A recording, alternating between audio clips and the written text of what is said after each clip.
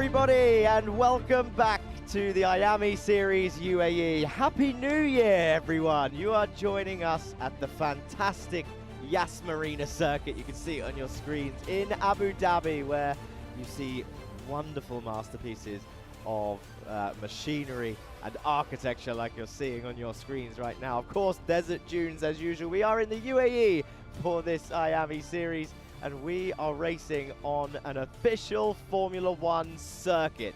The city lights are a little bit far out from here, but you can see them on your screens. But this is a fantastic place for these young drivers to be. It's 2026. We're here for round 6 and 7 in Marina circuit. And I, for one, cannot wait. Welcome to Abu Dhabi. Welcome back to the Iame Series. My name is Jack Johns. I am your commentator for today, and I'll be joined by my co-hosts very shortly.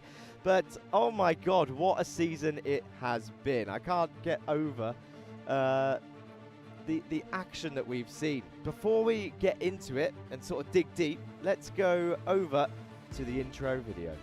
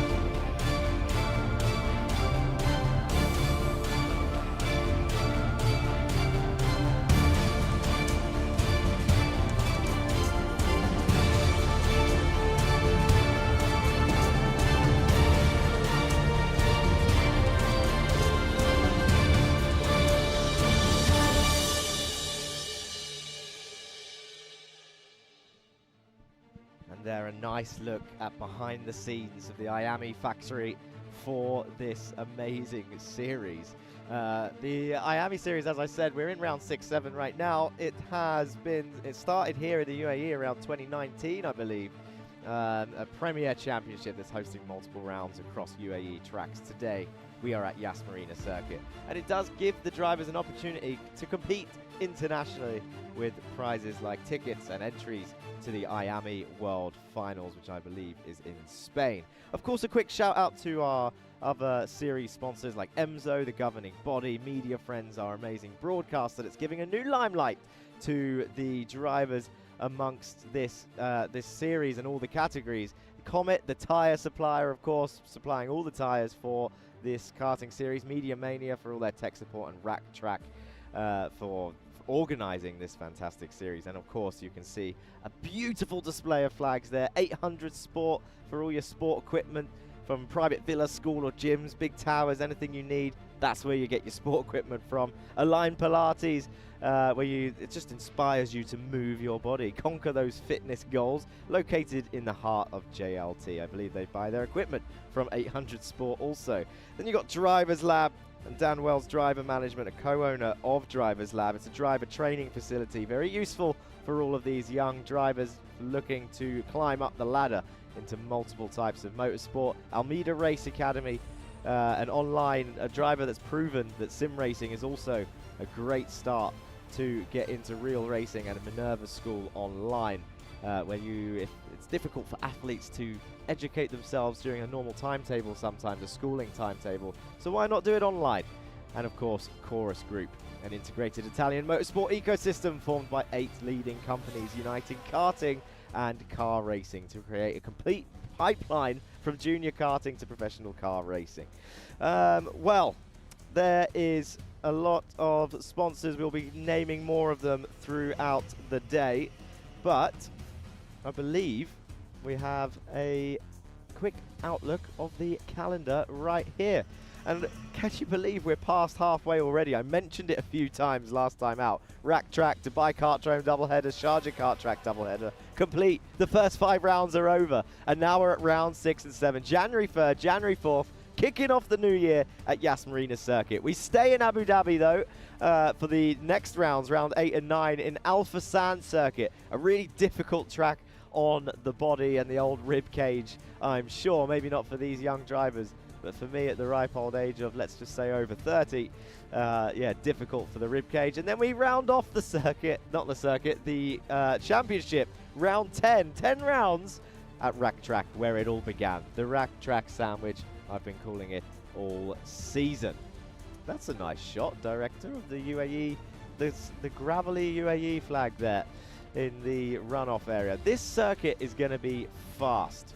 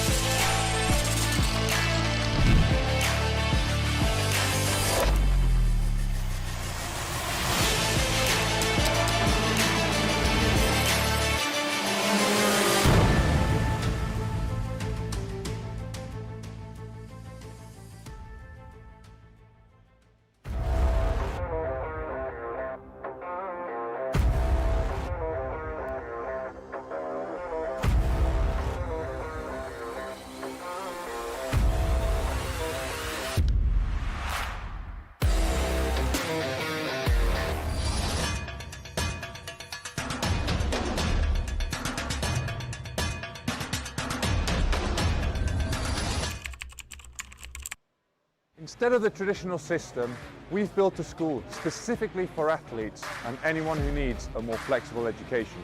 We provide a full school curriculum including GCSEs and A-levels, mentoring support from ex-athletes, and the ability to study from anywhere in the world at any time. Welcome to MBA, the #1 school for athletes.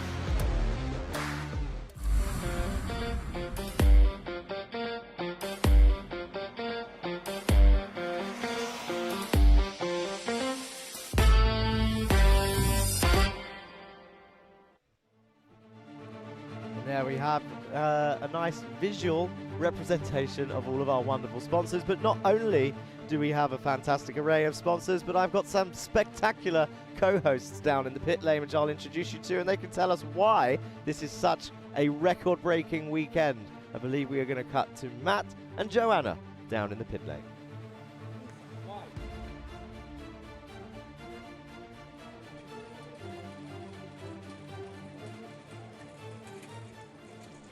Good morning and Happy New Year's to everybody watching us today. We're starting the new year right here in Yas Kart Zone.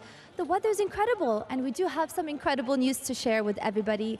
Last season we had 80 drivers signed up on the grid, and this year we are breaking a massive record of 103 drivers. So this is definitely going to be an action-packed weekend. My name is Joanna Bergen and I'm going to be bringing you exclusive interviews with drivers after each sessions, with sponsors and with some key individuals that made this all possible. Right now I'm going to pass the mic to my co-host to introduce himself. Yes, thank you very much, Joanna. Now here we are in a fantastic venue. The only karting championship in the world, Iame Uae, partnered with Media Friends, where these young drivers can race on a Formula One circuit. Now that is just absurd. It's such a beautiful track, super wide. There's going to be amazing racing going on, so we're super excited for today. I'm going to be bringing loads of pre-driver interviews, pre-grid interviews to hear their thoughts, what are they thinking going into the races, and it's going to be very exciting. So don't go anywhere. Going to pass it back to Jack in the commentary box. Yes, thank you, Joanna and Matt. Like you said, a record-breaking weekend for driver entries, but look at this circuit. I said it was going to be fast. 906 meters anti-clockwise is effectively the north handling stage of Yas Marina circuit. 10 turns. I'm going to have to relearn the numbers so I don't say the actual Yas Marina turns. for the Grand Prix circuit. But you got 1, 2, and 3. I can only see effectively maybe 2 braking zones here. It's going to be insane. Then you got 4, 5, and 6. You got the left, right, and then another left, and then this whole last section, 8, 9, and 10, is flat out slipstream zone as they go back towards 7, 8, 9, and 10 as they go back towards turn 1. This is going to be insane, and of course it's an F1 circuit, so it's wide enough for some insane fights. Don't forget there's another round tomorrow, so maybe they won't be too aggressive throughout today. Of course we will see some fantastic racing, but they've got to bear in mind that they've got to do all this racing again tomorrow for round 7. The audience is up there waiting, pointing at the circuit, ready for the entertainment to begin. And we will be kicking things off today with the mini category. Of course, the same order as usual. And let's have a look then at who will be lining up in the mini category.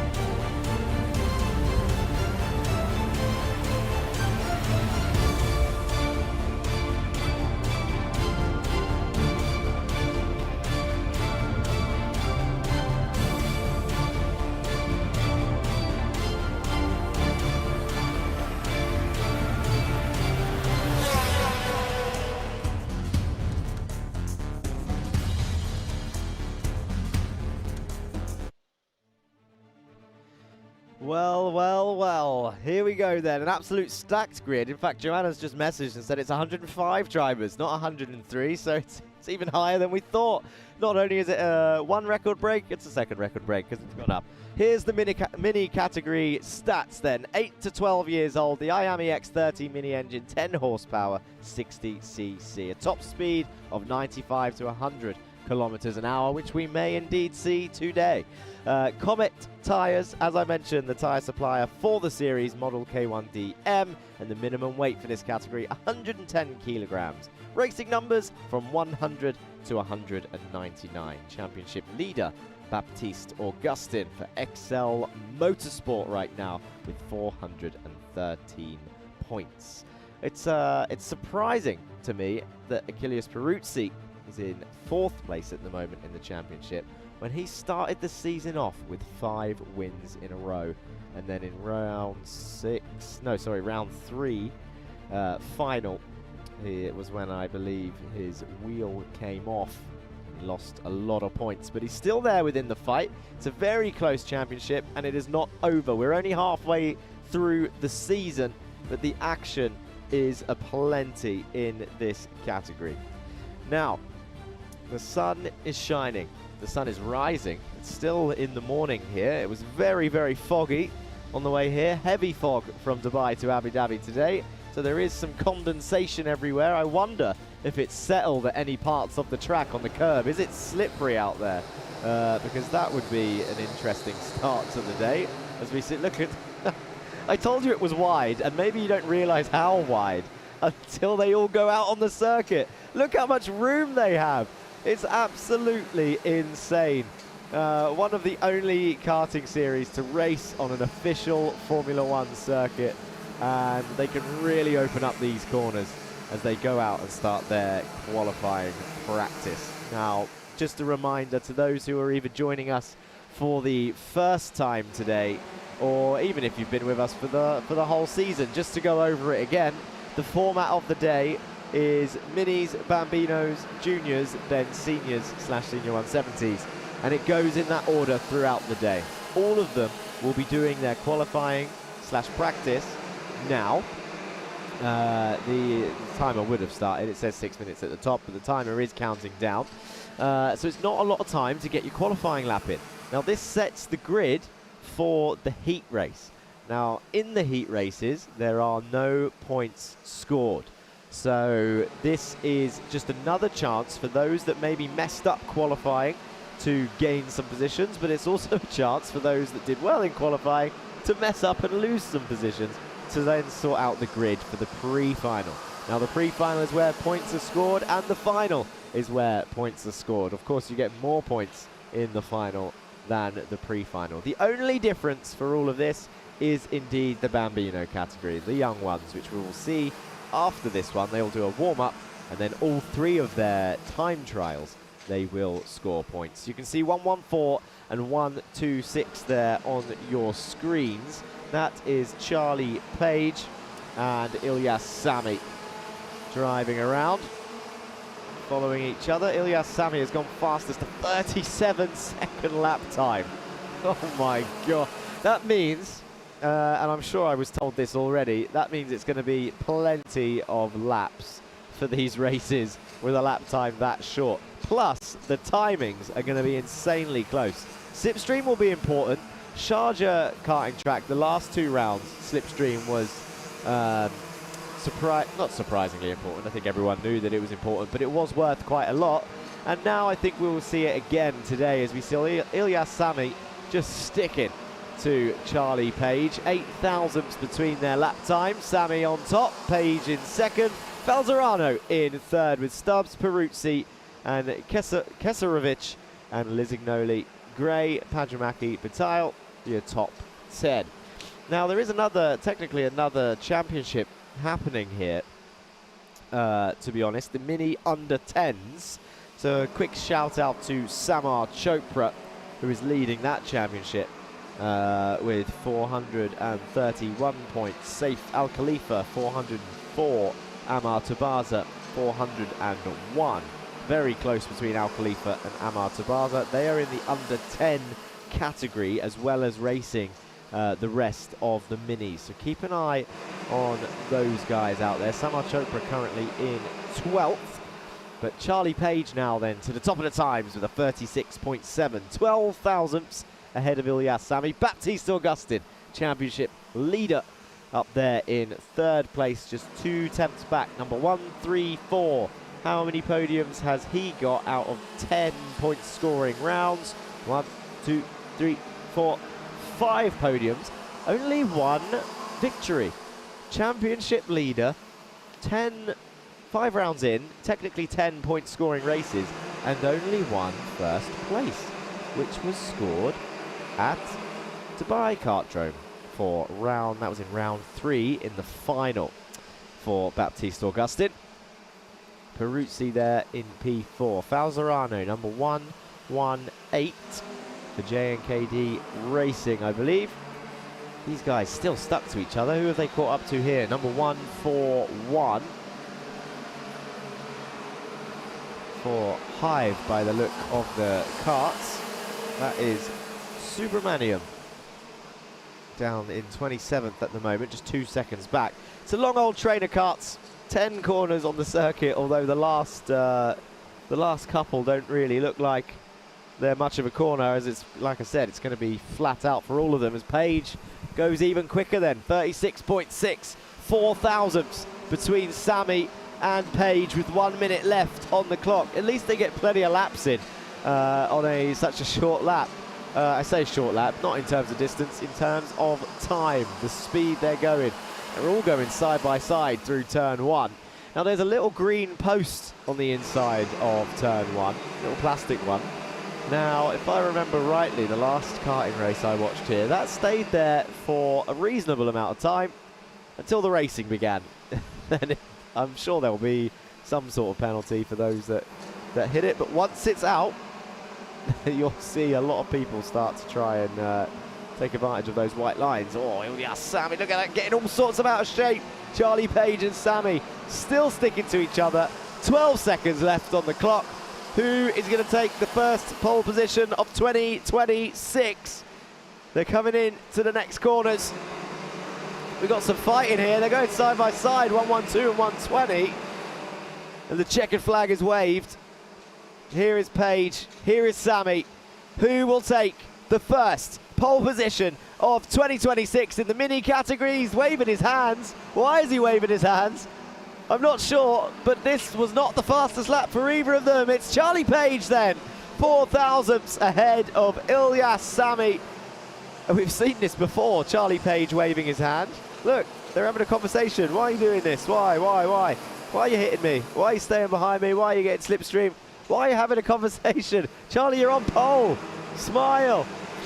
I'm sure once he gets out, he might not know that he's on pole at the moment. Once he gets out and sees the times, Ilyas Sammy just looks confused. Shout out to LBJ Stubbs, number 199 in P3. Baptiste Augustin, P4. Less than 1/10 of a second separating your top 4 drivers. Falzerano stayed up there in the end in P5 with Lizignoli, Gray, Peruzzi, Pajamaki and Karajkovic rounding off your top 10. There's confirmation then. Pole position. XL Motorsport, number 114, Charlie Page. The first guy to take pole position in 2026. And XL, the first team to do so. Up next will be the Bambinos for their warm-up. And then after that, there we go. There's your top 3. Charlie Page, Ilyas Sammy for GGM, and LBJ Stubbs also for XL Motorsport up there. Very, very close with these guys. And there you can see actually the green posts I was talking about. The 2 at the bottom of your screen, the one right at the bottom and the one a little bit up. They are the ones to watch. And here is your full order then. Charlie Page, Sammy, Stubbs, Augustin, Falzerano, Lizignoli, Gray, Peruzzi, Pajamaki and Karajkovic are your top 10. Then it's Keserovic, Hanlon, Chopra, Theocaris, Al-Sheikh and Bataille are your top 16. Then it's Tadeusz Prochaska in the Hive Kart, number 195, Grayson Wortley, Amar Tabaza and Ivans Voronins in P20. Some new names on there, which is to be expected with a new record entry of 105 drivers. Max Passon in 22nd, Hamad Koramifa in 23rd, Lucas Sukar, Ivan Bagat, Gotham Subramaniam in 26th. Then it's Ridan Anil Kumar, Kushagra Kumar, Giovanni Junior Tizani, Ivan Janasajevic and William Mazzali and Vaibhav Ponna down there. Testing me today with some of the names, some of the new names out there, but I will do my best. Here's the highlights then of your qualifying session.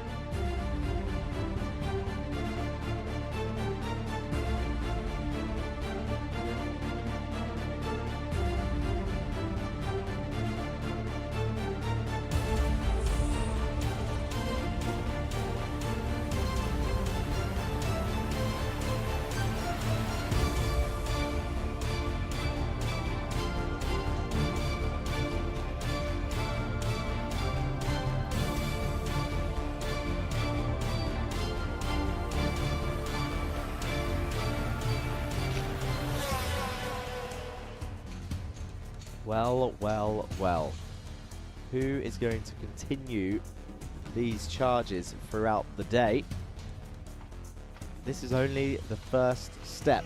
And you'll hear this actually in many of the interviews throughout the day. The drivers are quite mature for their age. Up next, their confirmation of the warm-up for the Bambino categories. As I was saying, the drivers mature for their age. They will say that they're happy with the current result maybe, or they're disappointed, but that it's not over. There's no points scored in qualifying, and they know the difficult stuff is yet to come.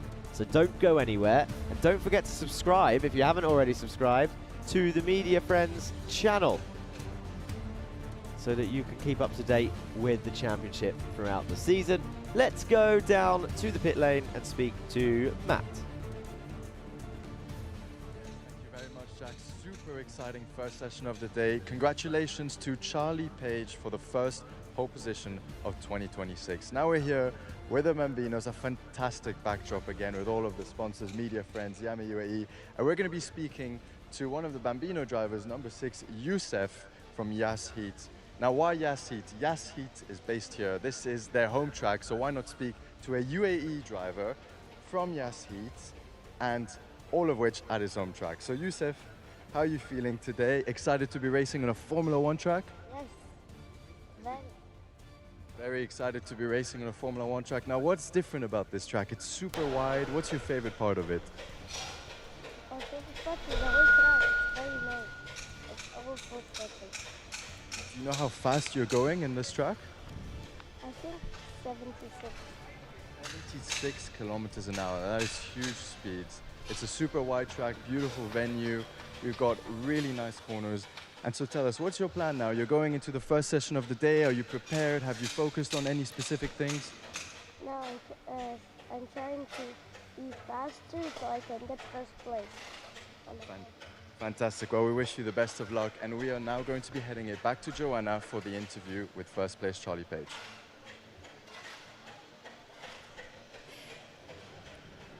That was it for the mini qualifying session. Standing next to me is Charlie Page. He's currently in second place in the championship standing with 395 points. You had an incredible lap. Talk to me about what have you been doing through the break to prepare for the second half of the season?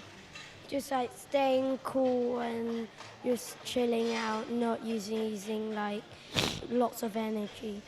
That's incredible. And for this specific karting circuit here in Yas Kart Zone, what is the most challenging turn in your opinion, or what's the most challenging part about this track? Like the last sector, really. And do you feel confident you managed to get the best lap? How are you feeling for the next heat session? Yeah, I feel really good inside, and yeah. Anything else you want to say to your team? Thanks. All right, well, I wish you the best of luck, and I hope to see you back here again for the heat session. Thank you very much. I'm going to be passing out back to you, Jack. Thank you very much, Joanna. Yeah, as I expected, Charlie, cool, calm, and collected and ready for the rest of the day. And thank you, Matt, as well, talking to Zayed Al-Ansari in number 6 for Yas Heat Karting. And like he said, based here at Yas Marina Circuit is the Yas Heat team, providing plenty of opportunities to local talent, Emirati talent, throughout for many opportunities. I think I'll take this time to quickly shout out some of the sponsors I didn't get to mention earlier, like Dia Design, the Italian company, helmet design and painting company. And they will, well, Robert Aganyang there with a white helmet should reach out to that sponsor and he can get a nice paint job on that helmet. DrakeKart.com, the Italian company, one of the best karting shops online in Italy and Europe, and now available in the UAE. Everything is available and all top products. K-Roos and Associates, the best legal office in the UAE, can solve any dispute. And Keysol, which invests in companies with the potential to transform entire industries across the GCC region.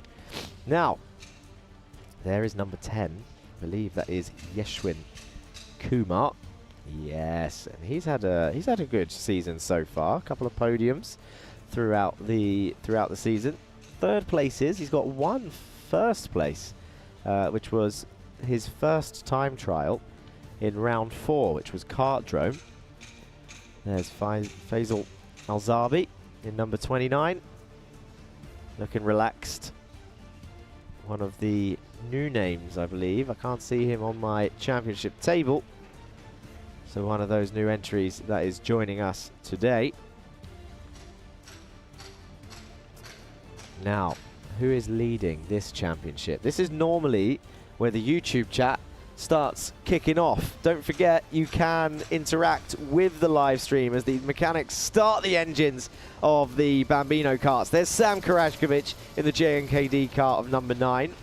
Get in YouTube chat, interact and say hello. And just like clockwork, Darren says, good luck, Mark, number 88. And Mark Ristic is currently leading your championship. And I was waiting for that first comment to come in before I mentioned it, because Mark has had many, many people in chat supporting him, as has second place in the Bambino category, Sam Tester, with 639 points. He's not far behind Mark Ristic with 648. So Darren in there. We've also got HVJR Karting, who said, let's go to the Telios Racing Team. It's a nice stealth kart there with the number, is that the number 88 that I saw on that? I'm not sure, we'll have to see them again when they come flying around. Look at that, an all black kart for the number 88 today. That is Mark Ristic, your championship leader then. Now, these guys will definitely be going flat out. Hey, T-Dub 90,000 says hello in the YouTube chat. Number 17 is going slow. That's Rayan Alameri at the moment, just looking around, warming himself up. And we've had a spin there for number 44, Shayan Azgomi in the kart advisor kart. Spun round on the exit of one of the corners. So it is possible to spin these karts with such a small chassis and sort of, what's the word I'm looking for? My mind's gone completely blank. The length.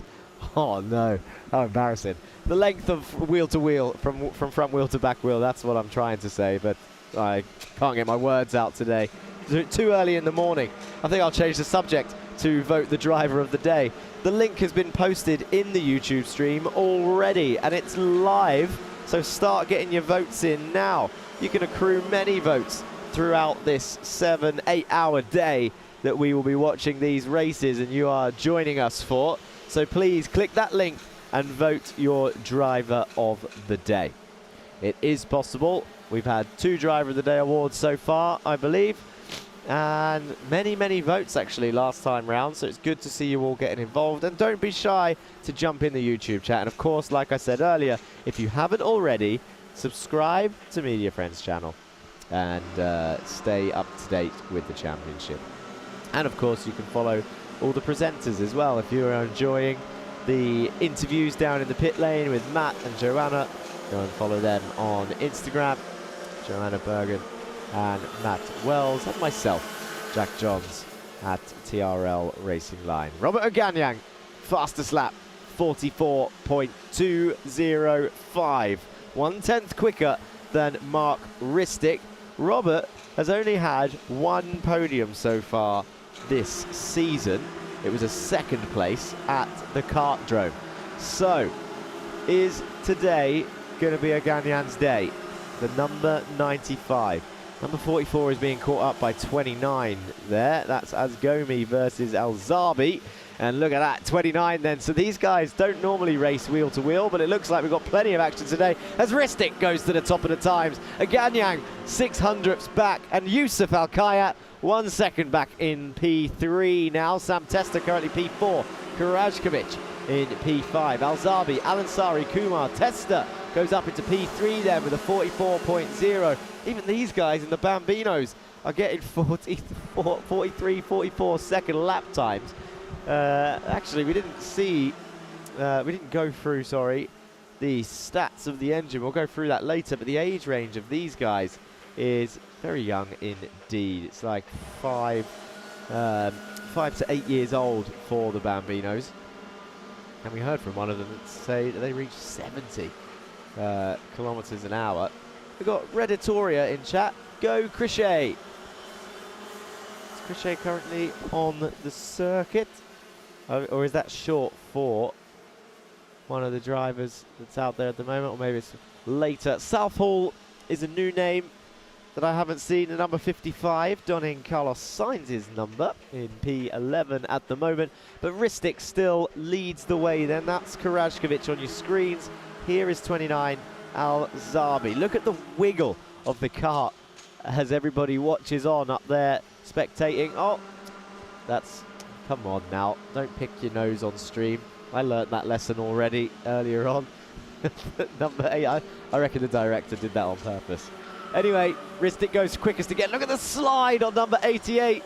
Wow, he's pushing, and 44 has had a spin. He's come to a stop. That's Gomi. He's come to a stop out there, but Ristic is really pushing. I haven't seen the Bambino karts so lively so far this season, but they are really, really going for it. Pretty fast. To be able to lose the rear in such a short kart is pretty crazy, and it must be. And in fact, I'll probably talk to some of the drivers about this later as Ganyang gets a little bit closer to Ristic. It wasn't enough just yet, but he's got another lap, and he gets a little bit closer. I'll speak to Yusuf or one of the drivers later. They explain the laps to me in the Bambino karts. I know that Sahara Amusements, I think, only had one braking zone in the Bambino, so this one might well be no braking zones and no lifts. It might be flat out all the way around, maybe with a small lift as they chuck it into 1. I reckon there'll be a small lift into 2, maybe another lift into 3, but it's so wide on the exit. I don't think these guys have to use their brakes. That's why we're seeing so many tail slides.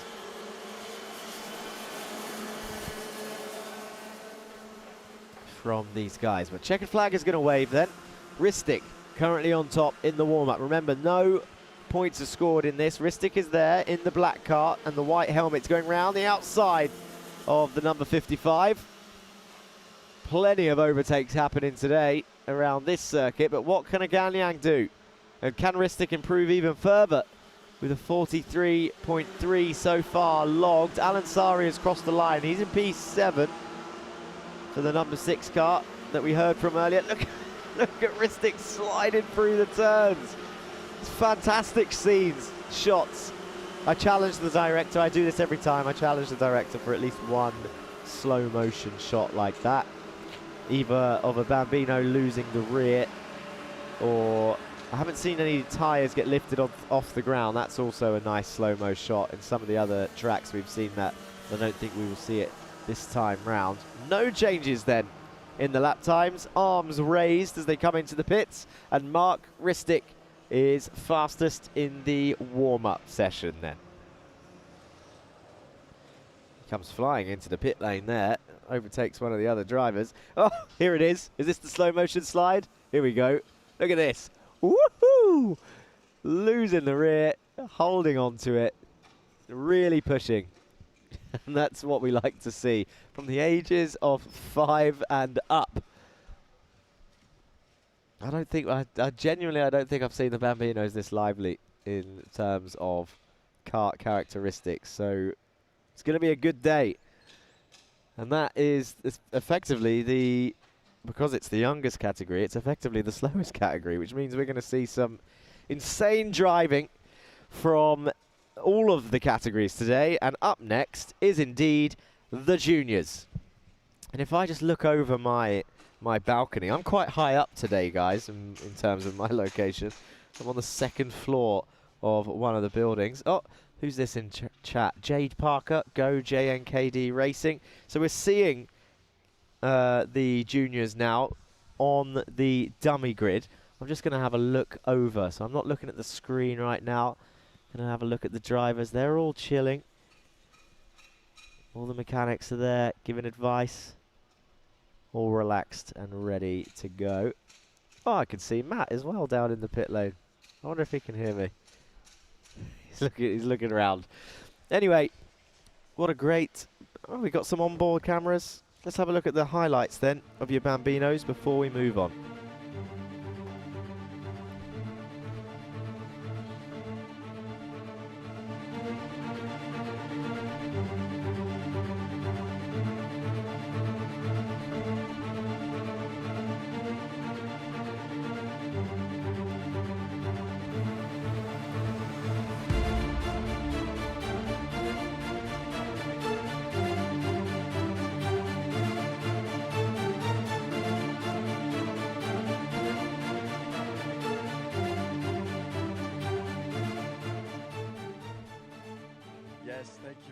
much. Now that was really exciting Bambino session, but here we are ready for the junior qualifying. Now I'm here with driver 232, Maxime Bobrashov. Maxime, amazing venue. I think you can agree. What a lucky chance that you get to be driving on a Formula One track. What are you hoping for this qualifying? I think for me, we just gotta go out, not really in the group, get a good chase, and then hopefully finish at the front, P1. So you mentioned not in a group, but I know how important slipstream is here. How are you going to manage not being in a group, fighting with people, but also getting that crucial slipstream? It's better if a group goes and then you just go off the back of it, and then you can regulate how far away from it you are. If there's drivers in front of the group, it's good to chase. Yeah, fantastic. Well, anyone you want to speak to, say hi to, give a shout out to who's watching? My mom, my dad, my parents, yeah, my coach. Fantastic. Well, they're the most important people, mom, dad, coaches. And now we're going to be handing it back to Joanna for an interview. Thank you so much, Matt. That was it for the Bambino categories. They just finished a qualifying session, and standing next to me is Mark Ristic, who is just 5 years old and currently leading the championship standing with 648 points. Mark, you've done an incredible job today in qualifying. How much preparation have you been doing? 10. Have you been practicing a lot? Yeah. During the Christmas season also? Mm-hmm. And how are you feeling? Can you tell me or describe this track in one word? Good. Good. Is it fast? Yeah. Awesome. And you have a lot of family watching you and supporting you. What would you like to say to everybody? Hello. Thank you. All right. Thank you so much. We've got a shy 5-year-old here, except he's not so shy on the track because you've been doing amazing. So good luck for the next session. And that is it, ladies and gentlemen. I'm going to hand it back to Jack. Yeah, thank you, Joanna, and thank you, Matt. Let's have a look at the drivers lining up on the juniors.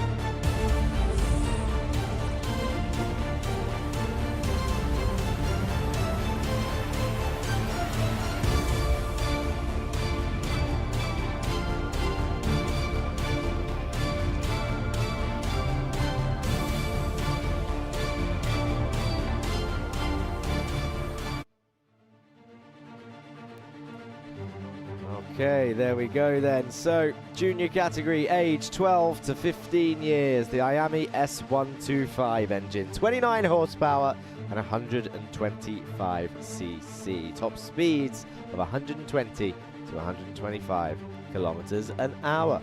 And as I said earlier, I think we'll reach it. Tyres, Comet model K3H this time for the junior category, and the seniors later on. Minimum weight for this one, 145 kilograms, and your numbers for the category, 200 to 299. I think I can hear some of the engines roaring in the pit lane below me. Yeah, and now the drivers will start to leave. A nice friendly kick from the engineer there. Get out the pit lane as they go and start their qualifying session there. Now this is where the tactics and the games start to play.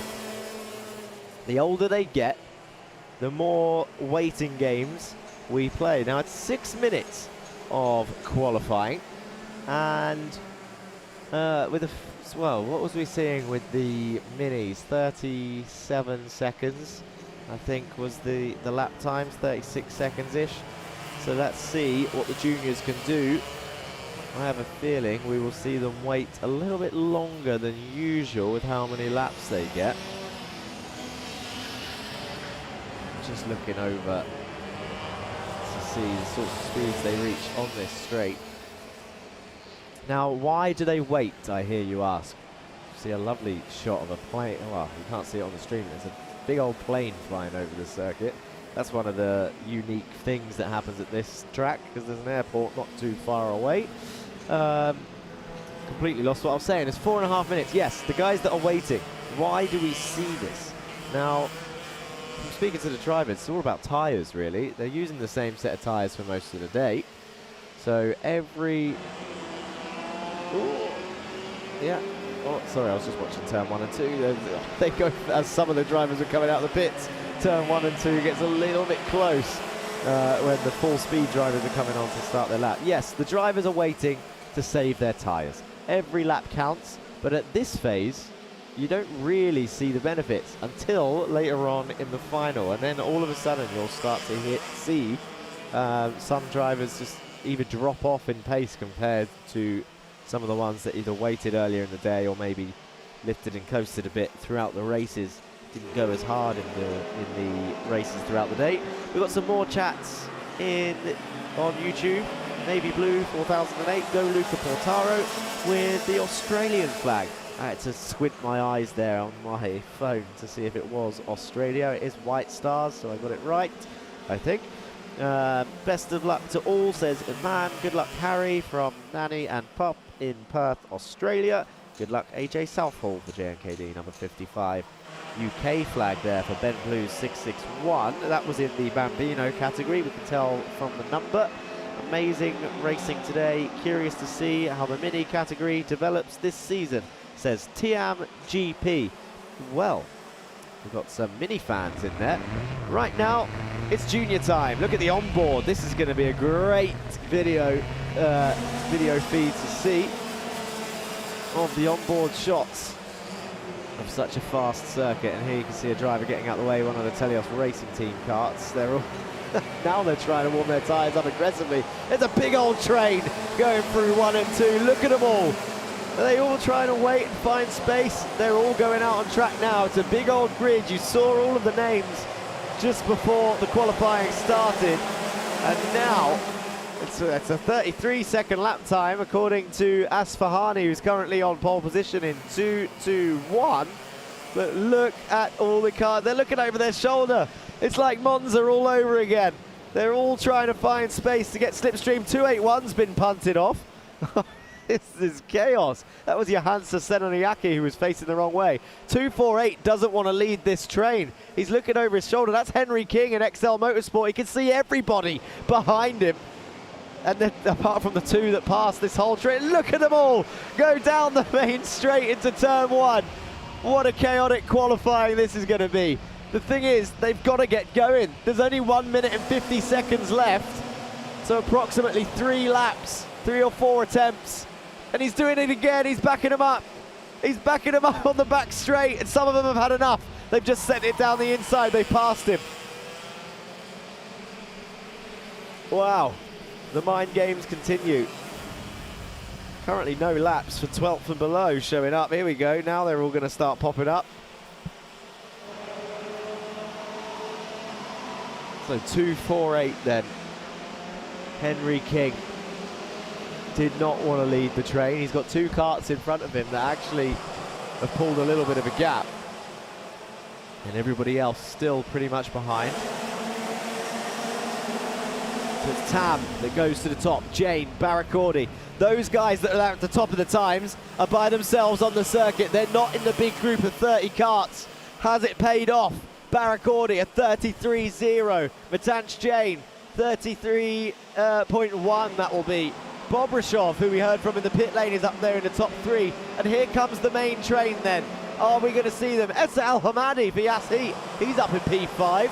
Albert Tam also in P4. Wow. Seigel, Zalalov, Kage, Siddiqui, Debussy are your top 10. Zalalov's a name I haven't seen for a bit, so keep an eye on him. Number 2, 3, 4 and P7. And Seigel moves up into P5. And here comes your big train again. Are we going to see any changes? 32.6 is the current fastest lap. Kallenberg, Kappen, Kage, Mason, Rivera, Portaro. They're all jumping up into the 4th spot. I don't know if the big train was worth it. The guys that are out there by themselves in the small group of 3. Zalalov goes to P5. Peruzzi up to P3. Matanch Jain at 32.3 takes pole at the moment. 1/10 quicker than Barakordi. Bobrishov in P3. I think the rest have got one more attempt then. Here comes the train. Can they do it? Seigel, 10th. Any changes? Kallenberg, Kappen and Chopra up to 5th and 6th. What can Peruzzi do? He's got no checker next to his name. Qureshi up into P4. Peruzzi still in P5 at the moment, the number 227. Zalalov crosses the line, no change, finishes in 8th. Peruzzi, I think, is done. No checkered flag, but I'm guessing he might have already gone in. No changes there, on board with Portaro, but Matanch Jain has done it, and that shows that maybe the big train was not the way to go. Slipstream is important, but not when you're in a gaggle of 20 carts, okay? Because the 3 that were by themselves, it's all about finding space. But it's a lesson learned. Take note. Maybe tomorrow in round 7's qualifying, we won't see them do the same thing. Or maybe we will. You never know. You never know. 201 is parked up. I don't have that number on my championship standings, so that'll be one of the new drivers. And here, that was the dummy grid, so the next lot getting ready. But here is your top 3 then. Mumbai Falcons, Matanch Jain on top, with Gabriel Barakordi and GGM in 2nd, and Bobrishov for Mumbai Falcons in 2-3-2 in 3rd place. Wow. Good luck, Mark, says Stan Karastik. Let's go, JR. And here's confirmation of your top. Qureshi, Peruzzi, Kappen, Chopra, Zalalov, Tam, Portaro, your top 10. Al-Qasemi and Derek Rivera rounding off your top 12. Then it was Kallenberg. Essa Al Hamadi down to 14th in the end with Ange Seigel. Henry King, who was playing all of the games, in 16th place, 1 second off then. Savale Kage, Aaron Mason, Ethan Realstone and Kalyani Pratish. She rounds off your top 20. Then it's Rayan Albani, Johansa Senaniaki, Harrison Stevens and Aham Siddiqui in 24th. Giuseppe Montanari, Ivan Borinov, Malek Debussy, David Asfahani in 28th place. Then it's Vedant Seshadri, Saif Alabivli, Rayan Boriawala and Jasfir Bhatia in 32nd. Antonio Hasari, Aristo Vasilev, Natika Mer with no time. That's the number 201. Who is... Why is she not showing up on my thing? There she is, Natika. Right, let's go to the highlights then of our qualifying session.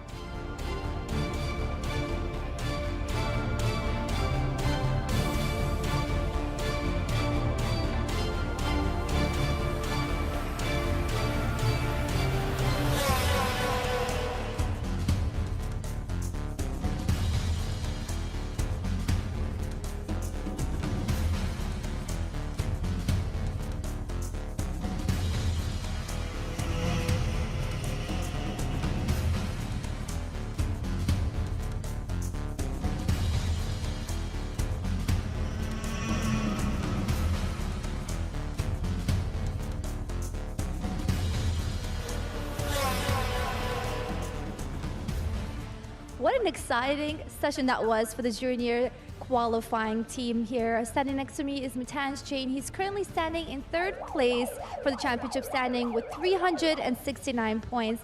Matanch, walk me through how are you preparing yourself for the second half of the season?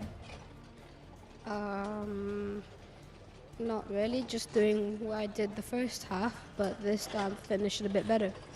That's awesome. And walk me through what's the most challenging and exciting part about this track? I mean, it's an F1 circuit. What's not exciting about it, Driving where the F1 drivers drive, it's nice. Of course, that must feel amazing. And does that motivate you to perform better coming up for the final race? I mean, every race motivates me to perform better, no matter where it is. But yeah, a bit more than others this, yeah. That's awesome. I love that answer. Well, I wish you the best of luck and hope to see you back here again. All right? Thank you so much. And that is it, ladies and gentlemen. I'm going to send it to Matt to see what's happening on the grid. Yes, thank you very much, Joanna. Here we are. Now, wow, that was a hectic qualifying for the juniors. It seemed like everyone went out when there was a minute left. And let's hope that the same is not going to be for these seniors. Another huge grid. But here with driver 478, Youssef Busnad. Youssef, tell us a bit, a huge privilege. I know you're half Emirati. So how does it feel racing on your home F1 track in these senior karts? It's a great privilege. I mean, how many series get to do this, It's a really great privilege, and I'm so glad that we have it in the calendar as a double header. Yeah, it is, and it's such a wide track, super fast, super flowy. So how are you making sure that you're sort of making the most of the track, but also the curbs are really quite big and you don't want to be going too much on them? How are you adjusting your driving style for a track like this? So as you know, we're in karts, so obviously we're not going to take the curb the same way the cars would. So it's all down to knowing which curb to take, which curb not to take, and staying within the track while using as much track as you can. Amazing. And so now you've got qualifying. As we've seen, the slipstream is super important. Everyone's just trying to stay behind. What are you hoping to do? Maybe find a quick group, try and stick behind them, or go alone? What are you planning? Yeah, that's the best thing. You really need a lot of slipstream in this track because it is such a high-speed track with many straights. So yeah, hopefully to find someone I can gain some slipstream off of and push from there. Fantastic. Well, we're going to head it back to Jack in the commentary box.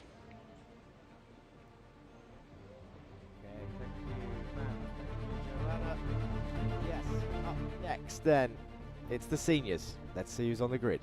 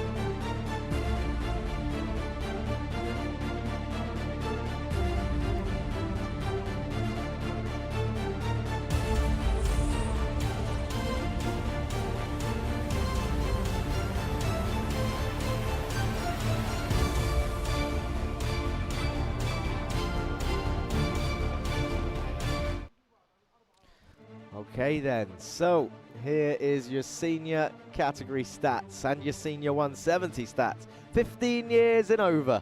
So here are the old boys and girls compared to the races we've seen so far. Iame S125 senior engines, 37 horsepower, 125 cc with the top speed of 125 to 130 kilometers an hour. Comet Model K3M tyres, just like the group before. Minimum weight 158 kilograms or 170 for the senior 170 category, hence the name. You got it. And the racing numbers 300 to 399 and 400 to 499 for the 170s. Effectively a multi-class race with the two groups of numbers out there, so you can easily identify your two categories out there with the 300s and the 400s. I said about 201 at Tika Mur, I couldn't see her on my standings in the previous race, and I worked out why. Just took a little bit of brain power on my end, actually. That was her first qualifying in the junior category. She's been in the mini category up until this point. She will keep her points in the mini category, but starts from scratch today in the upper category, let's say, the older category. So that explains why I didn't have that one. Now, qualifying has begun. We've got a few karts gone straight out there. Starting to get windy up here on my perch, just gathering my papers whilst I watch five karts out on the circuit. I'm guessing this is all the 170 boys, because there are your seniors sat in the pit lane still doing the waiting game. Will we see the same shenanigans from these guys as we saw from Henry King, or are we all free and safe? Let's have a look at your current standings. It is Jeremy Montgomery Swan, number 334, is leading the way with 419 points. Rayan Qureshi is not far behind with 413 points. But in your 170s, it's Oscar Bray, number 413, leading the way, 5 points ahead of Yusuf Busanad, who we just heard from there in the pit lane. There is number 459. That'll be Alexandros Anivas, the Predator Motorsport, as the CRG boys move out of each other's way. Let's have a catch up on YouTube chat whilst we wait for them to start setting their times and the timer to start counting down. We saw a few shout outs for Luca Portaro. Let's go JR with the Italian flag. Confirming, navy blue confirming that I got the Australian flag right. Thank you for that. The 299 onboard camera on Portaro looks good. Marky, we believe in you. Keep our fingers crossed for today's race. Good luck, Ethan Bear, says Joy Canada. Okay then.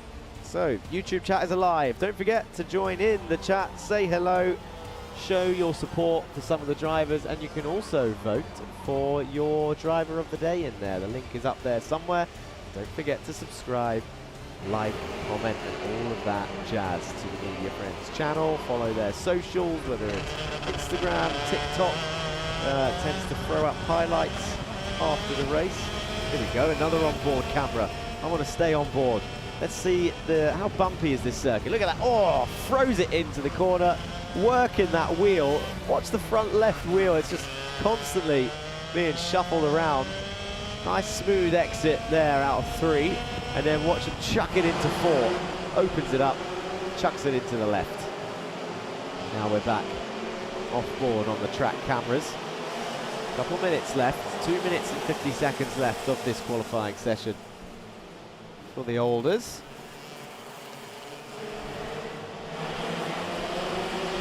And it's a 32-second lap then. You can ignore the checkered flags. Yeah, they're going to disappear. Oscar Bray, 32 seconds. So are we going to venture into the 31 seconds for the seniors? Or is Oscar currently going to be on pole position because they got their tyres up to temperature and whacked in some bangers of laps there?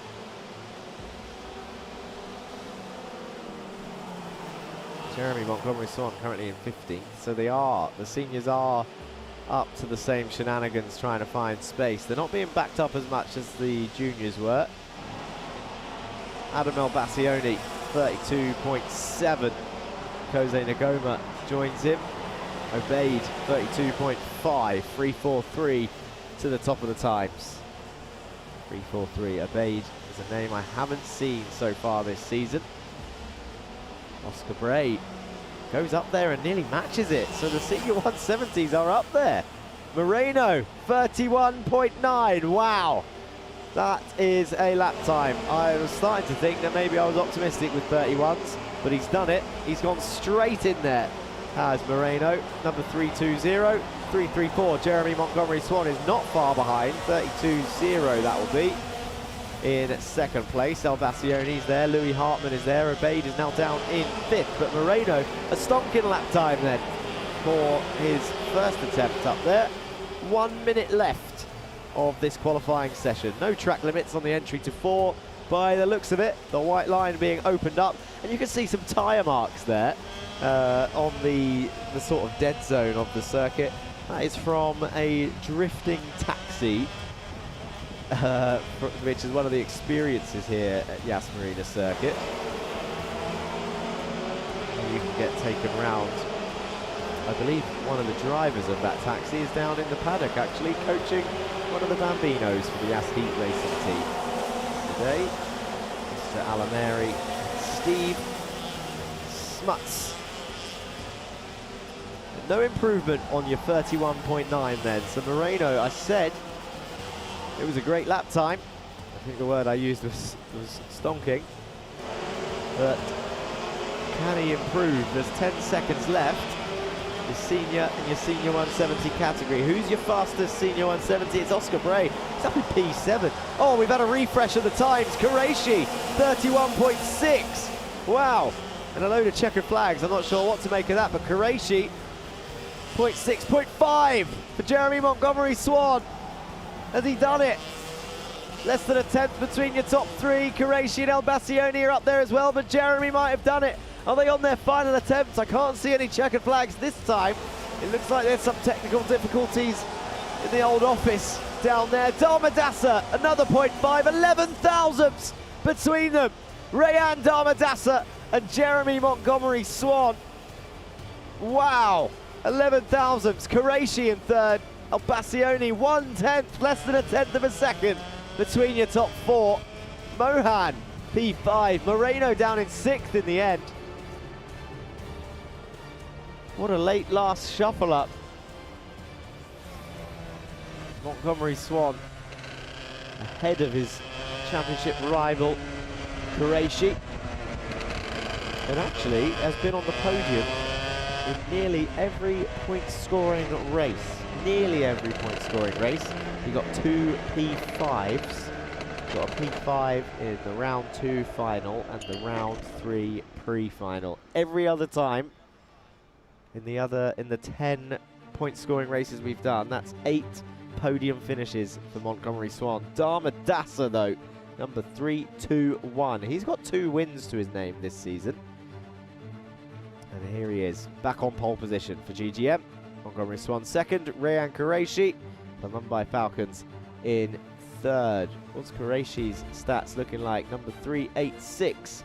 He has been on the podium 7 times. He's got 3 wins to his name. There's the rest of your order. It's El Bassioni, Mohan in P5, Eloy Gonzalez Moreno in P6, Maximilian Dexter, Nathan Pope in P9, Andrew Abaid, Louis Hartmann 11th, Antonius Haddad, Kose Nagoma, Biren Piri, and Oscar Bray there on pole for the senior 170s. Amani Kanua in 16th, Alessandro Vigano in 17th, Krishay Gut, Rafael Martinez, and Sakir Al-Qasemi. Vigano is 409, he's a 170 driver. Alexandros Anivas, 170 driver in 21st. Yusuf Busanad down there in 22nd. Sami Al-Assad, Arsene Jolovic, and it's reset. Let's go to the highlights then of the qualifying for the seniors.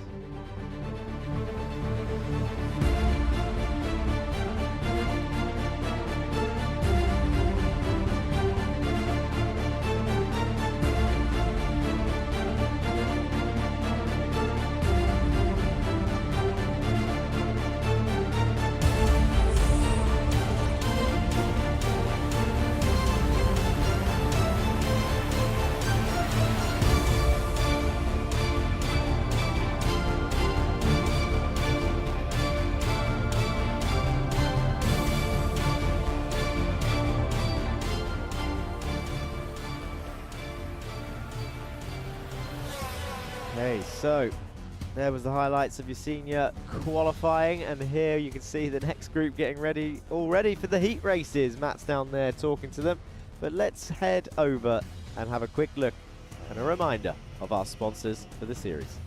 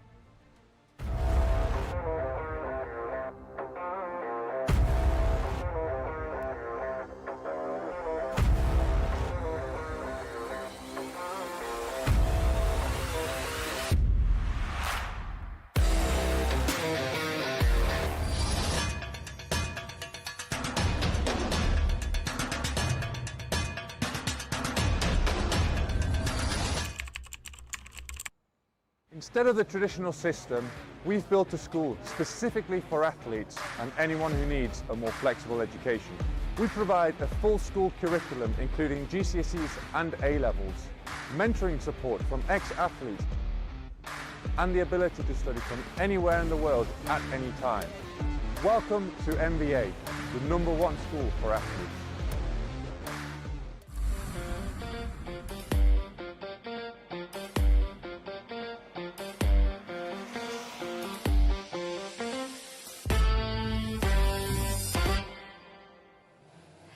We're back here and standing next to me is Nacho Girano, the team manager of CRG. Nacho, it is an absolute pleasure to have you. Can you tell everybody that doesn't know more about CRG? Yeah, we are a team that is based in Abu Dhabi. We've got our base here in Marina, and we also have another base in Al Forsan. So we are 10 years already here in Abu Dhabi. That's incredible. Tell me more about the formation of CRG and how it all started. Well, basically, the owner is Khaled Al-Kubaisi, and the team started with his two daughters. So we started with them from very little. And yeah, now it marks 2026, our 10th anniversary. That's incredible. Happy early anniversary for the team. Tell me more about how you guys prepare the drivers on the team to perform well in races such as right here on this track, especially where F1 also races right here in Yas track. Yeah, we coach the drivers, so we have a lot of drivers coming from Abu Dhabi. We are based here with mainly the biggest team, and we teach kids from the very early stages, and yeah, we grow them through the ladder of karting. So we have mini drivers, junior, senior, and I think the formula of the team is just coach them from the very beginnings, you know, and run them. Any final advice you want to give to maybe young drivers that would hope to be on your team one day? Yeah, just come if you are from Abu Dhabi and you are looking for a kart, pass by. We are in Al Forsan, in Yas Marina, and we will coach you and you know, try to make you a better driver. That's awesome. And can they follow you guys on social media? What is the Instagram handle for the team? Yeah, our Instagram is CRGME of Middle East, and there you can see all the pictures that we had in these 10 years. Awesome. Well, thank you very much. And you heard that right. Make sure to follow them on Instagram to follow up and keep up with their achievements. So best of luck and happy anniversary again. Thank you very much. I'm going to pass it to you, Matt, to see what's happening with you on the grid.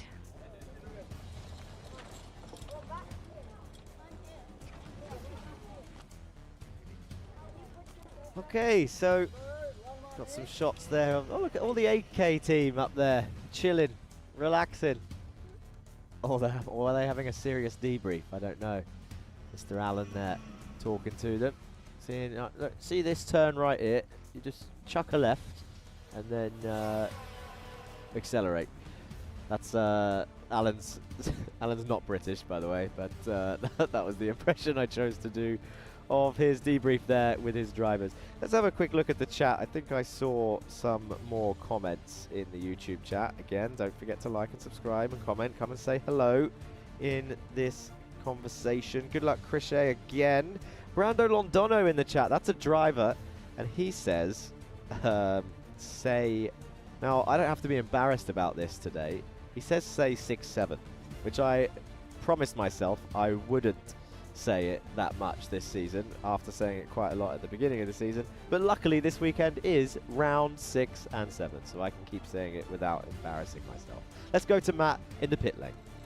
Thank you very much, Jack, and here we are ready for the first race of the day and for the first Iame Uae 2026 race. So we have mini driver Austin Gray, number 177, starting in 7th place. Austin, qualifying, pretty happy with 7th place? You know, I thought I would do better, but it's all right. This position's good. I've got a good track position as well. So.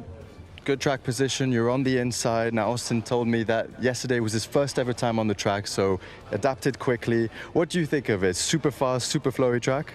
Yeah, it's a nice track. It's very fluent. You know, it's fast, and I think I like these types of tracks. You know. So there's a massive grid, but you're lucky you're going to be starting towards the front. What is your plan and goal into the first corner and then into the famous hairpin? Well, my plan is to get through the first corner. You know, there's a lot of karts that can compromise my first exit speed. And, you know, I'm going to try get a good exit on the hairpin to try get a good run down on the straight, on the back straight, yeah. Amazing. Well, we're going to wish you the best of luck, and I'm going to be handing it back to Joanna for some interviews. Well, that was an action-packed qualifying session for the senior category. And standing next to me is Rian Dermadasa. Rian, you're standing at 360 points for the championship standing. Walk me through all the preparations, your emotions, and how does it feel leading up to the championship? I think championship-wise, we're not in the greatest position right now, but there's still 4 rounds to go, so anything could change. But just try to focus on it round by round, instead of being so focused on the championship right now. That's right, I agree with you. I mean, you just keep focusing on race by race and make sure that you can, you know, you never know what happens, like you said, so you can always progress quick. Tell me more about this track. What's the most challenging corner in your opinion? No, I mean, it's a fast, wide track, only about a 30-second lap, so it's quite short. It's not really the most technical of tracks, not anything too difficult about it. And during this qualifying session, can you walk me through how the car felt? Yeah, felt good. Yeah, chassis good. Just, yeah, good enough for pole. Awesome. Well, I wish you the best of luck. Thank you so much, Rian. I'm going to call over our next driver from the senior 170 category, Oscar Bray. Oscar, well done. You're leading the championship standing here at 428 points. And now you're racing on a track that the F1 drivers not so long ago just raced on. How does it feel? Yeah, it's pretty exciting to be here. It's a very fast track. You get good top speed on the straights. It's really thrilling. And what did you spend your Christmas break doing? I stayed here preparing for this. That's what I like to hear. That's exactly what a championship winner spends his time doing. And walk me through how your session felt. It definitely takes a bit for the tires to get into the place where you want them to be, because it's such a straight track. You don't get much opportunity to warm up the tires and the brakes. So it gets you have to take a few laps to get the car into the field. That's awesome. And let's talk about the weather. I mean, the last time you raced was in November and it was quite hot. How was it so different today, and how does that feel on the track for you? It's definitely a lot better as a driver to be in this weather, but it does give the kart just that little extra kick, the cold winds. There is a little less grip out on track, but we can adapt to that. Awesome. Well, I wish you the best of luck, Oscar, and I hope to see you back here after the heat session. All right, ladies and gentlemen, I'm going to send it back to Jack to see what's happening with the mini category for the start of the heat session. Yes, thank you, Joanna. So, welcome back, everybody. It's mini time, and it is the heat races. No points, but this is where the action starts. Alan is still chatting to everyone there on the balcony with his shades on. Is it sunny enough for shades, guys? And you can see Andrea from Telios there also on the right on the phone. Ciao, buongiorno, buon anno is Happy New Year, I think. I'll have to get someone to text me if that was correct in Italian. But I can hear the engines roaring, and they are about to go out onto the circuit then. I'm looking over the balcony currently. Oh, I can see Gio down there in the pit lane as well. CEO of Media Friends. So 114 and 126 are on that front row in front of me, and they are waiting to go out and start the formation laps. Remember, guys, formation laps is no racing, just tyre warming, and I think they will do well. Every round so far has been 2 goes round before they slow down and line up. And actually, quite a quirky feature, I guess, of today's track. I believe the lap is not the same as their racing lap. Let's have a look at the starting grid, and I'll explain that in a second.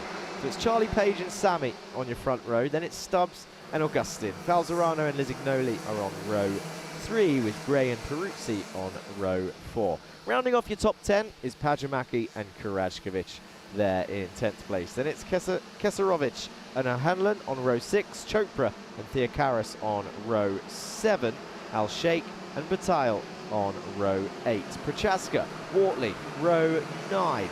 Then it's Tabaza and Voronins on row 10.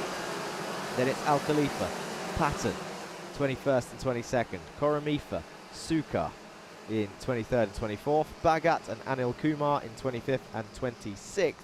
Kumar and Junior Dizani there in 28th. Janicevic and Mazzali, Ponna and Subramaniam rounding off your 32 drivers. Now, you're about to see what I was talking about, a quirky feature of this circuit in terms of formation lap. They are about to go up on not part of the race circuit. Of course, the Iame Marina circuit, yes, but they go up further and do a hairpin around to then do their rolling start. Now, on their first formation lap, when they were warming out their tyres, they did the normal track layout, and this is the only time that they will take this corner, although that looks like there's a couple of drivers stopped. Are the lights out? I think this is a full start. I can see the green lights are on, and it looks like they're racing. Oh, no, I can see a full start flag. I was looking for the marshals. I couldn't see any wiggly fingers. That's normally the giveaway. You can see the yellow flashing lights on the screen. As you see one of the Axel drivers there, Axel GP, not XL Motorsport. Oh, now we can see the wiggly fingers of the full start sign. 1:03 out of the race then. Ridan Anil Kumar, currently highest finish of 20th place this season. And we have an extra formation lap to try and redo that then. Here they go, up the hill and around the hairpin in effectively the Grand Prix circuit's turn 4. And then they'll come swooping down into the old chicane that hasn't been used in Formula 1 for a good few years now. But these guys are using it today. And here they go then, down towards the tram lines. The red lights are on. This looks better. And away they go then, down in towards turn 1. And they're 2, 3, 4, 5 wide as they all swoop towards the apex of 2. And 2 of them have broken away. Ilyas Sami down the inside of turn 3, and I think Page has got a switch back as we see one of the drivers cut the corner completely. And look at Page, he says let's go forward. So Sami tried taking the lead and he's back down into P2 then, but what a breakaway for your lead 2 then. And now they can just push each other and work towards trying to get away from the drivers behind. I think that's Baptiste Augustin in 3rd position then. 11 laps is this opening, not pre-final, this is just a heat race. 11 laps. Actually, it's Stubbs showing up. Oh no, it is Augustin, I was right. Never mind, ignore me. Baptiste Augustin then in 3rd, Lizignoli in 4th, Peruzzi, Karajkovic, Falzerano, Keserovic, Pajamaki and Gray are rounding off your top 10. But look at your top 2 then, trying to get away from Baptiste Augustin, your championship leader with 413 points. Charlie Page currently 2nd in the championship with 395. Karajkovic 394 points, but there's no points on offer in this race. The important races, or the more important races, are later on today. That's not to say that this race is not important though, because this decides the grid for your pre-final. As Peruzzi sets the fastest lap, 37.1 then. And these two are indeed working together quite nicely. Ilyas Sami, bumper to bumper with Charlie Page. They're on different teams. Now, Page could do the team game here and back off Sami to Augustin, but I don't think he'll do that because he is fighting Augustin for the championship. We have a warning flag for number 199, LVJ Stubbs. He's down in 16th place, down 13 positions. So he definitely had some sort of issue at the start. Was he the driver that cut the corner in the end? After running into an issue, Sami still on the bumper of Page. Back to back as they chuck it into the right, into the left of 8 and 9, now 10. And now they're on the main straight, down towards turn 1. Swoop it in, a nice wide entry. And here we've got a little fight, look at this, down towards turn 1, throws it in, and the move is done. Into 2, And we're back on board with your leaders then. There'll be no change here, I imagine, until the last few laps, unless Sammy feels a little bit optimistic. And there is the crowd watching and waiting. We're on lap 4 already. Remember, it's only a 30-something second lap, 37-second lap. As they cross the line to start lap 5. 36 seconds your leaders are doing, and Gray in P8 doing 36 seconds also, just sets the fastest lap. Number 177 for J&KD Racing. Got some fight in here, down the inside of 7. Is that 7? Sorry, that's 4. See, I'm losing track of the corners. There's only 10 to remember. Still need to wake up. So here we go, lap 6, halfway through now. Peruzzi up into P4 on that last lap, but he's back down again as Karajkovic now up into P4. You can see the J&KD car heading this little train. Peruzzi in the orange car in P5, Lisignoli in the blue car behind. And here we are then, here is that fight for P3, 4 and 5, sorry, 4th, 5th and 6th behind. A three-way fight.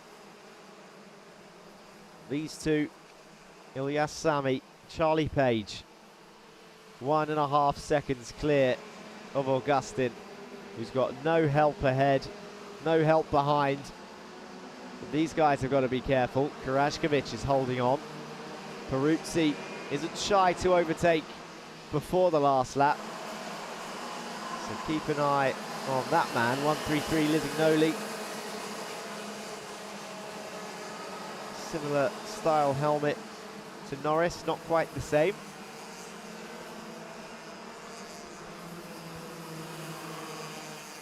And here they go, through the S's then, onto the back straight. Sami looking down the inside of turn 1. Ilyas Sami goes up into the lead then, takes it from Charlie Page. They now go down towards turn 3 and he holds on to it. Karajkovic still leads this train. And Gray is now in P7. He's moving up. So Ilyas Sami is your new race leader. Charlie Page, when's he going to get it back? Can he get it back? We're on lap 7 of 11. As they go round turn 6 and 7. There's another opportunity to say it. That's for you, Brando Londono. Now through 8, 9 and 10. 1, 2, 6. Ilyas Sami leading the way. On to lap 7 then. And Karajkovic still in P4. Peruzzi, Lisignoli and Gray. Keep an eye on Gray. He's on a little bit of a charge right now. Charlie says look forward. So he's not going to attack at the moment. Augustin hasn't closed this gap any. It's 1.7 seconds, so they don't really have to worry behind. I think it's actually lap 8 at the moment. So let's go forward. Here is Sami then, leading from Page. Augustin and Peruzzi down the inside of 1. He's got it done. Karajkovic looks to the outside. Karajkovic around the outside of 3. Can't get it done. He sits behind Peruzzi then. And now Sami is under pressure from Page. Through into 4 and 5. Puts him a little bit offline into 6. Is he going to go down the inside of 6? Yes! Charlie Page down the inside of 6. And now look, Austin Gray. Oh, there's fights all over the place. We don't know where to look. Page is all over the back of Ilyas Sami. And look, who's this coming through? It's Baptiste Augustin coming through into second place. And that fight was enough to make this now a freeway fight for the lead. Augustin up into second. Into turn 3 then they go. And I think the checkered flag, I can't see the checkered flag from up here. It is finished. I have to look over the balcony. It's finished then. We need confirmation of the result after the timing page got stuck. Wow. Did Augustin make it into the top 2? Or did he only pass them because it was already checkered? Let's have a look. We'll get confirmation shortly. We're waiting for or I'm waiting for the timing screens. I know you guys can see it down there. But us watching around the world and on the live stream, we will get confirmation. And whilst we speak about that, don't forget to vote your driver of the day. The link is in there. It's on that YouTube chat. So if you haven't logged onto the stream so far, go on there, click on the link and vote for your driver of the day. That will be open until the end of the day. Get as many votes in as you can. We've got RIP Felix 4K says, come on Tadeus, I drive in karts. Let's go Tadeus, come on. Telios, get the pace Tadeus. So Tadeus has a fan. Let's go to the highlights of our mini race.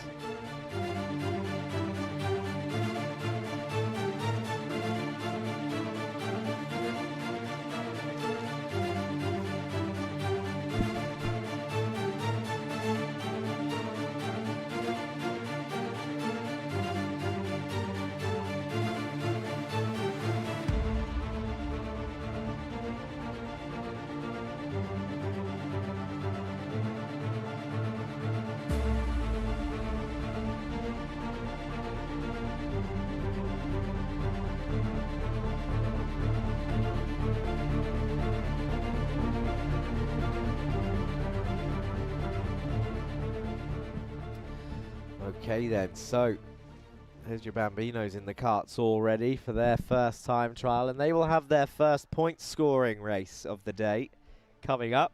It's not a race, remember. Thumbs up there from Sam Tester, number 17 behind Rayan Alameri for Yas Heat Racing there. Looking ready, number 88, championship leader Mark Ristic.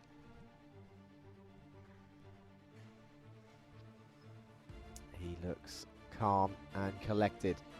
So, just realised I can see one of the timing screens. I will use that to keep on top of the laps. But what a good race there from your minis, and I'm sure we'll see more. There is a peace sign from Zayed Al Ansari, the number 6 Yas Heat Racing kart. Number 10 behind, that's Yeshwin Kishore Kumar for Synergy. Puts his visor down to focus. Now, let's give a quick shout out to those flags that we're seeing. The sponsors, of course, on top of Iame, Emzo, Media Friends, Comet, Media Mania, and Rack Track. We have 800 Sport, provide sport equipment. Go to them to purchase all your sport equipment needs. Line Pilates, Drivers Lab, Dan Wells Driver Management, Almeida Race Academy, Minerva School Online, and Chorus. Let's go to Matt in the pit lane. He's going to be talking to some of the Bambinos. Thank you very much, Jack. Now here we are for the Bambinos, and I'm here with the team manager of Yas Heat, Chris Najim. Chris, home track, fantastic venue. You got the Bambinos, the future stars. Tell us, from your perspective, how's it been today? It's been great. The weather is nice to be at this venue. Of course, it's extra special for us and for the team, and we fully support the drivers. Yeah, and so for anyone who wants to get into karting, can you give them a bit of an idea of what, Yas Heat offers to these drivers, the progression up the ranks in motorsport? Well, I'm responsible for the karting side, and of course we have an F4 team as well, so covering those parts of racing, and then just went through the categories. Yeah, so amazing. It starts from Bambino, super young kids, then to juniors, then seniors, and then all the way up to Formula 4. Fantastic. Well, any words of advice you're giving to your drivers when they head out on track? Just go flat out. Just go flat out. Now, from a Bambino's perspective, it is quite flat out. Which area are they braking at? No area. No area. Alrighty, well, we're going to head it back to Jack in the commentary box. Yes. Thank you, Matt. Let's go to Joanna down next to the sponsor wall. Thank you, Jack. Standing next to me is Ilyas Sami, coming in first place for the heat session for the mini category. Ilyas, that was a close call. How did the competition feel there out there on the track? Very easy. Very easy. I like the confidence. Tell me, what have you been doing to prepare yourself? Just warm myself up and get ready to go on the track and win. I love that. And do you feel more nervous knowing that F1 drivers have been racing on the track not so long ago? No.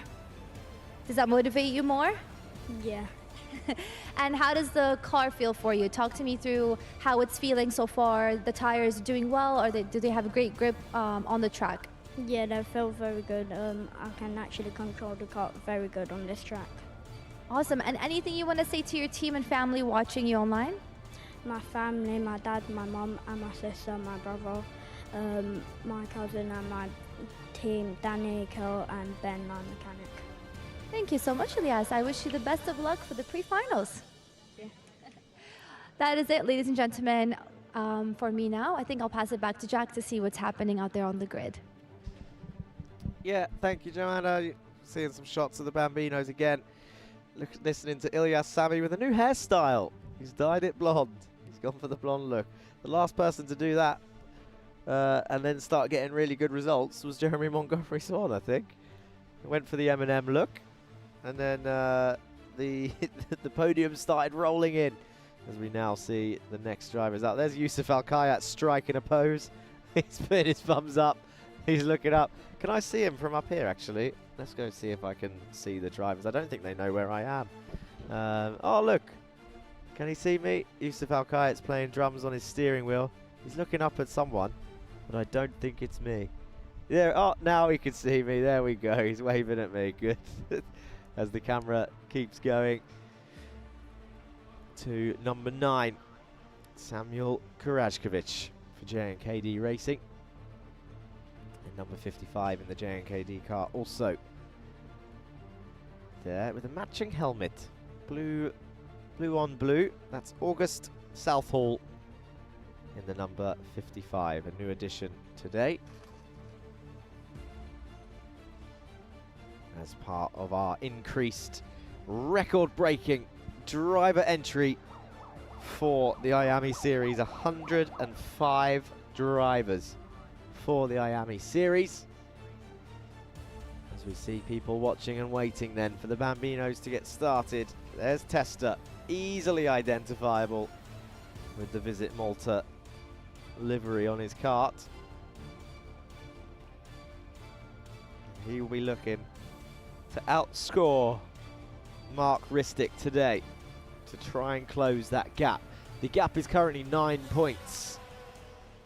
So he has to outscore Ristic by 9 points to take the championship lead in the Bambino category. Remember, I keep mentioning it, remember those previous races, these heat races, all the other categories are not scoring points, but this one is for points for your Bambinos. There's a nice advert there. There is more sponsorship opportunities. And actually, we haven't mentioned this today just yet, but if you want to join our fantastic array of sponsors here for Media Friends, then please do get in touch. You can comment on the YouTube, or you can contact them via social media or the WhatsApp number that's on the banners. Get in touch and join the sponsorship wall and provide more and more opportunities for all of these drivers, and of course your own business, on this fantastic platform provided by Media Friends, Iame, and the Iame Series UAE with Rack Track organising. Thank you, Maxi, for everything that you've done and been doing. And now we wait. The engines are on. And they are about to get started. The first time trial then of the day. 10 minutes this time. And it'll be 10 minutes of trying to set the fastest lap. Will we see more sideways action for the Bambino karts? Confirmation from Chris there of Yas Heat Academy, team manager. Confirmation that they are pretty much flat all the way around. Which was what I suspected, which is why we're seeing so much more arm movement. As Mark Ristic gets a big old kick out the pit lane from his mechanic.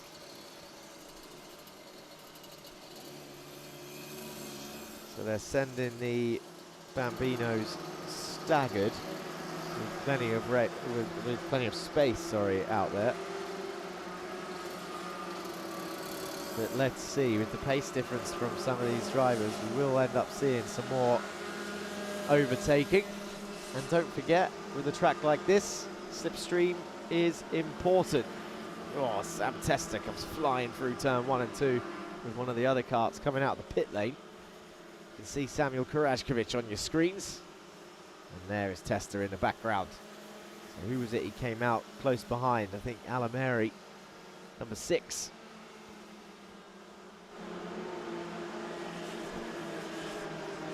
And there, look, Ristic already getting sideways into turn 2.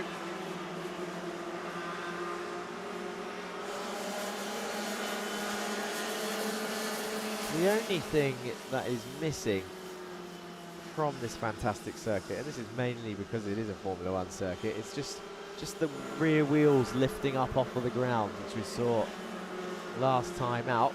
It's not the be-all and end-all of all the entertainment, of course. And actually, just realised all of the green posts survived the mini race. Just having a look around over the balcony. So it hasn't started yet. No one has cut that corner. Tester, 45.3. He's the first one at the top of the times. Alameri in second place, as Gomi currently in third. And now they've already found each other on circuit then. And we got 4 Bambinos going in towards turn 4 and 5. And they're 3 wide as they go into 6. Oh, one of the Yas Heat cars right round the outside. Here's the J&KD boys. Which Yas Heat kart was that went round the outside of 6 and 7? That was a really good move. It's Yusuf Al-Kayat and Ristic that are going side by side down towards turn 1.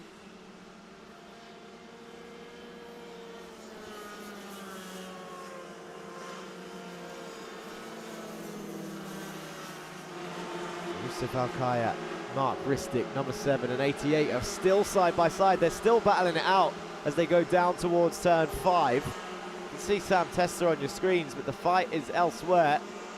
And they're not even fighting for position, they're just trying to get lap time.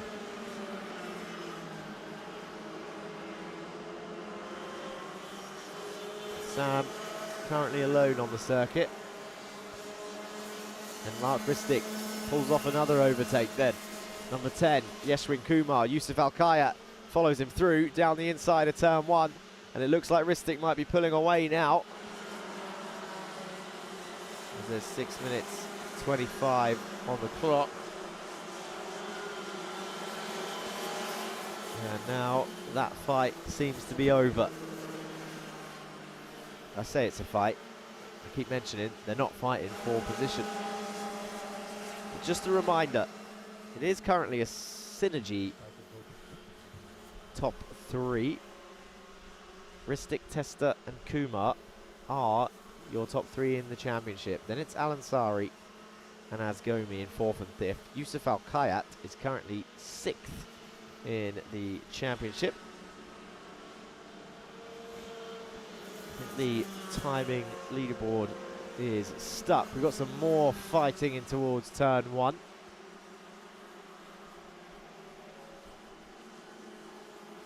Now into 3, we've got 3 karts there all together. Side by side down towards turn 4. It's good to see these guys actually get some wheel-to-wheel action. This is the first time that they've been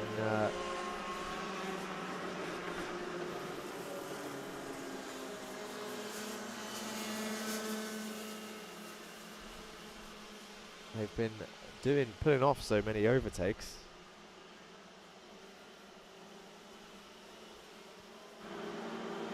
And here we go, here's some more fighting.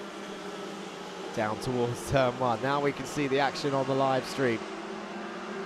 In towards 1 and 2. Now into 3. Oh, we got a kart stopped. It's Kurajkovic. He's waving his hand. Was there contact? I wonder if there was contact there. There's Yusuf Al-Kayat. He's just past number 55, Southall. And in the background there, you can see more karts fighting.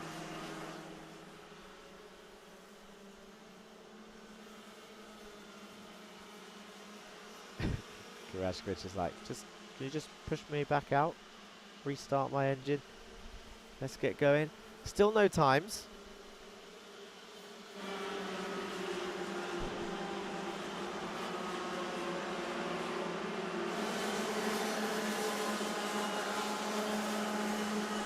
95 and 29.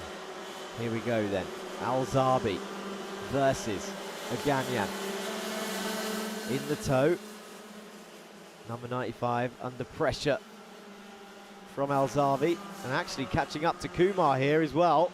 So now you can see them on your screen. Here's the fights that we wanted to watch as they practice a little bit of wheel-to-wheel racecraft. Number 10 around the outside for oh, I thought he was going to commit to it. He couldn't quite get it done, but now he's going to get a big toe down towards turn 1. The move will pretty much be done here on Aganyan, and possibly Southall as well in towards turn 1.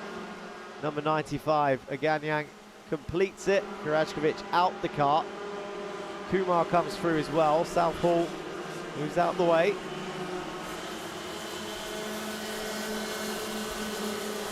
Al-Zabi still trying to close back in then. So with 3 minutes left on the timer.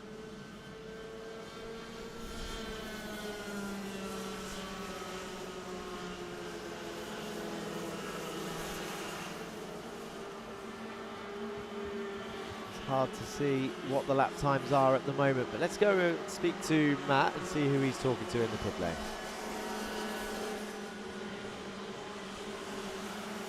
Thank you very much, Jack. Now we've got the Bambinos out on the track, but over here with me, we have Darindu, father of 281, Yehanse, racing in the junior class. Now, from a father's perspective, I want to know, did this come from Yehanse himself? Was it you that got him into racing? Tell me about it. So at the beginning, it came from him, and we were from Sri Lanka. We have been racing in Sri Lanka for a while. And then we moved to Dubai last year, and then he started in December with one of the teams, and now he's with GGM, fantastic team. And now it's passion for him. So, and then it has become part of our weekends. So, part of the weekends, part of the routines. And how is it, motivating your son, but also the limit between putting too much pressure, but also making sure he's nice and encouraged and ready for the weekend? It's tough, right? I mean, all these kids are 13, 12, and at the teenage, and their hormones are working. It's tough to balance between our expectations and his expectations. So it's always nice as a parent to see and understand what his expectations are, and then we support at his level rather than we trying to push him to a level where that he doesn't belong or he doesn't want to go. It's a difficult balance, but it's keep us on the toe throughout the season, which is a nice thing. And we go through the work pressure over the week and then come back here for the weekend to see the kids racing. Amazing, amazing. And as you said, the balance between the school life and then this on the weekends. Talking about the racing, so he's starting 22nd for the first race of the day. Yeah. What are your hopes for him? Have you given a bit of, advice, top tips for the first couple laps? Keep your mind focused and just finish the race. I mean, it's not a sprint, right? It's a marathon. It's a journey that you have to understand. And that's what all these kids need to learn. And as a parents, that's what we are learning. And today you might be last, tomorrow you might be on the podium, but it's all about making good friends and do clean racing, learn something for your life, and move on, because you guys are 13. By the time you become 20, you are gaining tons of experience through this racing, which we probably gain in our boardrooms for the last 20 years in our career. So it's tough. Fantastic advice and some insights from a parent. So it's quite rare to get these parental insights into these young drivers and what they're doing already at such a young age. But I just want to say massive thank you, best of luck to Yehanse. And now we're going to have another parent over here. We're going to be just passing it back to Jack so he goes over the results. Yes, thank you, Matt. The Bambinos come to a close then and have indeed finished. And there we have confirmation of your results. Mark Ristic on top, and Sam Tester and Aganyan in P2 and 3. Karajkovic in 4th in the end, although not finishing the session. Yusuf Al-Kayat was looking quick out there. He's currently in 6th, just behind Al-Zabi. Al-Ansari in P7 with Alameri in P8. That's a great improvement for Alameri over the last couple of rounds. Kumar down in 10th as Kumar up into 9th now. As Gomi down in 10th, Southall in 11th. So Ristic then takes the first win of the day that earns the most points. And that will increase his championship lead a little bit on Sam Tester. Whereas Yeshwin Kishore Kumar might be under pressure there and drop down the order a little bit in the championship standings. He's currently P3 in the championship standings. But Zayed Al-Ansari, Shayan Azgomi, Yusuf Al-Kayat, Robert Aganyang are not far behind. There's your top three, Ristic, Tester and Aganyang.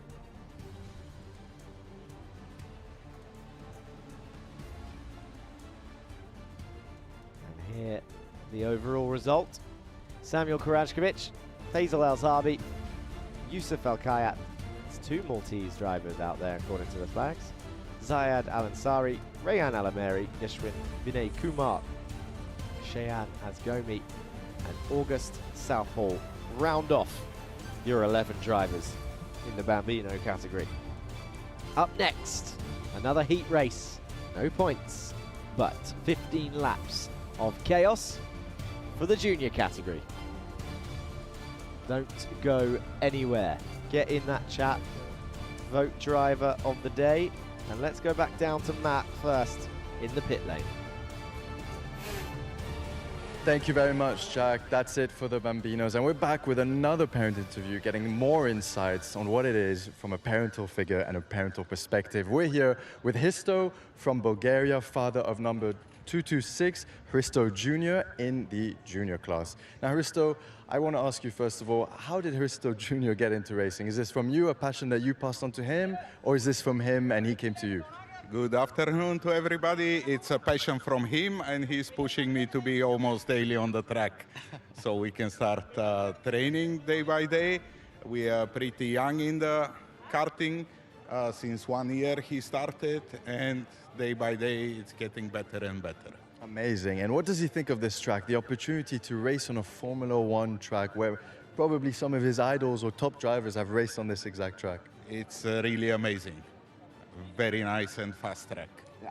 Very nice, very fast track. Now, we saw from the juniors qualifying a bit chaotic. Any words of advice you gave him? He should push as much as possible and try to gain up the ladder to go up. Yeah, I mean, there's quite a lot of laps, so a lot can happen. And let's see, it's the start for you guys, a long way. What are you hoping for the rest of the season? Let's see how we'll do today, and the best for the season to end it very good. Fantastic. Well, thank you very much, Hristo. We wish you and your son the best of luck for the junior, the first race coming up. And we're going to hand it back to Jack in the commentary box. Yes, thank you, Matt. So, as I was saying, up next, the juniors. And who will come out on top this time? Here's your highlights of your Bambino time trial.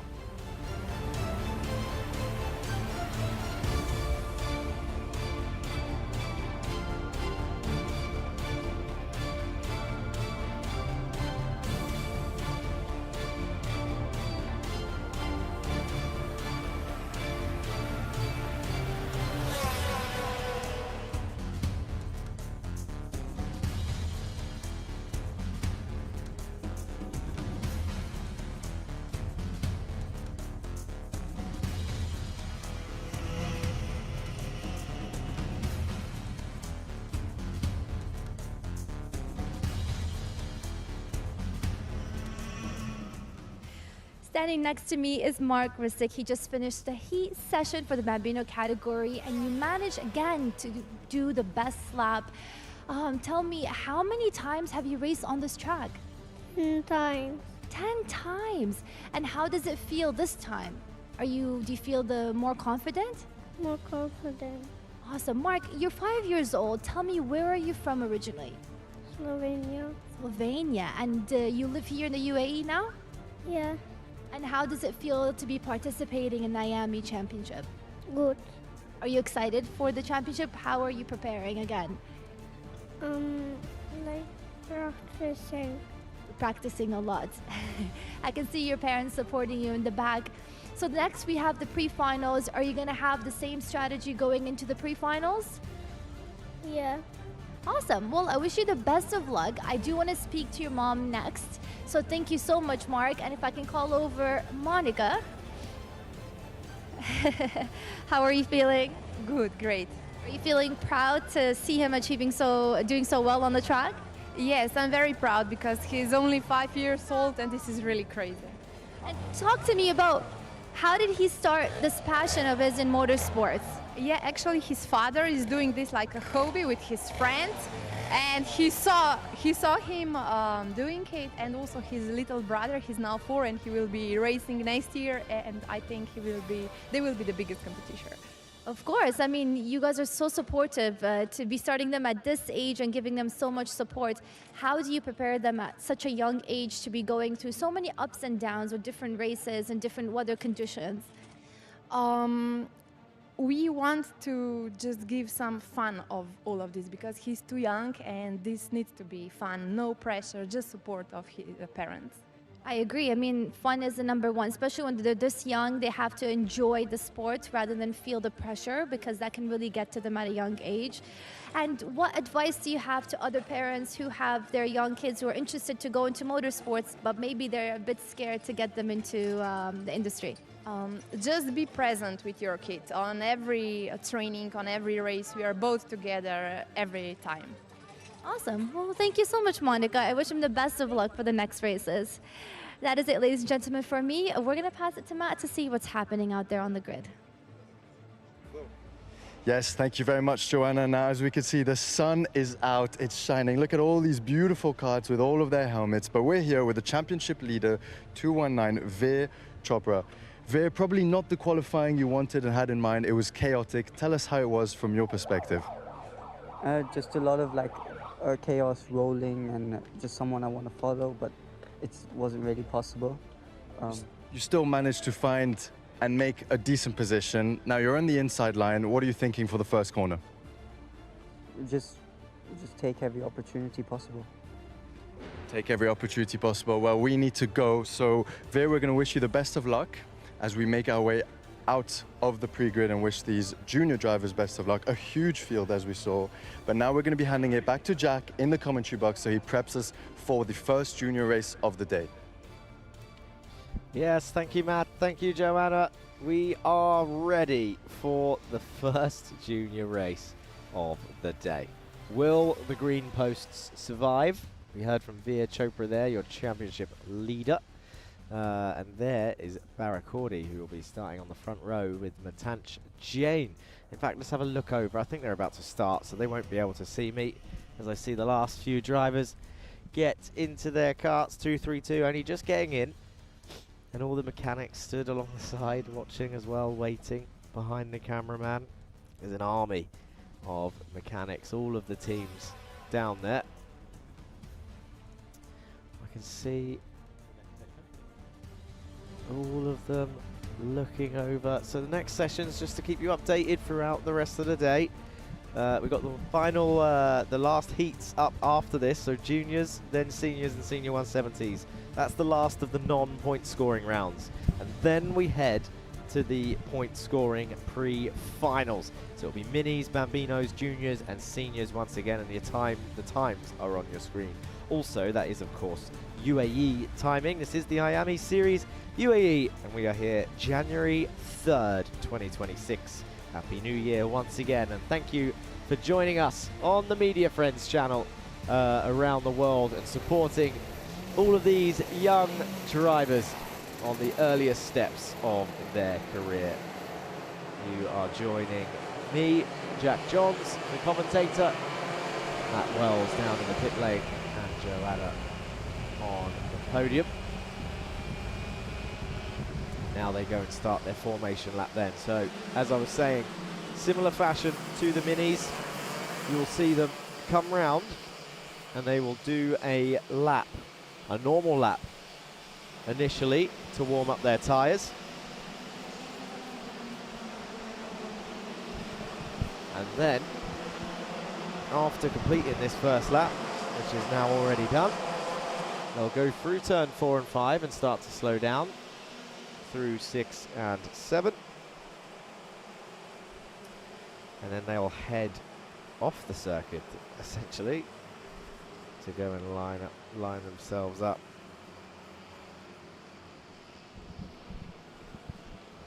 Here they go then, down into 6.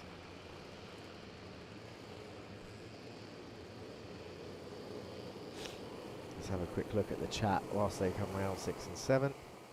Go Alameri, Mark 88, our rocket. As usual, a lot of chanting for the Bambino category, but I know there's more of you out there watching, subscribing. Get involved, get in the chat. There we go, we've got 3, Kazia, Faith and Joy. Let's go Ethan Realstone. So Ethan with the fans in the chat at the moment. Don't forget to vote your driver of the day. Whilst you're in there, the red lights are on as they go up to the hill. This is nice and slow and controlled. Perhaps too slow as we wait for them to come round for their first heat race of the season. Round the sharp left they go. And what's great about this, you can't really see it on your screens, but this is downhill as they go down towards the tram lines. It's a downhill run towards turn 1, and away they go then, and it is a correct start for the, oh, there's a big crash there at turn 1. One of them's round into the wall, 3 carts off the circuit, 2 of them are out by the looks of it, and one of them continues there on the exit.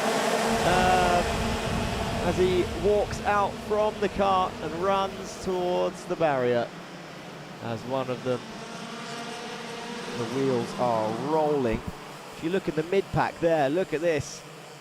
Around he goes, in towards the Armco. All the drivers okay.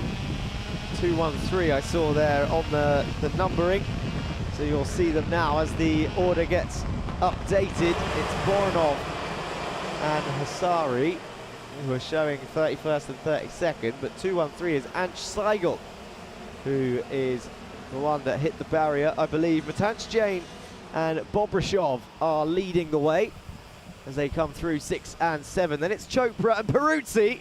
Oh, Peruzzi launches it down through 8 and 9 ahead of Baracordi there, who I think had just passed him as they all come weaving into turn 1 and 2. And now into 3. Look at them going wide on the bumpy curb. Don't want to go out there. That'll shake you back around. But it's a great start for Chopra. He's up 4 places. That's exactly what he would have wanted. So we've had our first incident of the day then at turn 1.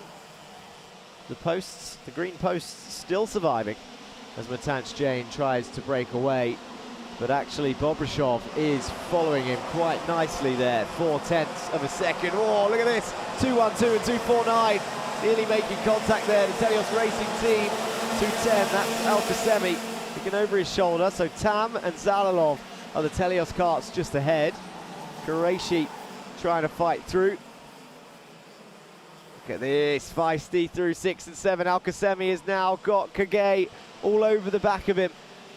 Kallenberg has just been passed by Savale Kage. And you'll see this get updated as they come through. And Bobrishov sets the fastest lap. He's now 2/10 behind your race leader. Here they are, 255 and 232. Matanch Jain and Bobrishov for the same team. This is on board with Luca Portaro in GGM. He's down in 24th at the moment. You can just see a couple of cars up ahead. We've got some side-by-side fights here through 4 and 5.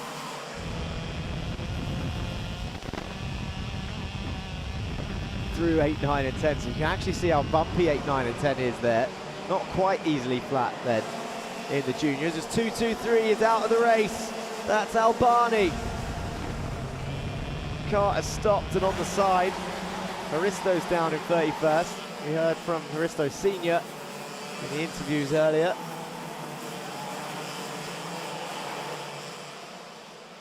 Oh, he's on the gravel. Albani then forced out wide on the exit of 5. Where it was, the gravel was neatly arranged to spell Yas Marina circuit. Cool, that was a switchback. Look at the orange car in the background with an amazing switchback. Baracordi down the inside of 4. There's charges all over the place. smart switchback from the orange cart there leading this big train of everybody else. I can't quite see the number. He's about to come past me. 249. That's Qureshi then. Qureshi with the switchback. Chopra, Baracordi and Peruzzi are really going at it here. Peruzzi with the switchback on all three of them. Chopra defending. They're all, that's Al-Qasemi. We need to stay with Chopra, Peruzzi and Baracordi as they come through this section. I'm going to have to watch them off the screen, I think, just to keep track of what's actually happening. Peruzzi is in the middle. 219, Chopra, Baracordi down the inside of Peruzzi into turn one. Peruzzi gets a switch back, looks down the inside of three, gets it back, and they are fighting hard. Chopra now with a bit of breathing space.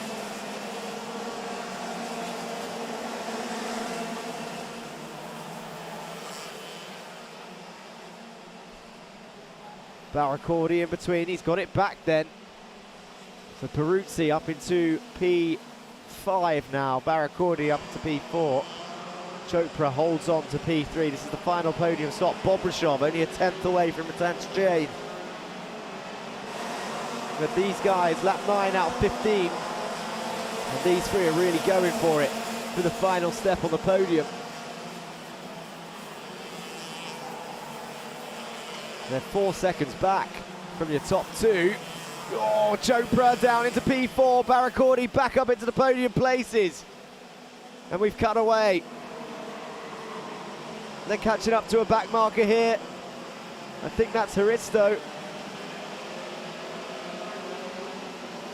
As they come through, Baracordi was in a bit of trouble there. Look at Peruzzi with a switch back on turn 3, down towards 4. Chopra gives him a push. He's now in P5.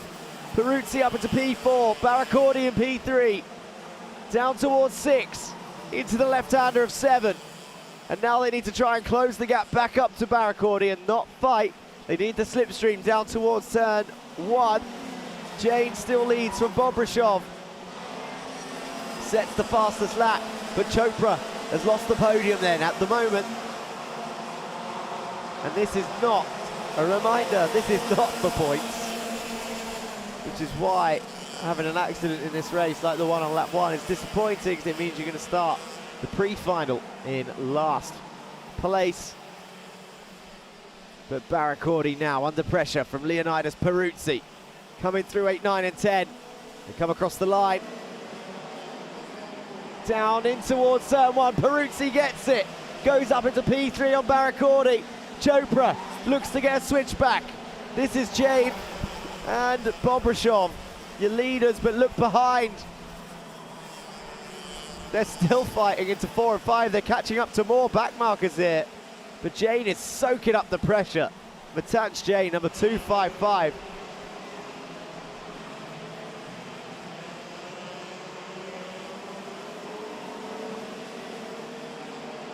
That's number 287, Hasari. And 221, Asfahani. And there is Leonidas Peruzzi, who now seems to have a bit of a gap behind him. Baracordi and Chopra in 4th and 5th.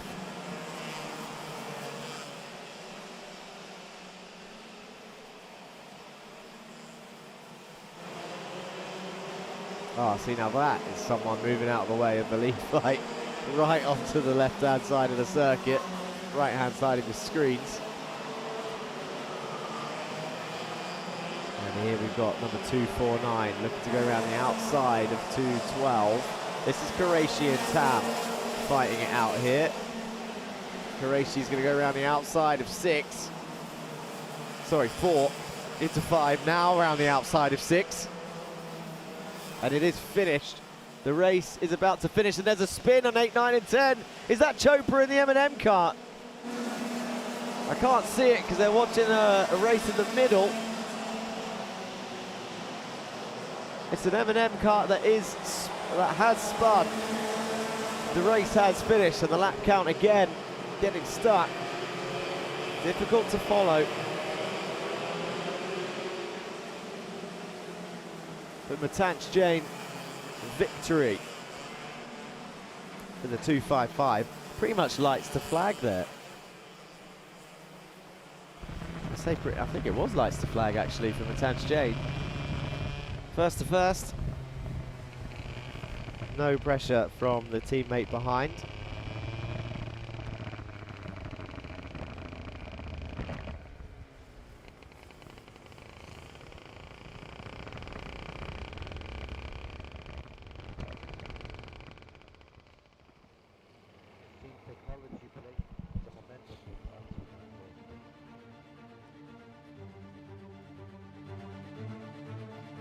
Okay, so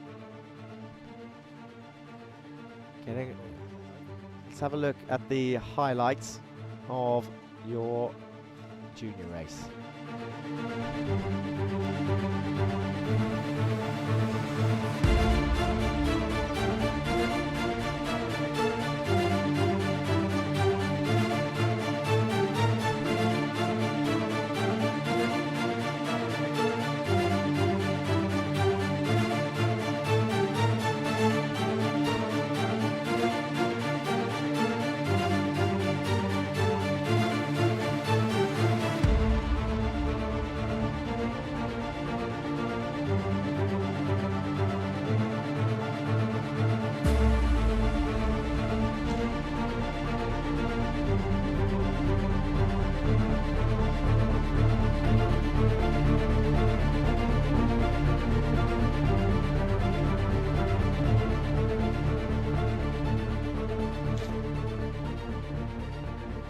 Okay then, so there is the confirmation of the top three, and you can also see the kart there that had spun on turn 8. So it's Matanch Jane, Bobrishov and Peruzzi, your top three. So Peruzzi did hold on to the podium, and it is Harrison Stevens, unfortunately, that was out there on that final lap and final run. There's Barakordi, Chopra, Tam, Qureshi, Al-Qasemi, Zalalov and Mason rounding off your top 10. Essa Al-Hamadi there in 11th place.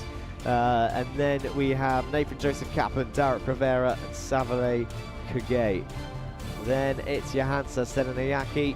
Then it's Luca Portaro in 16th, Giuseppe Montanari in 17th, Kallenberg and Atika Mur in 19th. Ethan Realstone in P20. His fans were in chat earlier. Kalyani Prateech 21st, Aham Siddiqui, Malik Debussy, Jazfir Bhatia, Rayan Boriawala, then Sasadri Boranov and Alabivli in 28th. Hasari, Asfahani and Vasilev and Stevens rounding off your whole grid. Then it's Rayan Albani, Ange Seigel and Henry King out of the race. So Henry King, that is a big name down there in 35th place for the championship. He's in P4, but there's no points. He'll be starting the race in last for the pre-final.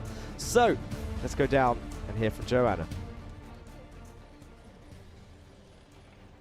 All right, ladies and gentlemen, that was a quite action-packed session here for the junior category. We've had a few big crashes, and I hope the drivers are doing okay.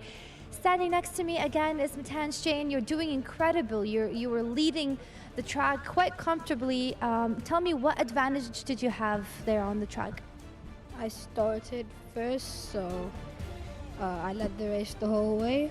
The back markers were a problem because when I got up to them and I passed them, I saw Maxime was getting by as well, and he was just catching, and I was like, it's not the best to have them. You know what I mean?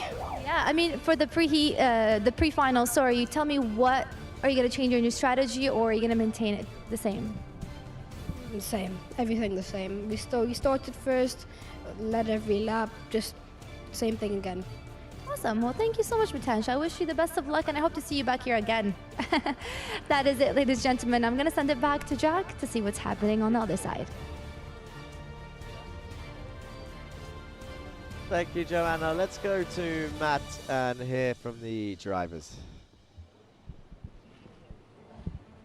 A very exciting junior race over there. Now we're getting ready for the seniors. So we have driver 386, Ryan Qureshi, who's currently sitting second in the standings. This still no points for this heat, but let's still get his opinion. So Ryan, qualifying, are you happy? Are you pleased? You know, starting third on the grid? I mean, Qualifying wasn't too ideal, but third's not a bad position to start, so pretty happy with that. And it's going to be very tight, as I'm sure you've seen, super wide track, but then into the hairpin. What is your plan? Are you going to be defending into the corner, or are you trying to get the switch back on any drivers? We'll just have to see how it goes. Just have to see how it goes. And in terms of driving on a Formula One track, how is that feeling? I mean, yeah, it's surreal to be on a Formula One track, but just as any other track, you just drive, get on with it. Fantastic. Well, looks like he wants to stay in the zone, so we'll let him be focused and wish him the best of luck as we're going to go further down the grid. We've got a huge amount of cars. The sun is shining. All of these colored helmets, colored designs, and they're all ready to give their all for the first race. I do apologize for the noise in the background, but we're going to speak to driver 378, Rafael over here. So Rafael starting a bit further down, but regardless, Rafael, how are you feeling? It's been exciting qualifying, and now into the first race of the day. Yeah, qualifying didn't go as we expected, but we'll see what we can do in the heat. If not, then the weekend started off not as best. But yeah, we'll see what we can do in the heat, push more, go more forward, and see how the day ends up. Amazing. Now, you've got quite a few karts in front of you. What's the plan coming into the first corner? Very fast, very swooping track. What are you thinking? Of course, take it slow. I try not to get taken out first corner because then it's going to mess up the whole heat. And try to do a lot of overtakes into the first corner and then going throughout. And yeah. Amazing. Well, I'm going to wish you the best of luck out there, and we're going to hand it back to Jack in the commentary.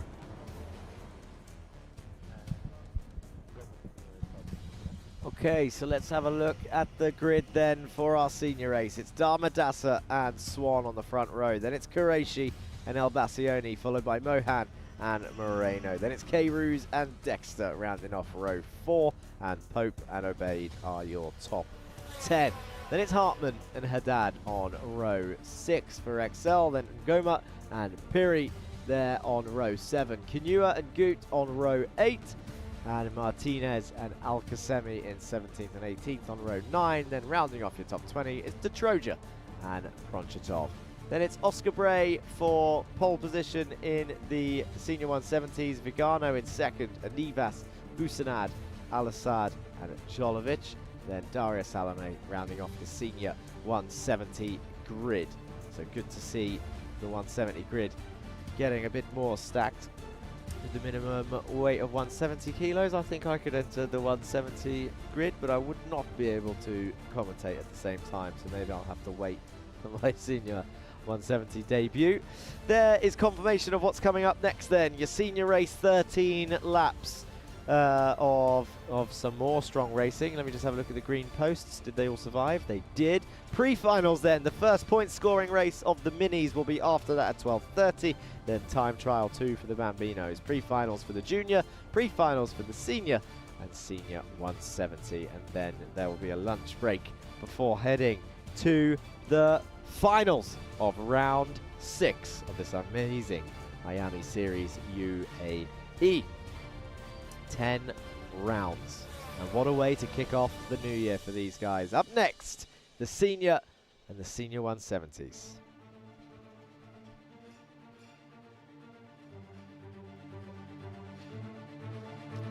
There we have more. Well, this is a nice camera. Is this? Does the cameraman put his camera on the floor, or is that on the back of someone's car? Oh, he's put his camera on the floor. Okay, I can see it. I can see it. I am watching artistic direction at its finest right now. He's actually, oh, and Gio as well. Go back to the onboard cam and you can see, yeah, there you go. You can see the cameraman. You read my mind, director. You went straight to the onboard camera. I was actually going to call out Gio for taking a selfie there. Look at him. You have to show Gio, the CEO. He's waving his hands. Do I do an impression like I did earlier of Alan on the pit wall? I think I think best not at the moment. Maybe the next shot of him if he's having a conversation with someone. Oh, the cameraman's moved his camera. He's getting better angles now. He's taking some nice pictures as well. Any of the drivers not focused and looking up at me? I think they're all visors down, waiting. Oh, look, I am getting a wave from number 413. Oscar Bray is waving to say hello there at the back of the grid. Everybody else is visor down, chilling and waiting for the race to start. They're just recovering the last couple of karts. For everybody watching at home, wondering why they haven't left the pit lane yet, and it is because there is, I think, only one kart left now to recover, and it is the one that we lost at turn 1 of the race. Once they recover the karts, the action will begin. And this is my, as a driver, I think this is one of the most, well, we can get Matt's opinion on this and other drivers' opinions on this. Is this the most nerve-wracking part of a race? Is it just waiting for it to start, or is it, it's probably, let's be honest, it's probably the moment that they all come down just before they go down to the tram lines on the formation lap when they slow down. That's probably the most intense part. And then turn 1 is where the decision's made.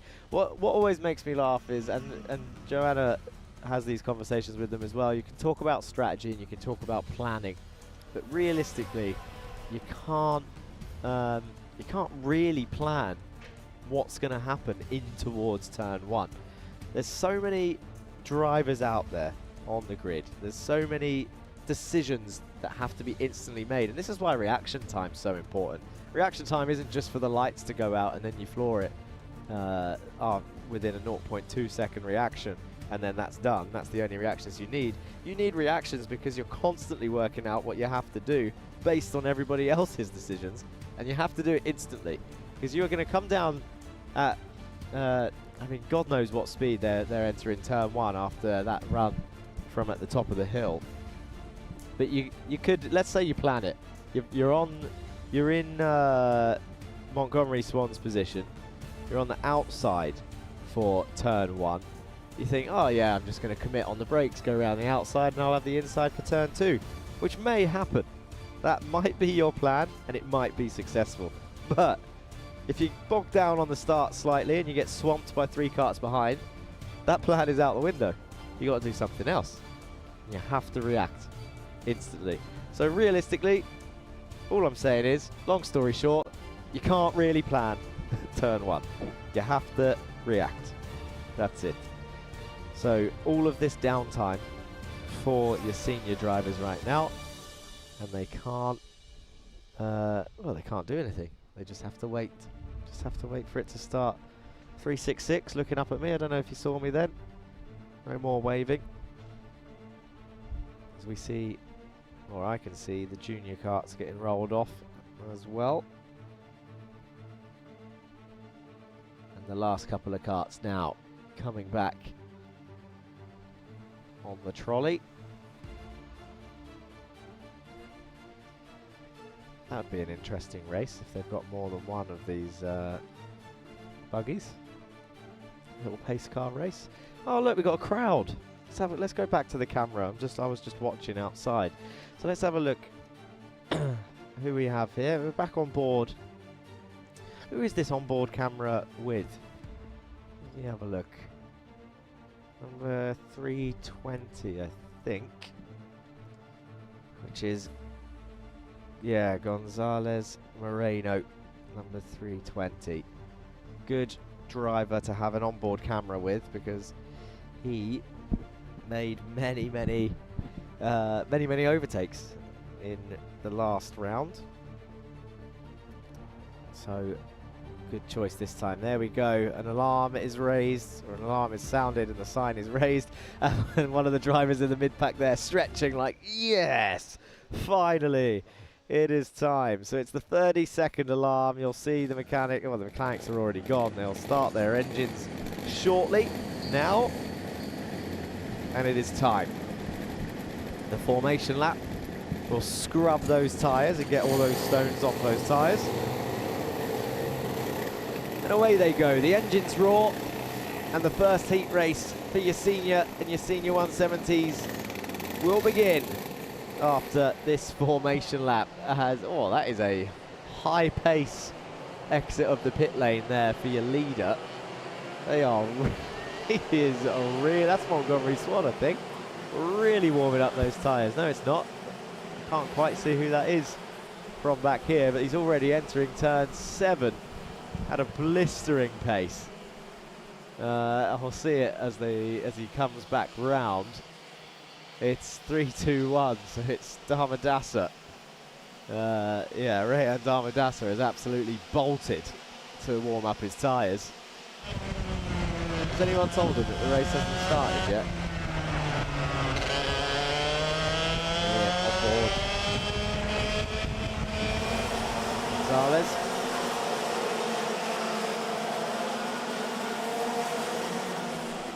And now they will slow down. So they get that heat into the tyres, and then they have to slow right down through 6 and 7. And actually, they are not in formation yet. I don't know. Are they going to be able to get in formation in time? They're still warming up their tyres. Are they going to do this full start thing again and have an extra lap? I've always questioned whether some people do it on purpose. There seems to be mixed opinions on whether it happens. But I would never accuse the driver of doing it. So I will not say. They are just about in line. And they come down through the tram lines then, and the lights are out. It's not a full start, and away they go then. The race has begun.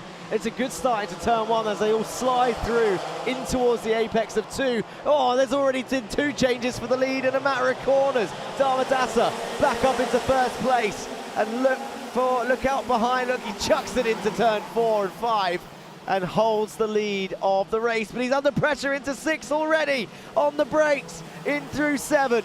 And now coming through 8, he's trying to defend as he comes around this final corner. 386 is really trying to put the pressure on.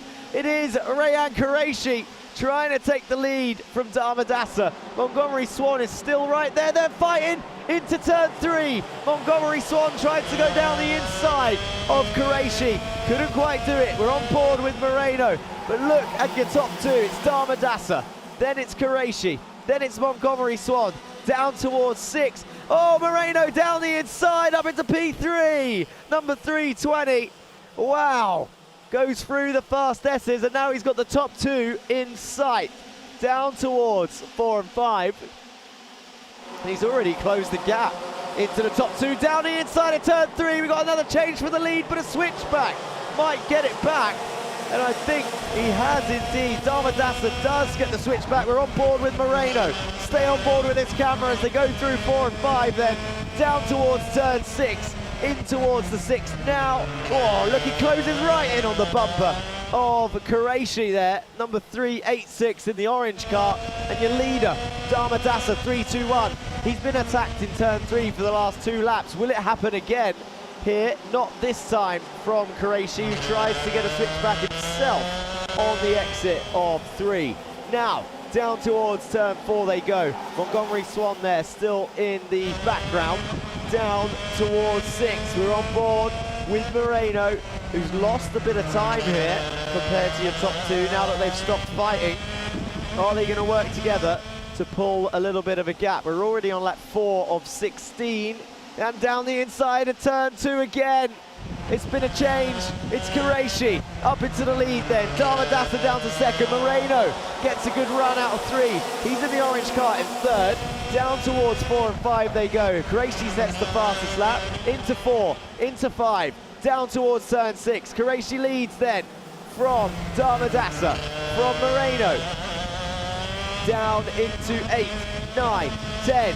Is he going to get slipstream into 1? I don't think. This hasn't been the common overtaking zone for the seniors. It's actually been turn 3. They fly through 2. Keep an eye on it. Is he going to go down the inside? Not this time. Moreno thinks better of it. He just waits another lap. We're only on lap 5 of 16. Plenty of opportunity to come if he's got the pace to do so. And here is Qureshi then, leading Dhabi, number 321. Down the inside of 6 for Moreno. I thought he was going to commit to it there.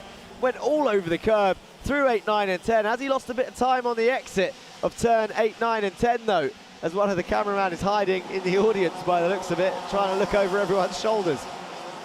Tell him to go on tiptoes next time so that we can see the card. Anyway, going through, down towards turn 4 and 5. Still on board. This is a great camera shot. I told you this was the right card to put the camera on. It wasn't my idea, I'm saying it was just a good choice. Now, here is what can Dhabi do here? He seems to be losing time from Qureshi in the lead, and I think Nathan Pope is up there fighting as well with Dexter and El Bassioni.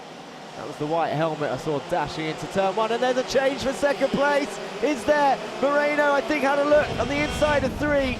Couldn't quite commit to it. Through 4, through 5. He's still all over the back of... Oh, he's going down the inside of 6. He's done it. Moreno down the inside of 6 up into P2. Dhabi down to 3rd. And now what can Dhabi do? In towards turn 1. He can't fight back initially. Montgomery Swan still holds on to P4, and now Moreno will be in defense mode. You need a little mechanical thing to be able to turn this camera around now, because Dhabi will be all over the back of Moreno as they go down towards turn 6. This is where the crime happened, where the move was done. Straight up into second place for Eloy Gonzalez Moreno. Qureshi now leads by 0.8 of a second, and the train of Swan, Dexter, El Bassiani and Pope behind is also involved in this fight. Adam El Bassioni sets the fastest lap in P6. We are on lap 9 of 16 as we see them all swapping over, darting down the inside there. I think was Max Dexter for the Telios Racing team. He was looking at making an overtake. I'm not sure if he made it stick. I think he is in P4. I think he has done it on Jeremy Montgomery Swan then. Max Dexter up into P4. Adam El Bassioni just behind as they go down in towards turn 1, turn 2. And keep an eye on Nathan Pope behind as well as they go into 3. They're all single file at the moment, but there's 6 laps left. Adam El Bassioni gets a switch back down towards the inside of 4. Comes out in P5. Has got the move done then on Jeremy Montgomery Swan, who's now under pressure from Nathan Pope. In through 8, 9 and 10 they go. Pretty much flat through here as they bounce over the curbs down towards turn 1. Is anybody going to attack into turn 1? No. Down into 2 and now into 3. Keep an eye on Adam El Bassioni. He's got the pace by the looks of it so far. Remember, this is just the heat race. Here is on board with Moreno. It's still an 0.8 gap between him and your leader, Rayan Qureshi, as they go in towards turn 6 and 7. And here he is, just chilling. He was being interviewed in the pit lane. He said P3 wasn't ideal, but it's not a bad starting position. And that would prove correct at the moment as he now leads his way to the first victory of the day. Currently, Dexter and El Bassioni up 2 places, while Swan and Pope are down 2 places. Piran Piri has lost 6 places. He's had a terrible start. Leading let's speak about the 170s actually. Oscar Bray is leading the 170s. He's in 16th overall. He's actually chasing 312. Al Qasemi here. He's on your screen. Going into 6 through 7. 312 under pressure from Oscar Bray, who gets a switchback. He's going to look down the inside of turn 1. Let's have a look. What can Oscar Bray do into 1? No. Is he going to go through 2 into 3? Down the inside of 3, can't quite get it done. We're back on board with Moreno. It's now a 6/10 gap, but we're on lap 13. There's not many laps left. So Oscar Bray leads the 170s. Alexandros Anivas is in 2nd for the 170s, whilst Jolovic is in 3rd for the 170s by the looks of it. I'm looking at the 400s. I can't see any of the others any higher than that. Then it's Al-Assad, Busanaj, Vigano, and Salome with Canua and De Troja out of the race. Salome also 7 laps down, so I think she is out of the race. But the gap remains at 6/10. Has he closed it anymore on this lap? I think we are now on the last lap, actually, as Dexter gets attacked by Adam El Bassioni. This is the final lap. Oh, Dexter back down the inside of 3. Adam El Bassioni, switchback. I don't know what position they're in anymore because it's not on the screen, but they're going down towards 4. Oh, Dexter gets it done. That was late on the brakes for Max Dexter. but he got it stuck on Adam Elbassioni as they come through 6 and 7. And here comes your leaders then across the line. But Dexter and Elbassioni have indeed swapped, and the checkered flag is waved with no names on the screen. Oh, 495, is he going the wrong way? That looked like a, I don't know what angle that was. I don't know where 495 is. It looked like he was driving the wrong way for a second, the way the other karts in the distance were going in a different direction. I'm sure he wasn't. No, there he is, look. Continues.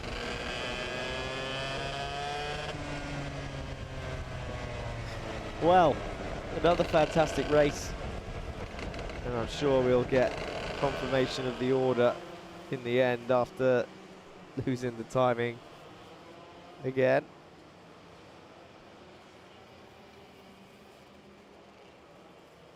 As they all come into the pits.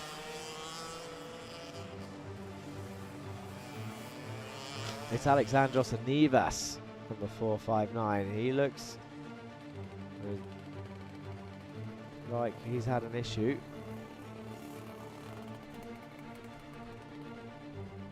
Was he involved in an accident there?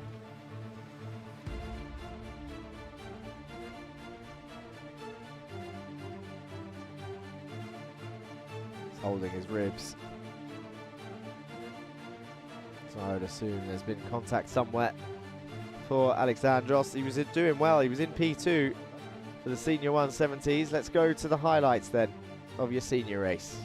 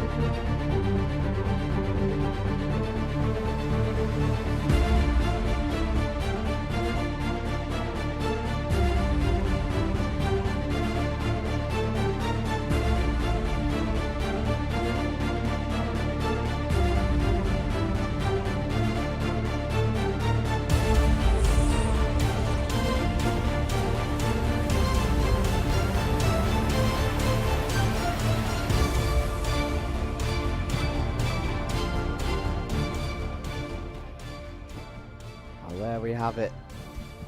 So plenty of fights, and I'm going to do the usual scan of the green bollards.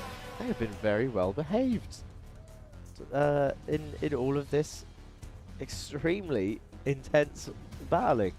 I was really expecting one of these posts to get absolutely whacked in these races, but we have got pre-finals and finals to go, so my wishes might come true. Qureshi on top, Moreno in second, and Damadasa in third. Then number 386, 320, and 321 on top. Here's confirmation of your full result. Dexter did hold on to P4, Elbassioni in fifth, Pope up into sixth, with Jeremy Montgomery Swan in seventh place. Then it's Louis Hartmann, Antonius Haddad, Rain K. Ruse, your top 10. Then it's Nkosi Ngoma, Shivan Kartik Mohan, Andrew Abeid, Igor Pronchetov, Sakir Al-Qasemi, and Oscar Bray winning your senior 170s up in 16th place overall.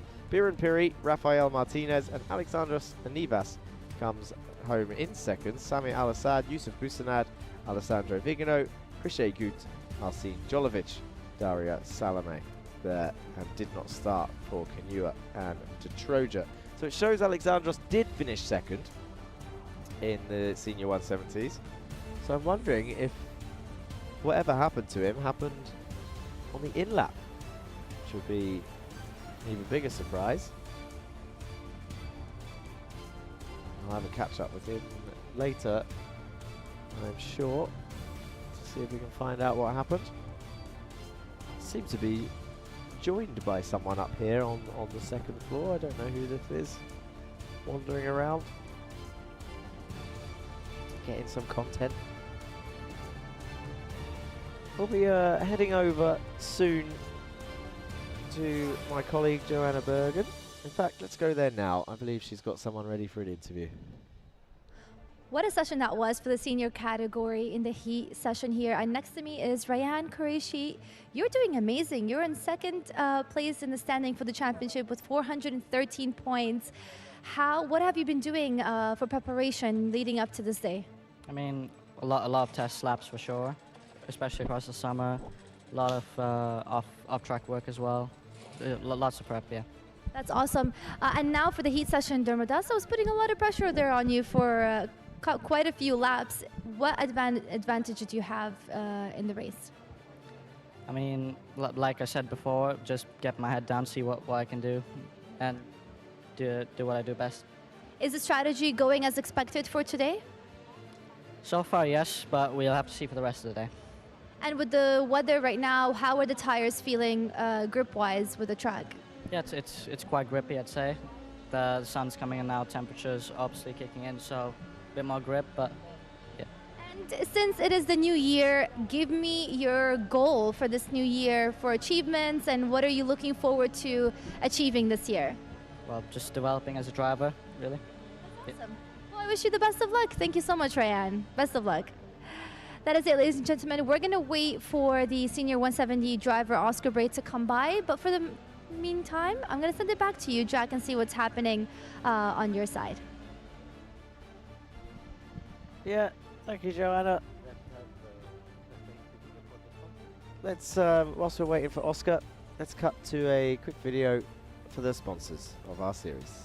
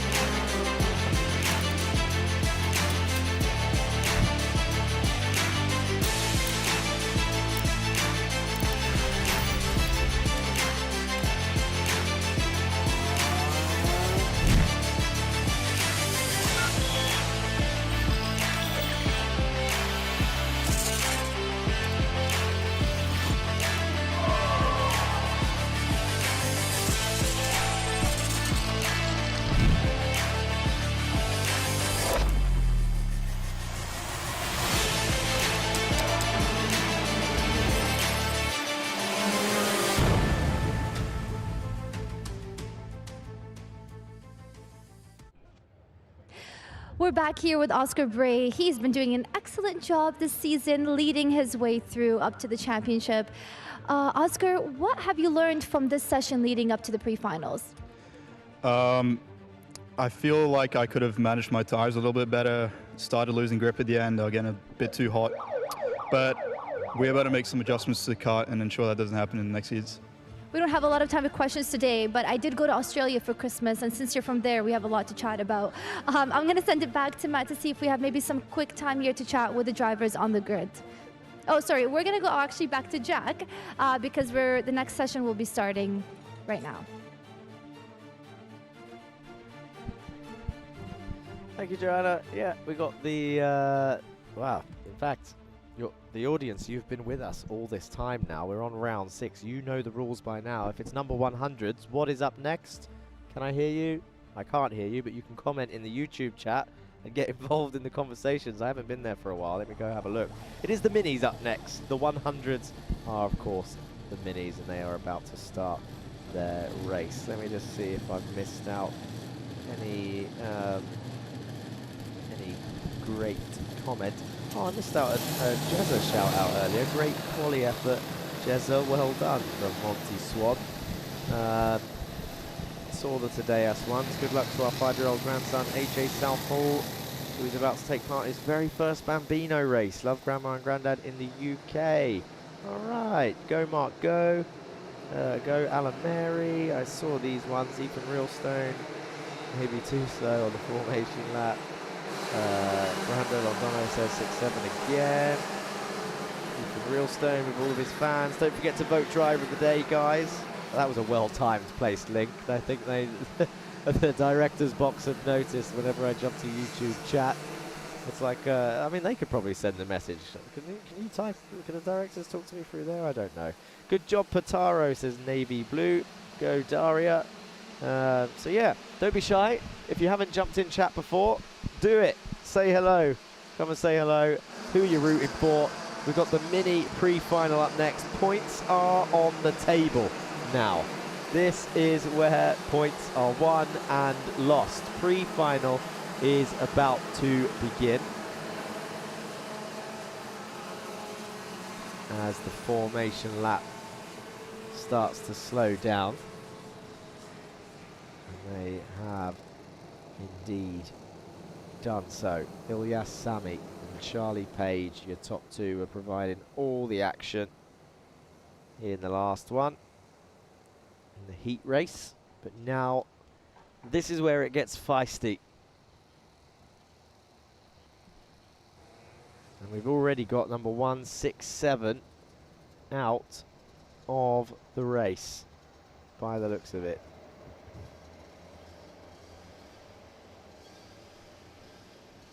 So will this be a full start, or will they commit to it? I think it is a committed start. They go through into turn one. The lights are out. So even with the lagging carts behind, I don't see a full start flag, so they are racing. Oh, that was very close in towards turn three between your top two, Ilyas Sami and Charlie Page swapping over there. And we've got a spin for 181 as well. I think it was 181 back there at turn three, but here are your leaders then. So Charlie Page, Ilyas Sami, it was 181. How's that for eagle eyes? Spotted that in the distance. He's here in the mid-pack, big air for the kart rolling backwards. And here are your leaders, Charlie Page, Ilyas Sami. They cross the line in the same order, and there's a swap over for Gray and Peruzzi there as well in turn three. Austin Gray up into P3 now, behind these two, Charlie Page, Ilyas Sami leading the way. Now these two have been good at working together. Actually, we see a lot of working together in the younger category, more so I think than in the juniors and seniors at the moment. I'm not saying it's impossible, I'm not saying no one works together in the older categories, but I'm saying for a majority of the racing, the minis do this fantastically well, where they are bumper to bumper working together to try and pull away. Here's Lizignoli and Baptiste Augustin. They're in P6 and 7, chasing down Karajkovic, Peruzzi and Gray. Gray in P3 at the moment, set the fastest lap. He's 9/10 behind your top two, so now Peruzzi needs to try and push him towards your top two, and I think he will do so. He knows with a 9/10 gap, you need a little bit more than just pure raw lap time to close that in, as we're on lap 3 of 15. Peruzzi now sets the fastest lap to prove my point. In fact, Jezza Montgomery Swan commented on my Instagram story earlier, human DRS soon, and this race is the one, because I just saw Peruzzi leaning down behind his helmet, and I see Sami taking different lines then to Page through 8, 9 and 10. He was a little bit offline. Lizignoli still pushing. Oh, look at that! That was a late move down the inside of turn one. That was very late. It didn't pull off. That was Baptiste Augustin trying to get past Karajkovic. And it didn't quite work this time, but he's got the exit down towards turn 4. And I think he got it done. He has. And Lizignoli has come through as well. Karajkovic now down in P7, whilst the other two have gone past. That was very, very late, but it created the opportunity later on. That's all you need to do. Maybe you don't need to fully commit to the first move. You just need to commit enough to put the other person off their line so that you can get it done in one of the next corners. And that, oh, that's another late dive down towards the inside of turn 3. It was Karajkovic trying to get it back. And I think that's Stubbs coming through as well. Lizignoli's down the order. So Karajkovic trying to get it back at turn 3. Lizignoli now down a position. Augustin is free. but Stubbs getting involved in that fight as well. Karashkovic ahead of Lisignoli then. Stubbs now back behind Wortley, I think that is, in P8. Number 175, it is Wortley, confirmed.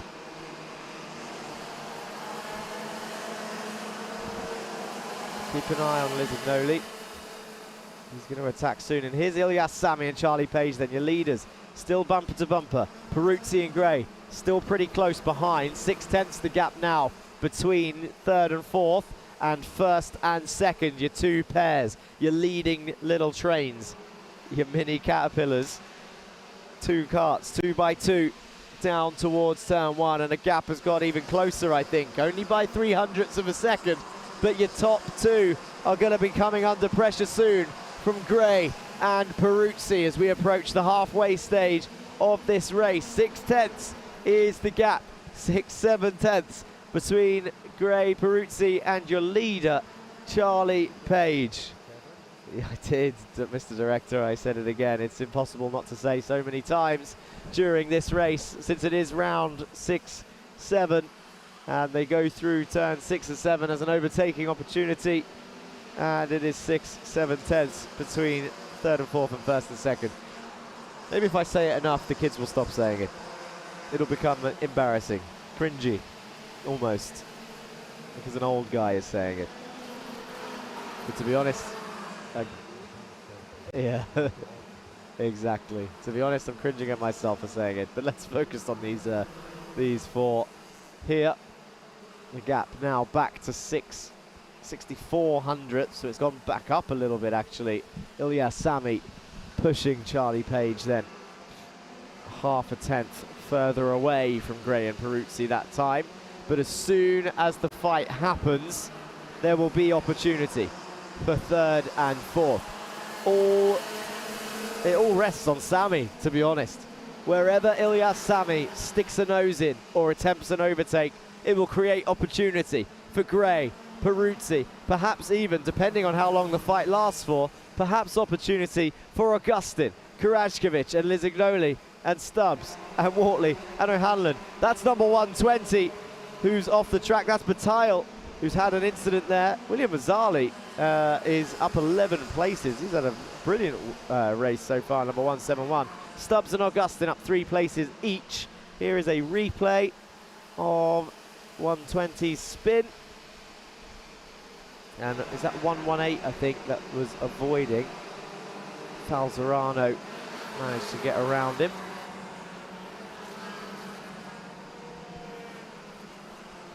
I've actually lost the leaders. Where are they? Coming around turn one now.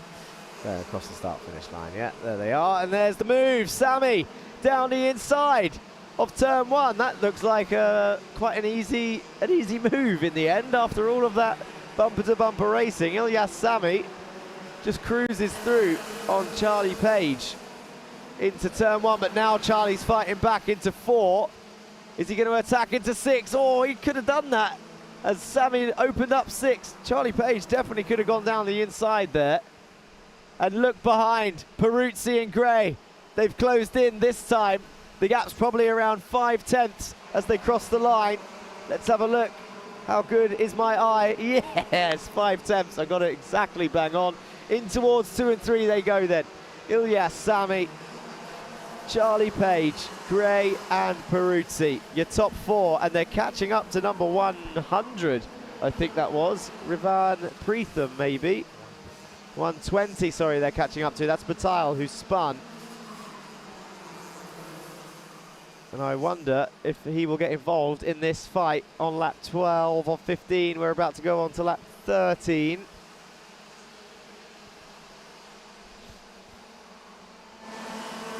Okay, now the gap is down. Charlie Page down the inside of 3. And they're still side by side. He's going to run him out wide. Sami got it back. Down towards 4. And look at Gray and Peruzzi, they're right there. Down towards 6. It's the same order. Peruzzi down the inside of 6. Thinks about it. Goes for it. On the brakes. Peruzzi up into 3rd then on Gray. Sami, Page, Peruzzi and Gray is now your order when they cross the line, and now is the last lap. Down towards turn 1, Page back down the inside of 1, Peruzzi holds on to 3rd, Sami in 2nd. Down towards turn 3, Sami down the inside. Whoa, Page switch back up into 1st. What can Peruzzi do? He's got to run. He's up into 2nd. He pushes Page down to 4. And look at Gray round the outside of 4. Sami down the inside. 6 down into turn 6. Who's leading? Oh, Charlie Page comes out on top. Peruzzi 2nd. Ilyas Sami 3rd. Gray 4th. There was plenty of opportunity. There's more. There's still. It's not over. Oh, Sami's not happy with that from Peruzzi as they cross the line in the same order I just mentioned. But Sami was frustrated with whatever that was through turn 9.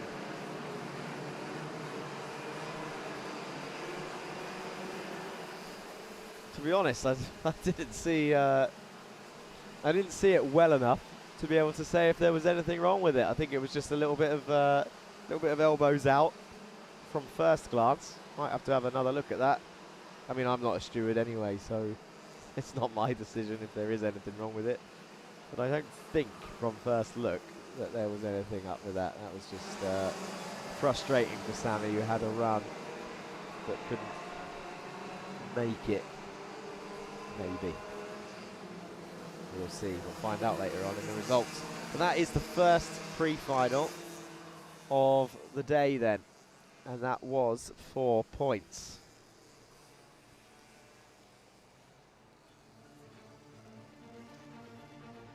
So let's get confirmation of the top 3.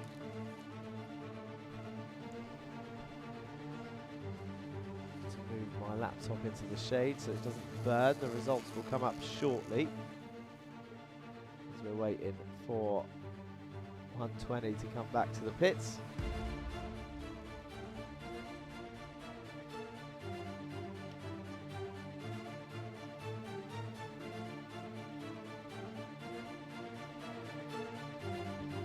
Charlie Page, Ilyas Peruzzi, number 116 in 2nd. Ilyas Sami, number 126 in 3rd. There's confirmation of your top 3. And Gray, Stubbs, Augustin is 4th, 5th and 6th. Kesarovic in 7th, Wortley, Karajkovic, Hanlon, Pajamaki, Visignoli, your top 12.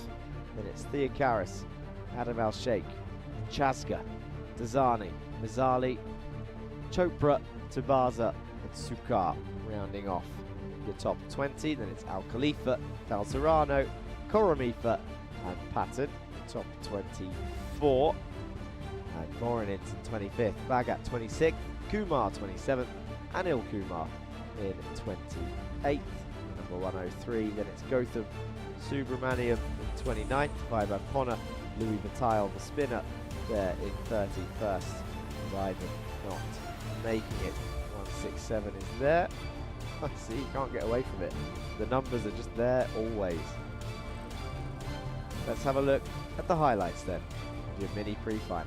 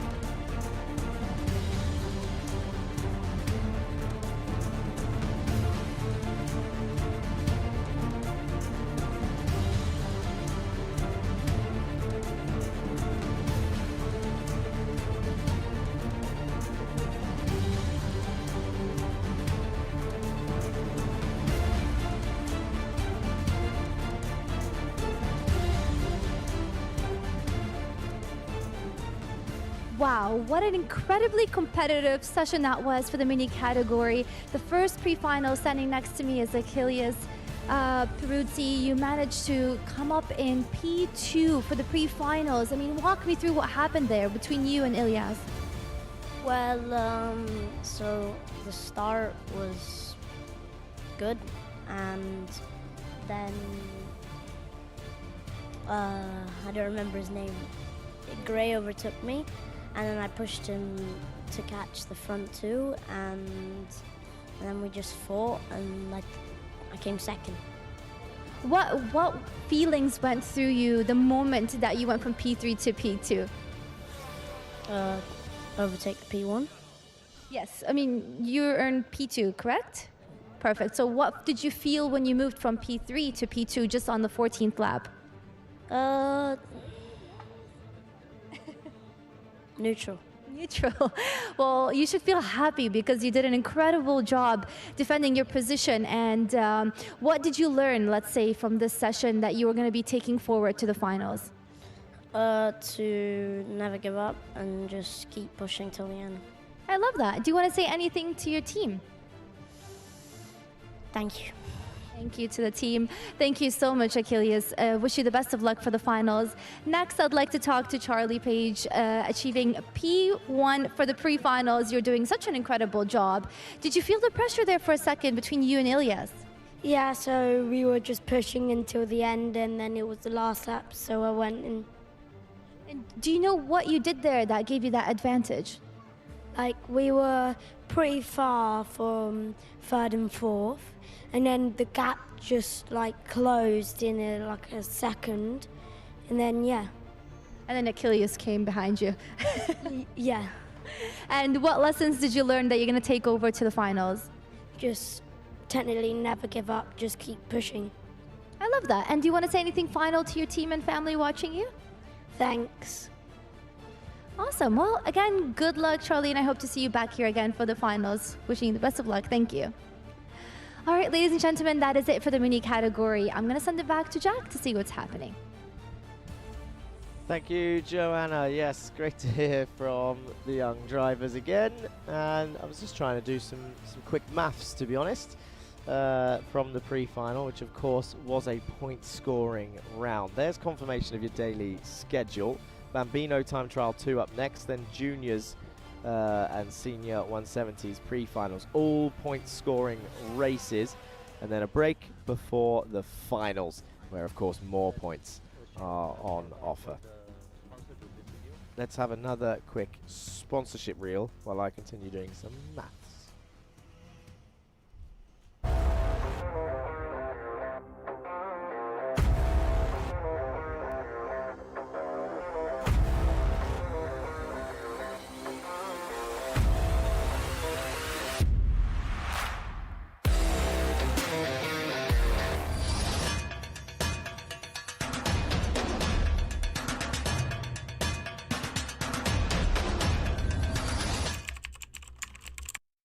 Instead of the traditional system, we've built a school specifically for athletes and anyone who needs a more flexible education. We provide a full school curriculum including GCSEs and A-levels, mentoring support from ex-athletes, and the ability to study from anywhere in the world at any time. Welcome to MVA, the #1 school for athletes.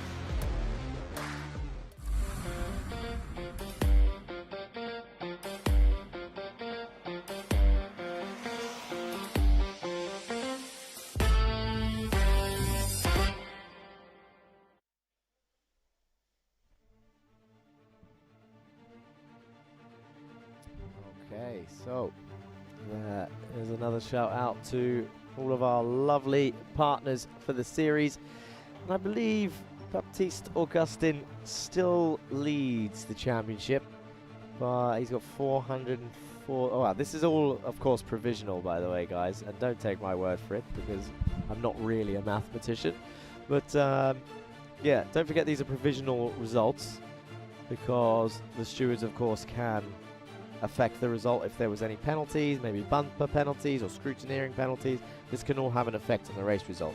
But as that stands, I believe Baptiste Augustin still leads the championship with 442 points. Charlie Page is in second with 429 points. Achilles Peruzzi back up into third with 422 points, ahead of Ben Karajkovic with 420. I think. I emphasize, I think. So, we saw earlier what was coming up next. You can see here some arty shots of our partners there.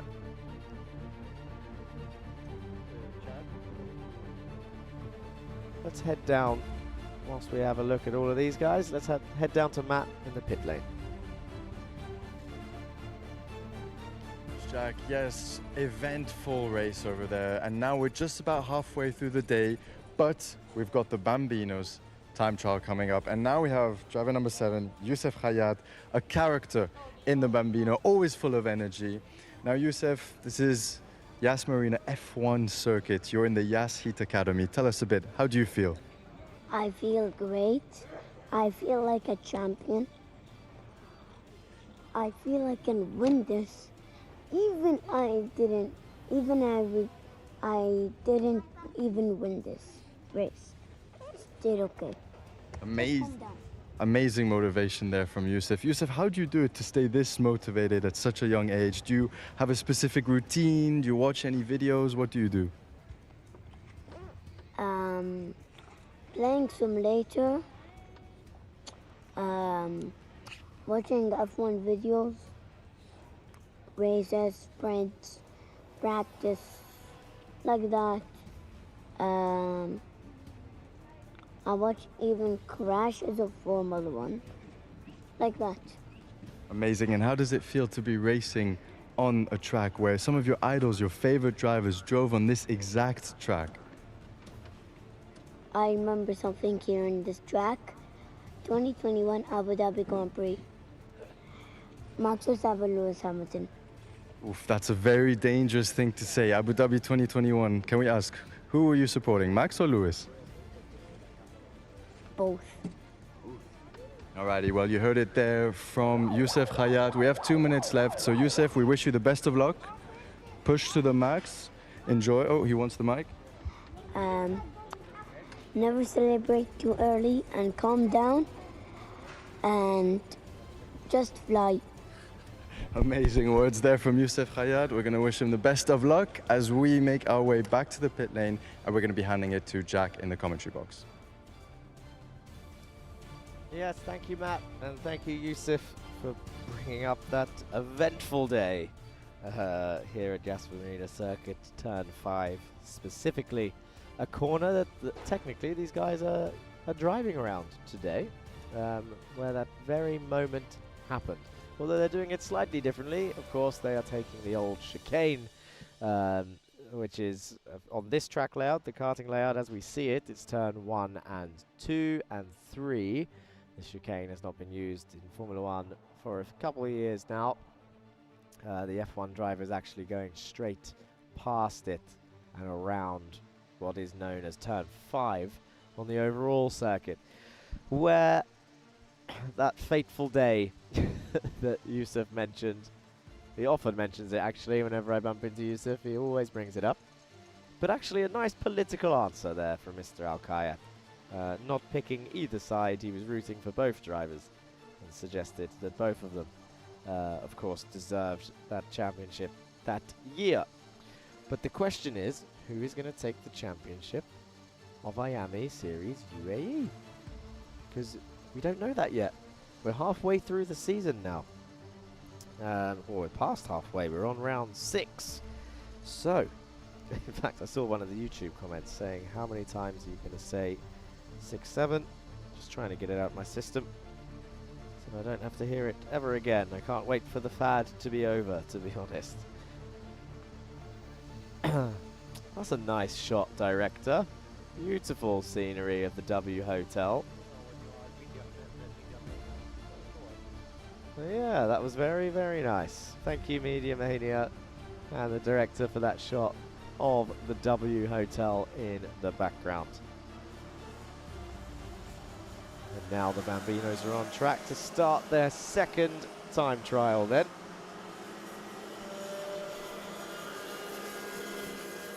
Ten minutes of lap times. Yusuf Al-Kaya, we just heard from him, there's number 44. Struggling to see in the sunlight now. Not the carts, of course. I can see the carts live on the screen. There we go. Right, number 7, Yusuf leaning in, using the Euro lean into the corner there.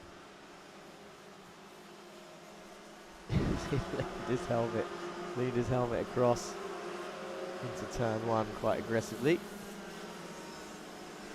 Number 55. I think I saw someone on YouTube chat shout out number 55 earlier for their first time. He's 5 years old. His first time on the circuit in Bambinos. I think it was from the UK. If I go back into chat now, let's have a look and see if there's any new supporters. We've got, of course, Mark's fans are in the chat. Go Mark Ristic. Pragian Mizra says yo.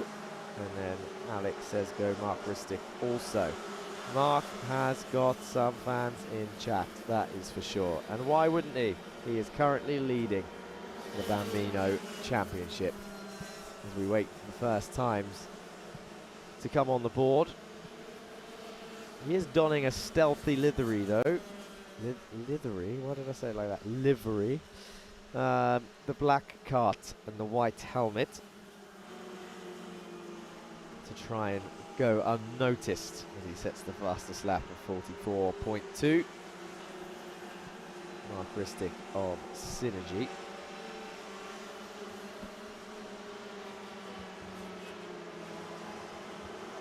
I believe Joanna has got somebody to talk to, so let's go down to that area and see who she's speaking to.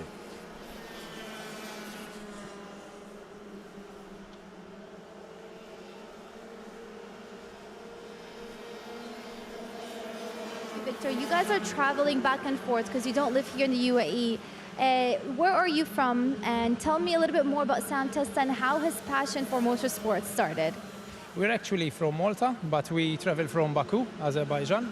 So basically we travel back and forth for the races. And how do you find his progression with motorsports through the Iame Championship going? So Sam has been racing now for a year. He's done well. He's doing well for the time being. Hopefully it stays like that. He's more eager to go into the next phase, which is Mini, although he's still 7 years old. Yeah, he is just 7 years old, and he's incredible on camera too. So it's not just skills on the track, but he's very good also with interviews. Hopefully we'll get to interview him later today.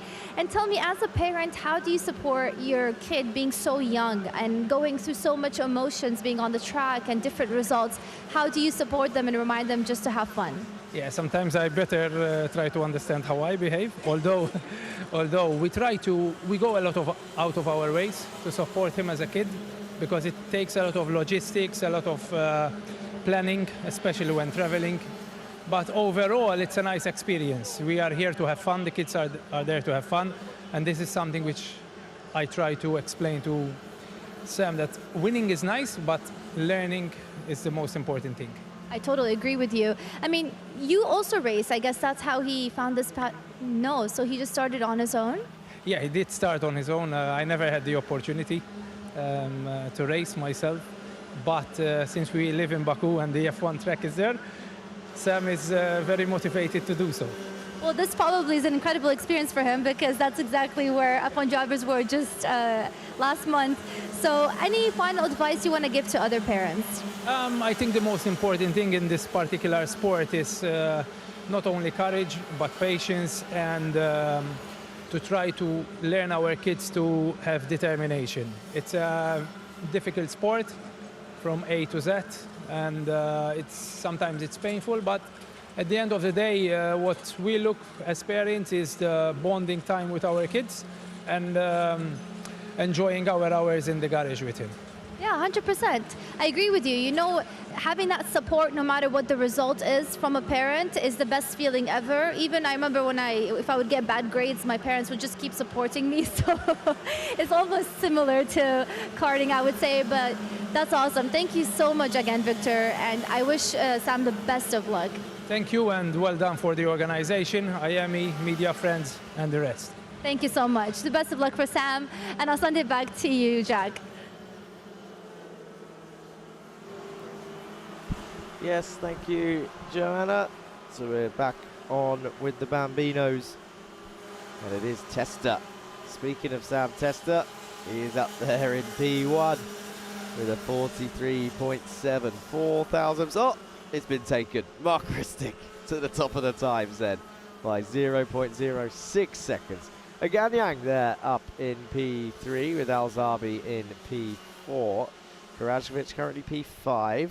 Kumar P6, Al-Kayad P7, Alameri P8, Al-Ansari not far behind in P9, Asgomi currently P10, and South Hall P11.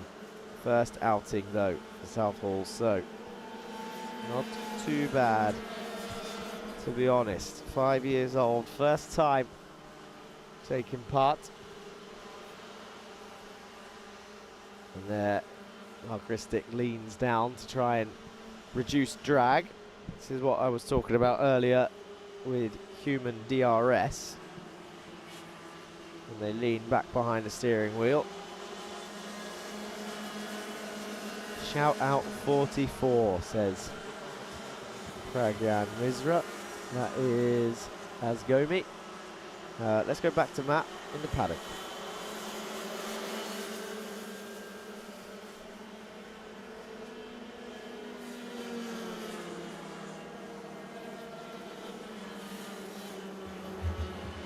Yes, thank you very much, Jack. And we got the Bambinos in the background, but now I've got Kalyani over here with me, one of the female drivers on the junior grid. There's 3 of them now, so we have a record number of 105 drivers and 3 female drivers on the junior grid. This is great. Kalyani, I know you've been here for quite a while as the only female, and now you got other girls around you. How does it feel? It's awesome to see the number of females increasing in motorsport. It's always nice to see it growing, and I can't wait for them to result in great numbers. Amazing. Well, yeah, tell us a bit about your day. Maybe not the qualifying that you wanted, a lot of chaos as we saw, and you know, the first heat as well. What are you hoping to take into this pre-final? It wasn't the best quali as we hoped for, a lot of traffic, but pre-final we've got to put our head down and focus and hope for the best. Yep, 100%. And it's going to be quite a long one. Such a short lap time. What is it, 33, 32 seconds? So there's a lot of laps. What are you doing to make sure the tires, the kart, and you, of course, are still in the right condition mentally and physically? Obviously, there's a preparation off track for this, for the workouts and everything, physical, mental. It's all put together, and we're at the race weekend. So all the preparation comes to this day. Amazing, and this is a double header. We got another round tomorrow. How are you going to make sure that, again, you're getting the right amount of sleep, the right amount of preparation to go all out again and do it all over tomorrow? Of course. It all just matters. You got to have a schedule and just put it together. Amazing, amazing. Okay, well, we're going to wish you the best of luck out there, and I'm going to hand it back to Jack in the commentary box. Thank you, Matt. Thank you, Kalyani. Yeah, good to see Matt getting up and down the grid across the season so far, giving everyone a chance to talk to the audience as well as all the parents. We always, well, I've always mentioned on the last couple of streams, the parents, the teams, everybody who supports these young drivers. There's so much more that goes on behind the scenes. Sam Testa has retaken that fastest lap. The young man has gone back to the top of the times with a 43.5. Mark Ristic 1/10 back with Aganyang in P3 with a 44. Alzabi P4. Karajkovic P5. Kumar P6. Al-Kayat still in 7th. Alameri stays where he is. Al-Ansari, and I think the checkered flag is about to come out.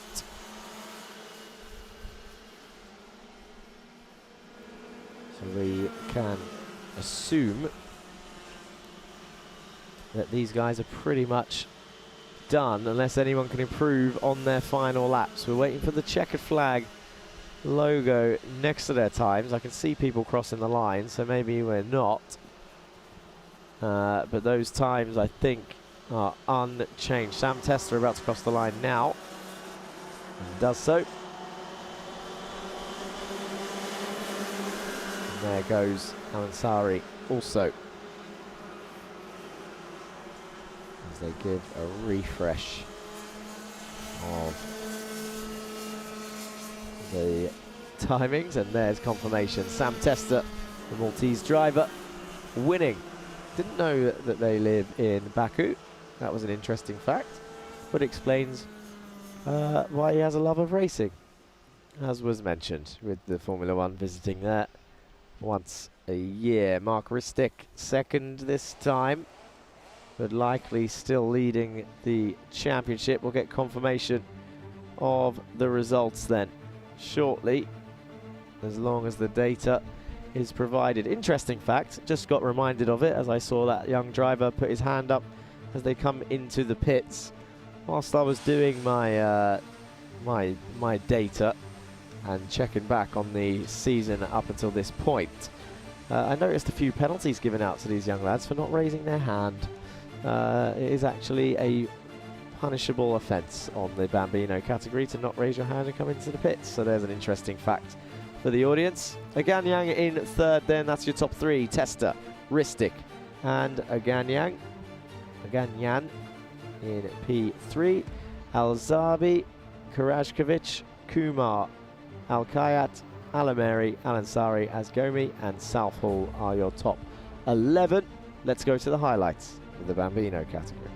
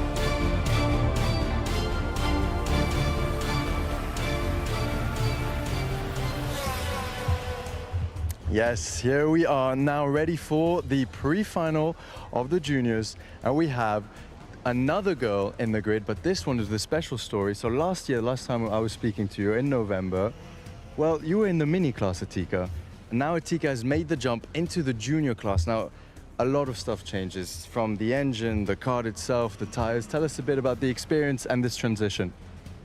I think it was a little bit hard, but thankfully I had some days to test because there was not many races.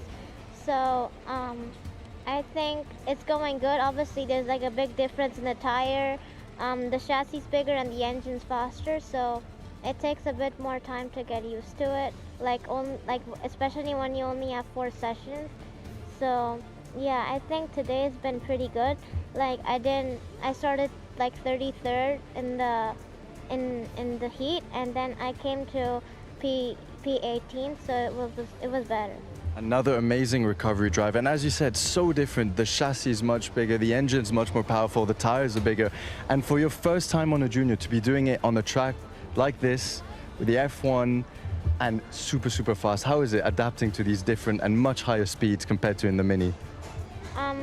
Obviously it's very different, but I think I've adapted like very good, and yeah, I'm looking forward to a top 10 this time. Amazing. So you got the new chassis, the new kart. What I see as well is a new helmet. Tell us a bit about the new helmet. So my new helmet is neon orange and neon like yellow.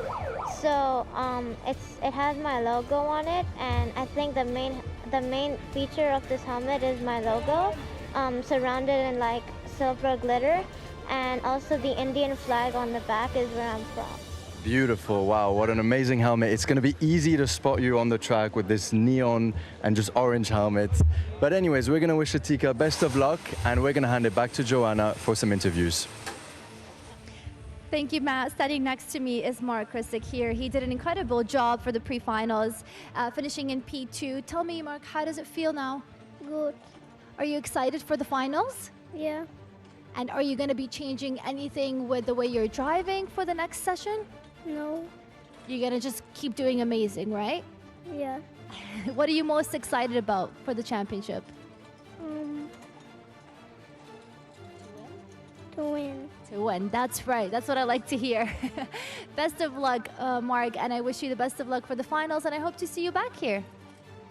All right, ladies and gentlemen, I would like to ask Sam Testa. Sam Testa finished in P1, and we just spoke to his dad now. You're doing amazing, and it's so good to see you back here. Tell me about all the preparations you've been doing since the last race. Not really. I wasn't driving my Bambino since the last race. I kept practicing with my Mini, yeah. So it's been a long time I've been not driving with my Bambino. Wow, and you're doing such an incredible job. How does it feel to be back here on the track where F1 drivers were racing? It is a nice track, I'm gonna say. One of my favorites. That's awesome. And what is your what's your goal for this new year? Really, I don't really know, but I think I'm doing well. That's one of the reasons. I think we all think you're doing amazing. Your dad is very proud of you, and we're all very proud of you and happy to see your progress in this season. So I wish you the best of luck, Mark. Sam, sorry. It's a long day already, but I wish you the best of luck, Sam Testa. All right, ladies and gentlemen, I'm going to send it back to Jack. Thank you, Joanna, and thank you, Matt, thank you, Sam, and thank you, Mark. There's Mark, not Mark, it's happening to me as well, look.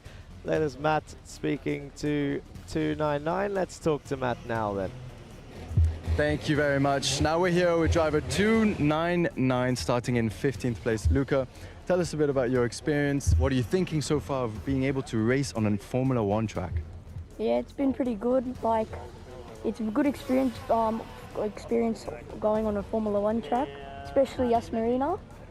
Hopefully go forward and hope for the best.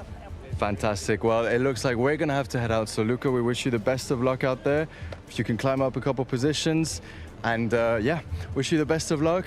Speak soon. Anyways, we're going to be making our way back to the pits, wishing all of these drivers a huge field. I have to mention another breaking record, 105 total drivers, 3 girls in the junior grid. I mean, this is fantastic. So we're going to wish them all the best of luck as they head out on track.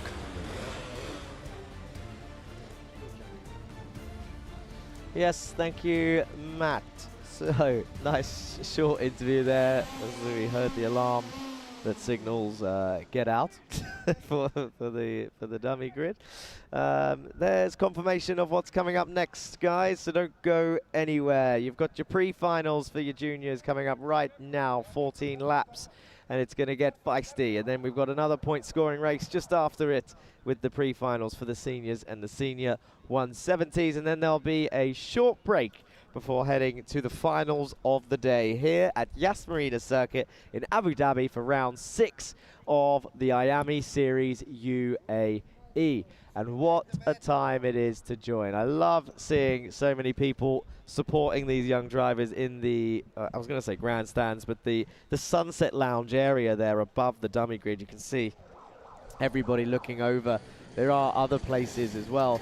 And who knows, maybe one day with all of this new broadcast exposure from media friends, shout out, maybe the Turn 5 grandstand will one day be filled by parents. There's Savile Gagay slapping himself in the helmet to wake himself up, ready for this pre-final race, psyching himself up in the number 260 car, as we saw the onboard shot from Luca Mortaro's car. Don't forget to vote your driver of the day, guys. Your next pre-final is about to start, as the cameraman got a little bit scared there and the carts got pretty close to him. What a daredevil. What an absolute legend Let me go. Did he get knocked over or not? Gio's holding him, so maybe. Well, we got a couple more carts leaving that he's going to go get back in. He's a pro, yeah? He's a pro. I don't think he actually got hit. I think he just got a little bit scared. That's all. Maybe the drivers were so busy focused on warming up their tyres rather than the big guy in the high-vis jacket in the broad daylight that was stood in front of them with a massive camera. Completely thrown me off because it made me laugh. What was I saying? Fill up the grandstand. Yeah, maybe one day. Shout out to media friends and the Iame series. I'm loving these off-board shots, to be honest, and it is good when they get to provide the racing action. Look at the tyre on the front left. You see that ridge on the far left-hand side of it? It's just pure tyre wear and marblage. That's a new word. I just made it up. Let's add that to the dictionary. Marblage. The accumulation of marbles on one's tyre. Add it. Click. Enter. Oxford Dictionary. Tick. Okay. They've backed up pretty early here. Was this? I think this was the category that did this earlier. The juniors taking it they're taking no chances for full starts, these guys. They're slowing right down before they get to the top left. And now we wait. The calm before the storm. The red lights are on. And here they go then as they go down towards turn one. They're going through the tram lines. The green lights are on. There's no full start flag and they chuck it into turn one. 3, 4, 5 wide as they go into the right-hander of turn two. But turn three has been a key overtaking spot for so many people as they all try and find their way through. But the track is so wide that it's a nice, clean start for those all the way through the first couple of corners. In towards turn 4 and 5 they go now. Still a couple of carts 3 wide as they go through 4 and 5. Into 6, 2 wide back there, now through 7. And as the leaders now start to single file out, they'll come through 8, 9 and 10. You got still some fighting going on back there. 272 and 281 side by side as they go towards turn 1. Oh, it was getting feisty through there. And we cut away and see your leaders now. So, 255 and 227. That'll be Matanch Jain and Peruzzi there in your top two, the lead of this race right now. Matanch Jain versus Leonidas Peruzzi at the moment on the top end. Then it's 232 in the next position as we wait for the data to come up on the screens. The Matanch Jain and Peruzzi leading the way. Here it is. I wonder if... Oh, there we go. I was wondering if he's had a transponder issue or if it was just the data. Always assume it's just the data.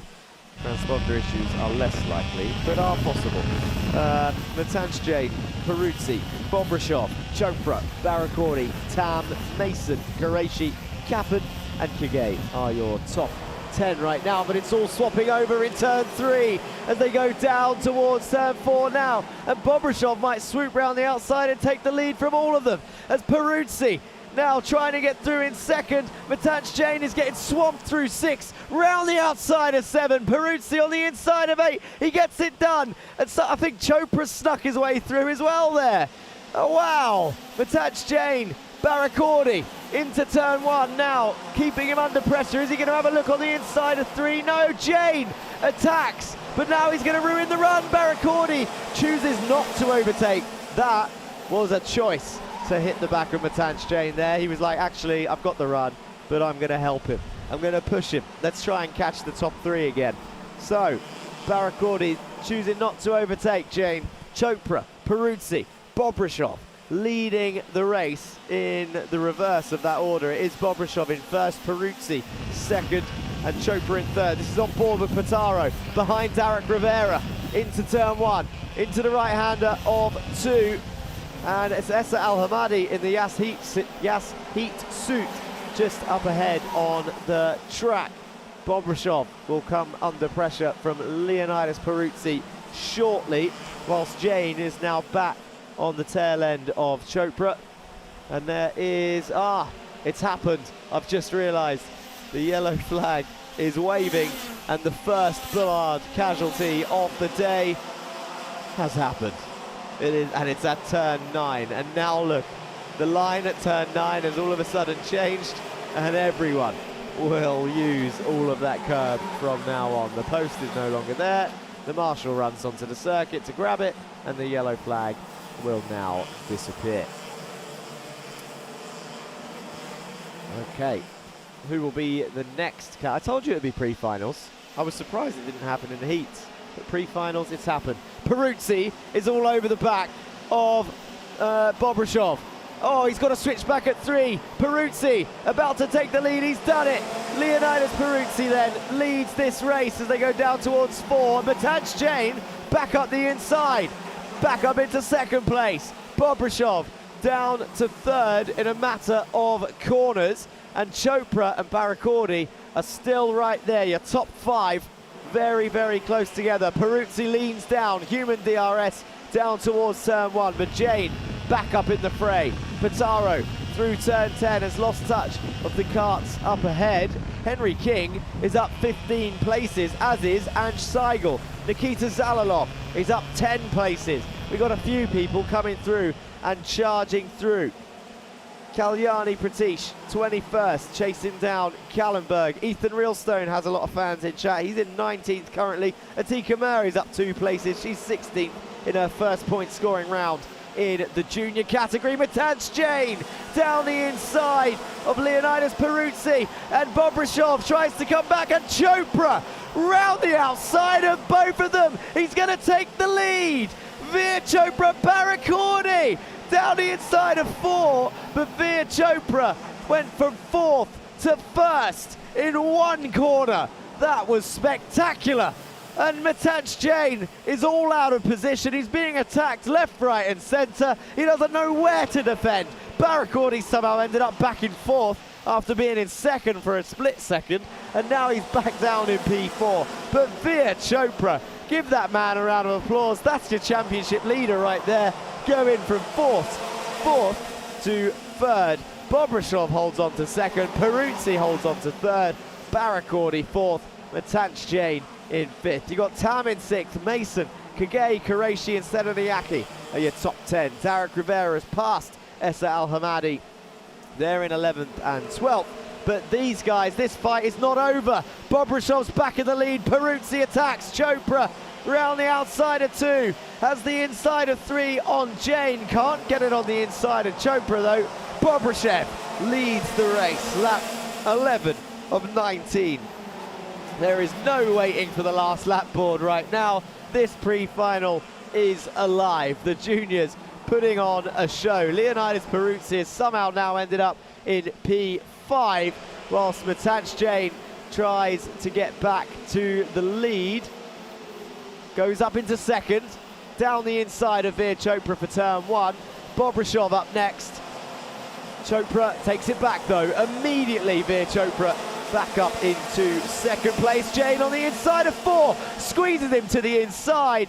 Does Chopra, and I think manages to defend. No, doesn't defend that position. Jain made it through then, committed on the brakes.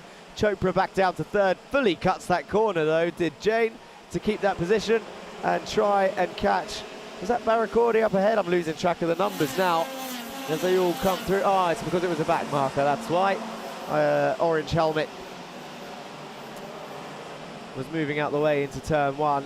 And here we go, we've got some more back markers coming through. Jain mentioned them, he wasn't very happy about the back markers earlier on, but Barakordi is up into 2nd place. Bobrishov has a hell of a lead. Oh, Jain down the inside of 6, trying to get past Haristo, I think that is, in the Telios Racing Team car. 2-3-2 then.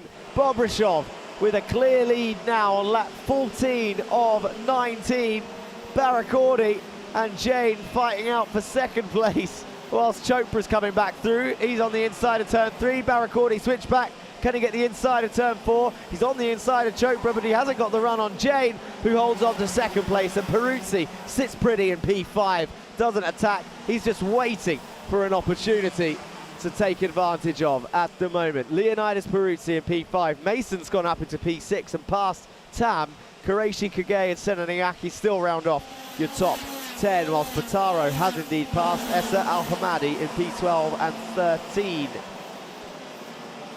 Here's your second to fifth fight.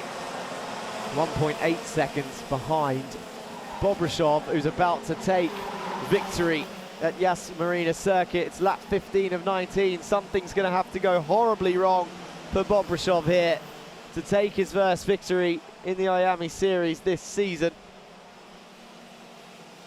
And you'll have to give the man a round of applause. It's the first point scoring round, of this round for your juniors. And he's done a fantastic job to get in that position.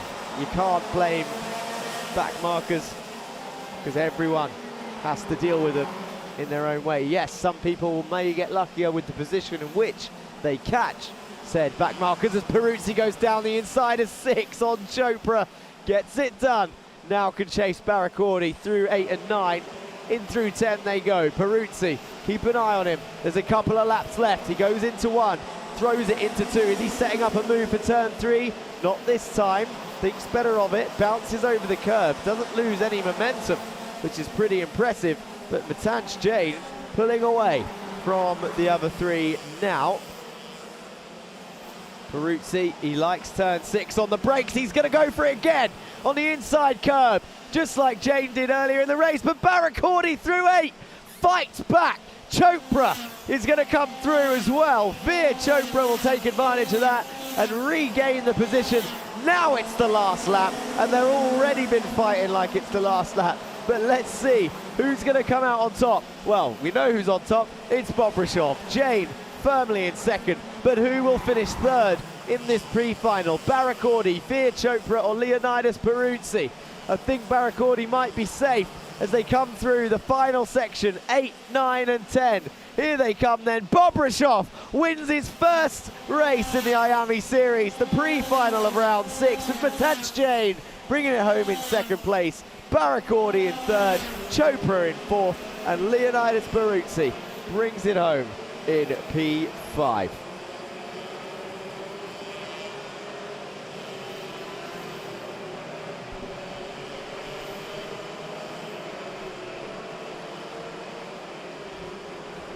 What a time. What a race.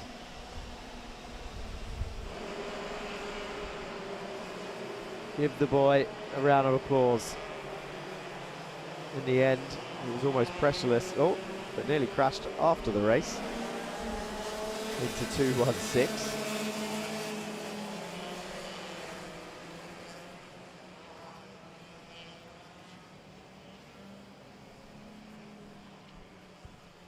And now we're waiting for them to come back. Bobrishov of Mumbai Falcons.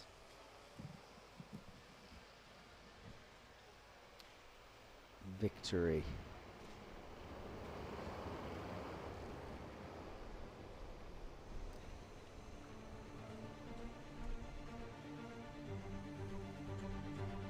Confirmation. Bobrishov, Mumbai Falcons. Jane, Mumbai Falcons. 255 finishing in second place with number 200 Baracordi in third. Will this have an effect on the standings? Depends on how much time I have to try and work it out. But it's Veer Chopra, Peruzzi and Mason in 4th, 5th and 6th. Tam in 7th with Johansa Senaniaki, Qureshi and Kage rounding off your top 10. Then it's Luca Portaro in P11, Henry King in P12, Essa Al-Hamadi in 13th, Derek Rivera 14th, Ansh Seigel 15th, Mohamed Al-Qasemi in 16th with Giuseppe Montanari in 17th. Harrison Stevens, Atika Mer and Ari James Kallenberg rounding off your top 20. Then it's Ethan Realstone, Nikita Zalalov, Kapan, Alabavli, Siddiqui, Debussy, Albani and Bhatia, your top 28. Then it's Kalyani Pratish in 29th, David Asfahani in 30th, Madam Sashadri and Boranov in 32nd, Boriawala Aristo and Husari in P33, 34 and 35. Let's go down to Matt in the pit lane. Yes, thank you very much, Jack. Wow, what an eventful junior race now. It's going to be even more, I'm assuming, in the senior class, the oldest class and most competitive class of the grid. Now, we have driver 354, Nathan Pope over here. Nathan, a bit of a mishap, not the qualifying that you wanted, but now you're starting in 5th for the pre-final, so you've made your way back up. Tell us a bit from your eyes, how was that process? So quali, yeah, on our fastest lap, we just caught a bit of traffic. We had a good tow, we had a good chase, but we just caught traffic that ruined our quali lap. And in the heat, I knew I just had to put my head down and try to move forward.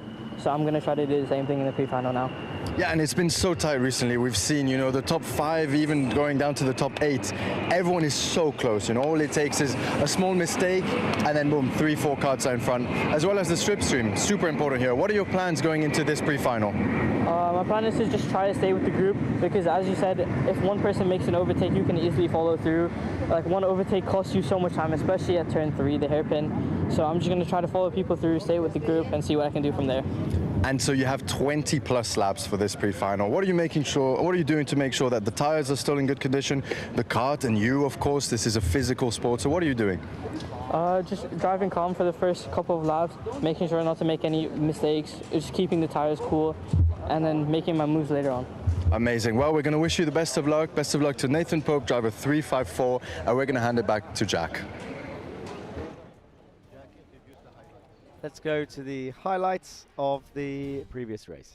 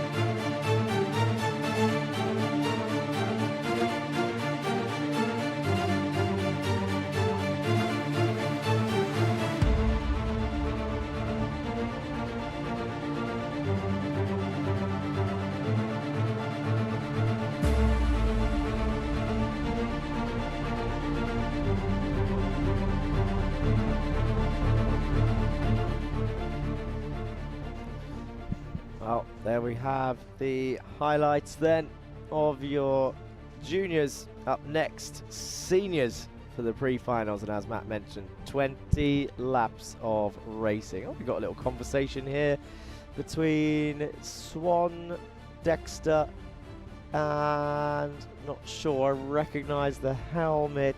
Just trying to look for the name on the suit. Let me have a look over and see if I can see who is looking ready. Number 386, Qureshi, already in the kart, sat waiting for everybody else. Just looking around the circuit. I do not think there's any kart recoveries at the moment. So we'll just wait for everybody to get in the karts for the timing warning to be given.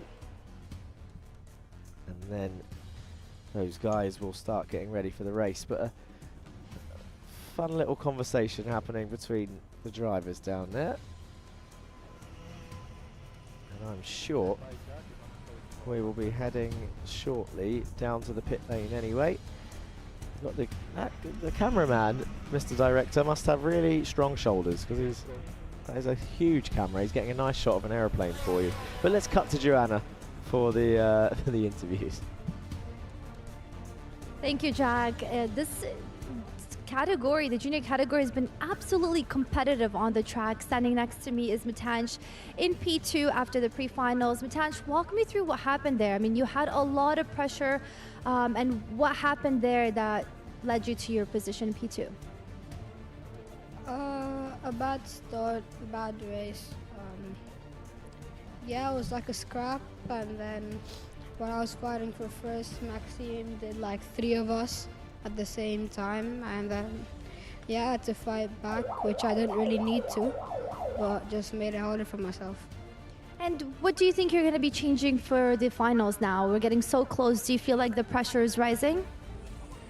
I don't get into that. I just drive. I love that. So you're always feeling calm. And what do you do to prepare yourself mentally so that you don't feel so much under pressure?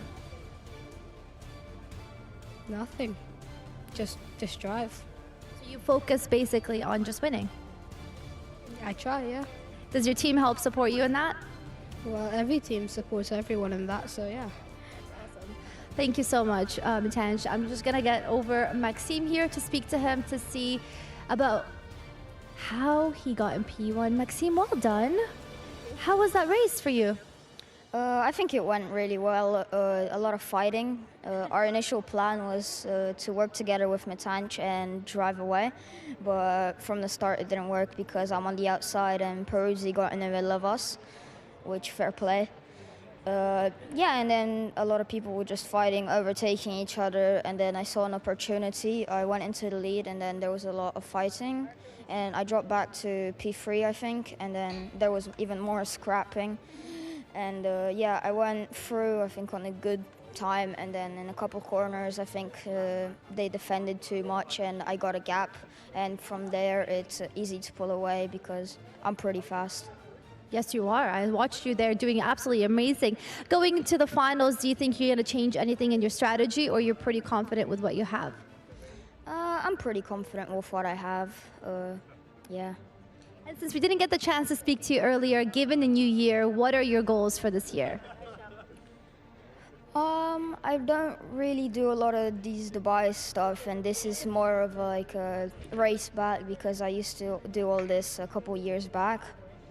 I think this year I'm just going to focus on staying at the front in the European races, maybe getting a couple podiums. That's awesome. I love to hear that. And can I just ask you, what age did you start racing? I'm pretty sure I started racing like 5 or 6. Wow, that's incredible. Honestly, you're doing an amazing job. I love the confidence that you have. I love that you don't let the pressure get to you. I wish you all the best. Keep pushing, and I hope to see you back here in the finals. All right? Thank you, Maxime. Thank you. That is it, ladies and gentlemen. For myself, I'm going to send it back to Jack. Thank you, Joanna. See, told you, you got the plane shot. Oh, it's in. Okay, now that I know that whatever's being filmed is easily... Oh, what's going on here? Is this the 6-7 sign? I don't know what that is. That just looks like gang signs to me, guys. You shouldn't be associated with these things. The circle of...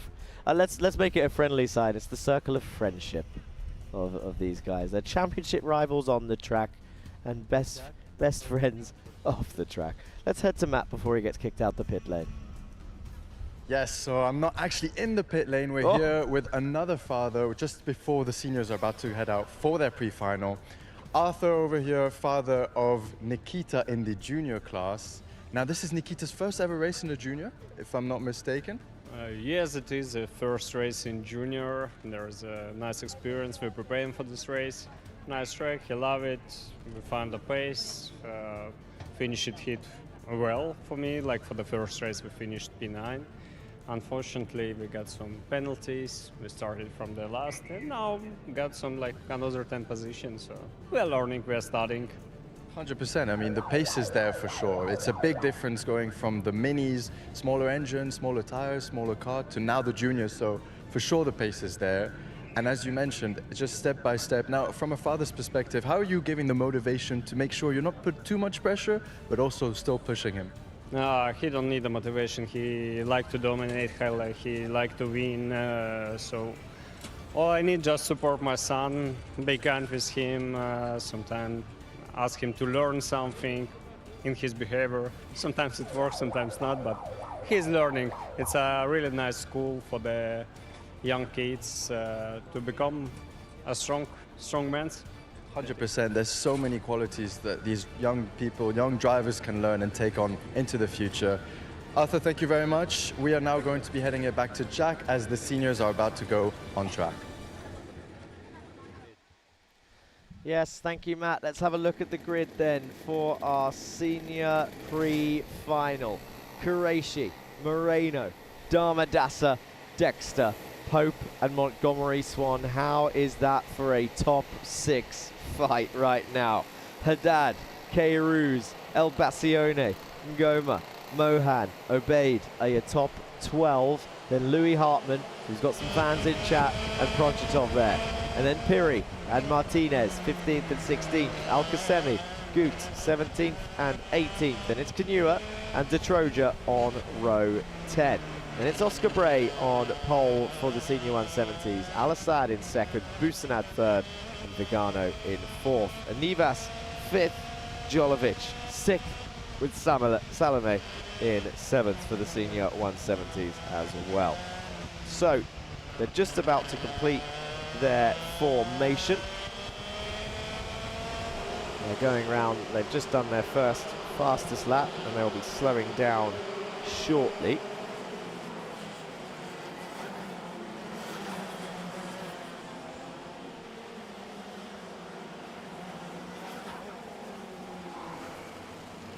And here they go through then, turn 6. Oh, we have got a few more chats actually that I missed whilst we're waiting for them to slow down and start their race. Franca says, can't submit vote your driver of the day. I'll let the tech team investigate that.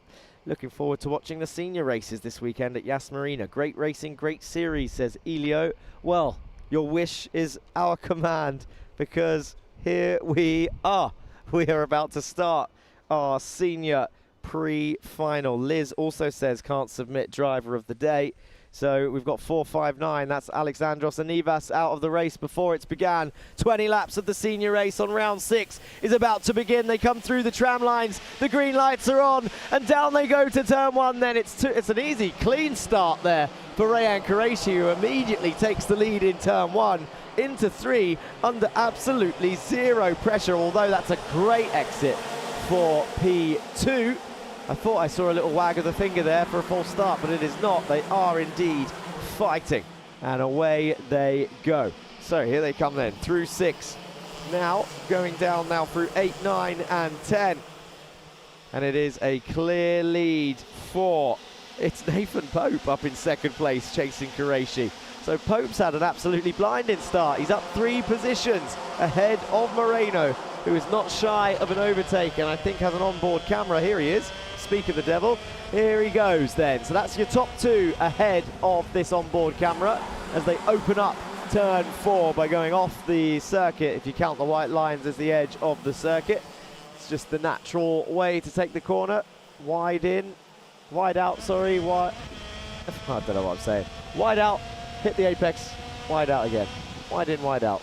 Slow in, fast out, all of that stuff, all the racing terminology. But it's Nathan Pope then who's pressuring. It's approaching. Sorry, the director put me off then. That was a funny one. You should have broadcast that one. Can you speak to the broadcast? Okay. It said it's my job. I need to stop asking him to do it. That's fine. Anyway, looks like Qureshi's pulled a bit of a gap on Pope, so does have the pace. What can Pope do here?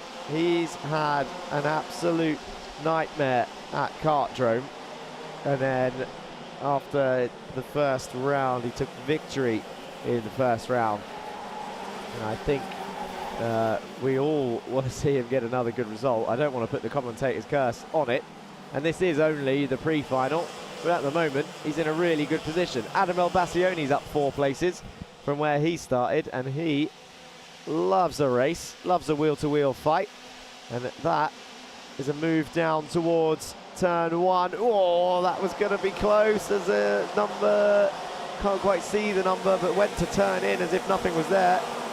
334, Jeremy Montgomery Swan comes out on top of that fight. There's Dharmadasa in P7 at the moment, behind Max Dexter. Moreno still in P3. Down the inside for the CRG kart there. Good move into 6. Back on board with Moreno, who is closing the gap. Actually, Nathan Pope's just set the fastest lap behind Rayan Qureshi. He's pushing. Number 354 is pushing. Nathan Pope then, a 31.6. 3v5 off the circuit. That's Adam Elbassioni. No, he had a good start. He was up 4 places and he pulls off into the... Wow, he's ready for car racing. Here's Adam Elbassioni. He pulled straight off into the orange zone, but he is, of course, disappointed with whatever happened. I'm guessing there doesn't look to be much damage on the car. So it must be maybe an engine failure there, mechanical failure for Elbassioni. I'm assuming, didn't see it, but he is out of this race. The first point scoring race of the day here in point 6. A real shame. He is in P6 in the championship standings, 1 point behind Max Dexter in P5, 3 points behind Louis Hartmann in P4. That is your current championship order. Jeremy Montgomery-Swan is your championship leader, but only a few points ahead of Rayan Qureshi, who is currently leading this race. Montgomery-Swan down in 10th. We could see a swing in the championship in this race as the AK car is throwing it through turn 1. 4-wheel sliding, and they're all telling each other to focus forward. And the 480 there was joining in on the action. Look at this. They're going for it. It's good to see these guys going wheel to wheel. We don't often get to see the 170s. Do you know what put me off then? In the background was one of the photographers laying on the floor. There's your next challenge director. Zoom in on the photographer having a sleep mid-race, trying to get those angles. But here, look at the 170s go. They were really going for it there, wheel to wheel, all of them. Turn 6, I'm really curious about the turn 6 track limits, to be honest. It's 478 Busenad, who is the one that's 4-wheel sliding. He's under pressure from Al-Assad and Vigano. And Oscar Bray. It's a 4-way fight for the lead in the 170 category. And we don't often see it this close. Oh, 369. Biren Piri bouncing all over the curbs. And Moreno is up into 2nd place then and has passed Nathan Pope for the podium position. Rayan Qureshi still leads the way by 0.6 of a second. Haddad now in P4. Darvadasa P5, Dexter P6, Louis Hartmann up 6 places into P7. He's having a good season, is Hartmann. Montgomery-Swan has also gained a few positions. He's back up in P8 now. Back on board with Moreno. He's pushing, and I thought I could hear some cheering from the pit wall, and that normally means a team is getting excited. I reckon there's a team down there watching lap times of a certain Eloy Gonzalez Moreno, who is slowly trying to close in on your race leader, Rayan Qureshi. And it wouldn't be the first time that he's had a nice charge and a chase down of the lead. And here we're back with the 170s. 478 Busenad versus 409 Vigano into 6. Vigano putting him under pressure. 312 Al-Qasemi ahead of Jolovic, who's actually leading the 170s at the moment.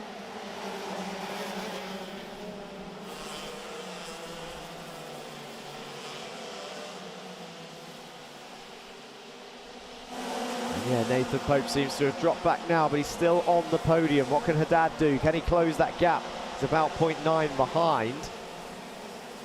But Moreno, 4/10 down the inside of Qureshi.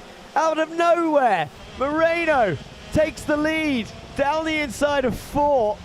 Really closed the gap pretty quickly. Is Qureshi saving tyres? Because the ½ second gap absolutely disappeared. I think I know why. It might be a timing screen issue again. 14 laps, there we go. It's updated. And Moreno then through. Qureshi down to 2nd. 1 second between them and Pope now. 2 seconds to Haddad. And Moreno's done it, but he's got to hold on for 6 more laps. And actually, he's back through. Whoa, Qureshi He's retaken the lead. Busanad's off the circuit, so he's had an issue. Nathan Pope is under pressure also from Haddad. 1/10 of a second between them. Down the inside of turn 3 goes Haddad. Pope gets a switch back and retakes P3. Qureshi back into the lead from Moreno. You're on board with Moreno. We're off board with Moreno. But here is your top 2. We're on board with Moreno through 6. Chasing down Qureshi through 8, through 9 on the left and through 10, which is pretty much a nothing corner down towards turn 1. Throws it into 2. Is he going to make a lunge into 3? Not this time. Tries to focus on the exit. No DRS engaged for the driver in second. Turn 4 into 5. Went a little bit wide there. Maybe carried too much speed in. Perhaps a half-hearted attempt at an overtake there from Eloy Gonzalez. Didn't pay off. He's lost a little bit of ground, but he can close back up. And there's some traffic up ahead. And this could help him as Nathan Pope holds on to P3 from Haddad. And actually, the traffic has moved straight out the way, did not interfere with the lead fight at all. Both of them really using all the track on the exit of 5.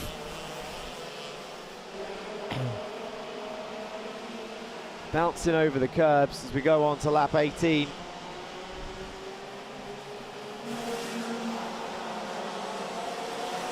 I can't call it.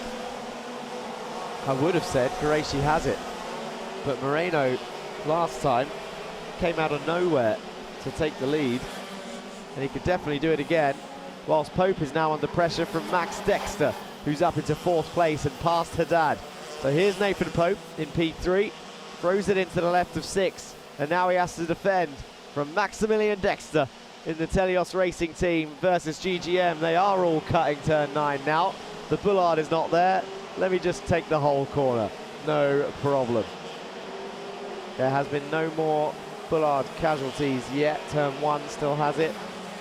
Turn 8 still has it. Pope looks over his shoulder to defend. Throws it into 4. This is the last lap. So if he's going to get attacked, this is the lap he's going to get attacked on. It is the last lap. Qureshi leads from Moreno. Pope through the final sector then. Oh, it was close at the front end when they crossed the line side by side pretty much. And the finish line, the checkered flag has come out. Who did it? We're on board with Moreno, but the checkered flag is out. And I think Qureshi did it just, but there was 2 cars side by side when they crossed the line. So it might be pretty close as we wait for that to update.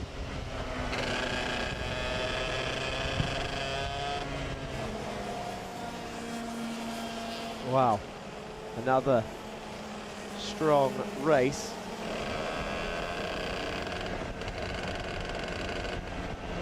Hard to call the victors with the timing Wi-Fi delays.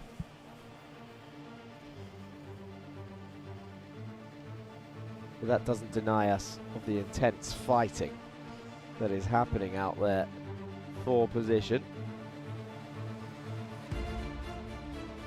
But if Nathan Pope did hold on to that P3, that is his first podium since round 1, where he won the final due to a penalty. Technically, I think he won round 2 also. This time he got the penalty.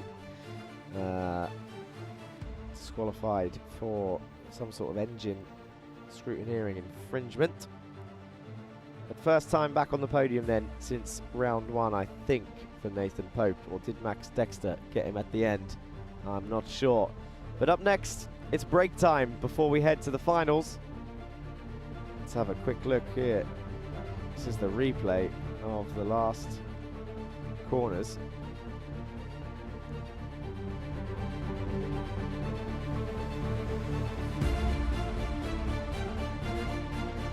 It was close.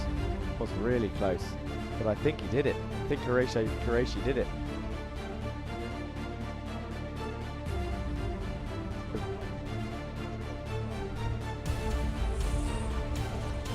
Exactly. What is motorsport if not exciting when they cross the line at the same time? But 480 very much nearly getting involved in your lead battle there. But not quite this time. They crossed the line before they entered turn 1, so of course the race was over. Qureshi by a bumper, I think, took that victory. I'm sure we'll see the times in the results after. But thank you all for tuning in so far. Hopefully your driver of the day voting issues have been fixed. And you can give that another go. Shout out to, of course, all of our sponsors and partners again, and thank you for joining us for round 6 here. Don't go anywhere, because the real action is about to begin. The longest races of the day for the guys and girls out there on the grid. And it's the most valuable ones also. The highest point scoring races are about to begin later after the break. You saw the timetable, 2:30 I believe scheduled for, so not long, and the finals will begin here at round 6, and then we get to do it all again tomorrow for round 7 here at Yas Marina Circuit in Abu Dhabi for the Iame Series UAE.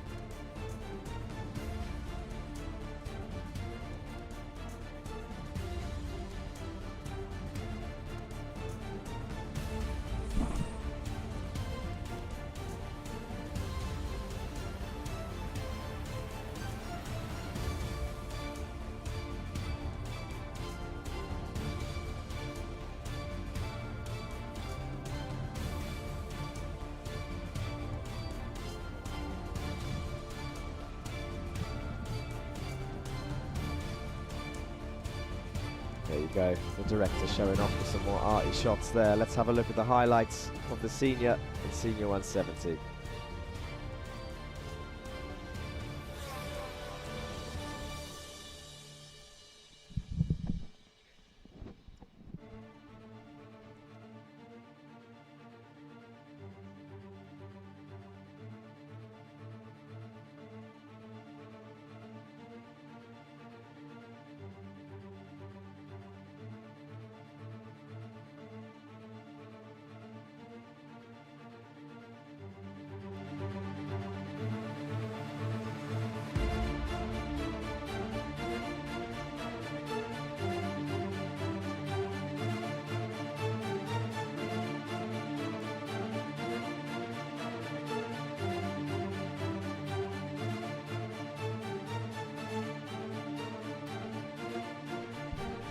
And we saw it just at the end there, actually, in that highlights reel. The Max Dexter and Nathan Pope fight in the last couple of corners was extremely close, but Nathan putting his car in the right position to stop that from happening. There's the last sessions of the day, the timetable, your finals for the Mini, 14 laps, then a time trial 3 for the Bambinos, finals for the junior, and finals for the seniors and the senior 170s there, and that will end the day before we head to the podium. Right now we'll go for a quick break, and we will see you back for the final racing action of round 6 today on the 3rd of January 2026 at Yas Marina Circuit in Abu Dhabi. We're going to go to Joanna for the driver interviews.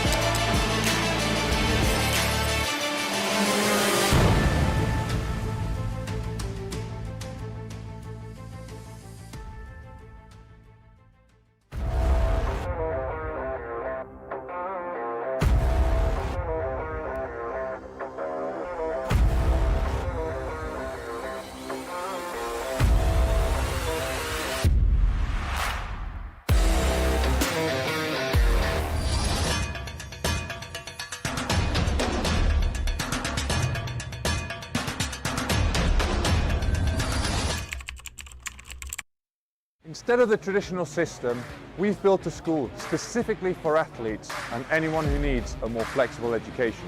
We provide a full school curriculum including GCSEs and A-levels, mentoring support from ex-athletes, and the ability to study from anywhere in the world at any time. Welcome to MVA, the #1 school for athletes.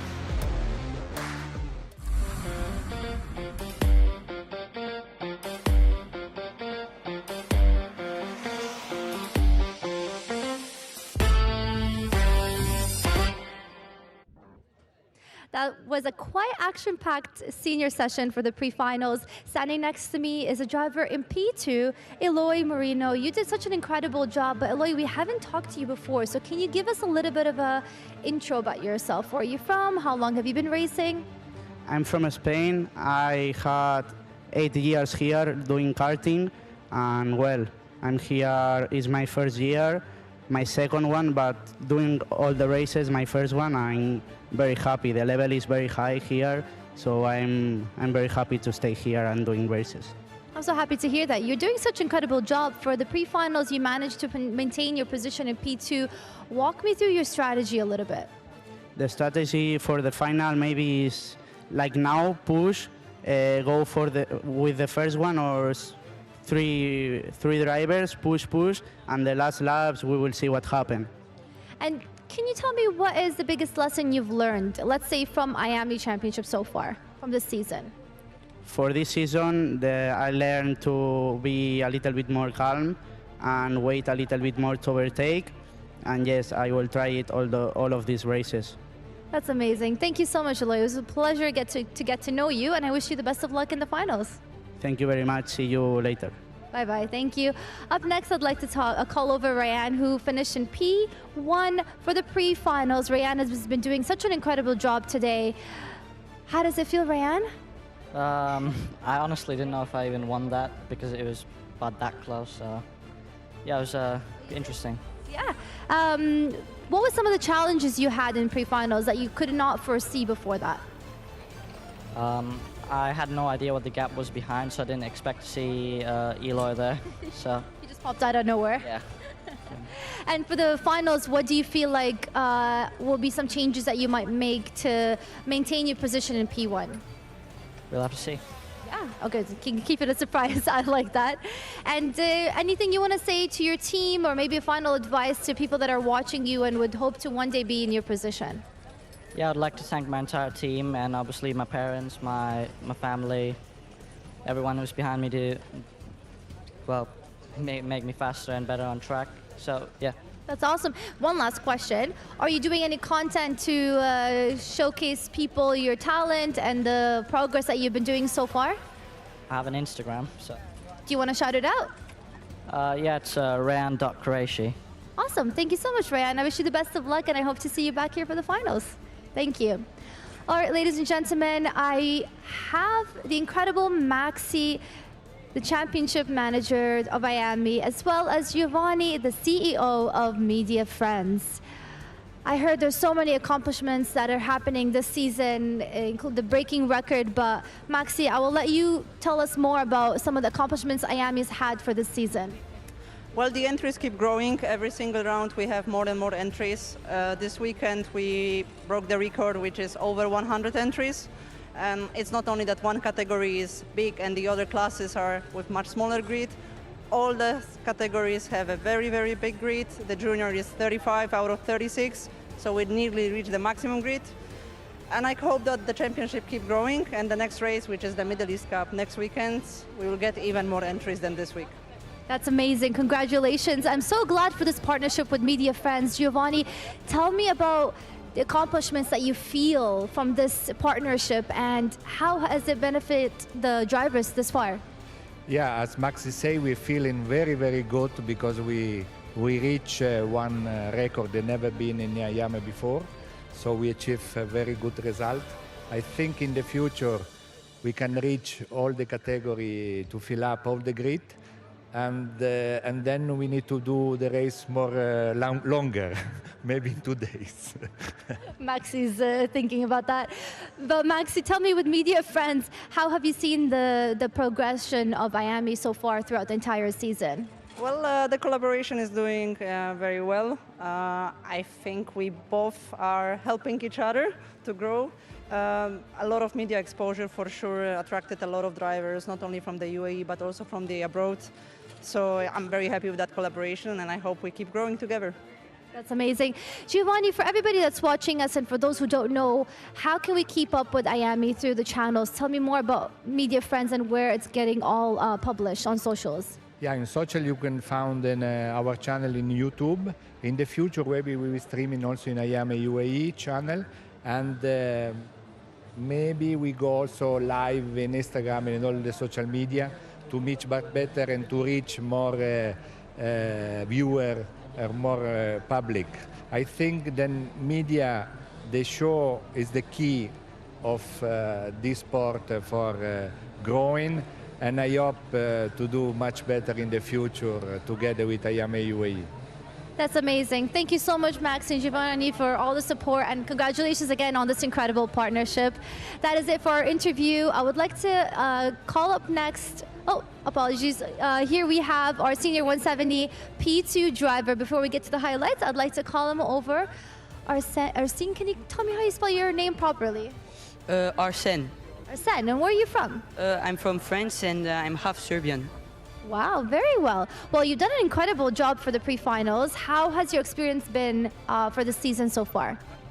The thing is, I joined mid-season, but since this, it's pretty fun. I have fun. The track are really good, and yeah, having fun with the team and everything. How long have you been racing for? So I think I'm racing now for more than 5 months, 3 months, 4 months. So not so long. So, you know, most drivers that we see are starting from the ages of 5, even 3 sometimes. So how has your experience been? I mean, you and Oscar Bray have both didn't have so much experience or many years experience in karting, but how have you picked up the sport? Where did the passion come from? So actually, the first time I went on the go-kart was 7 years old, but I stopped at 8 because like there were no racing though. So there's no the pressure of racing and the fun of it. So I stopped, and after I came back at 14 because I just wanted to go back because it was fun. I was doing some rental, but not the same feeling. So yeah. Well, you're doing incredible. Any changes to the strategy going into the finals?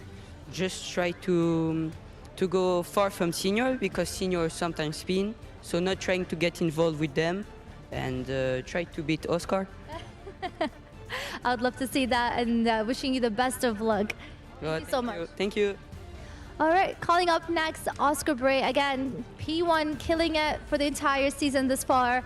How does it feel to have new competition behind you, putting more pressure on you?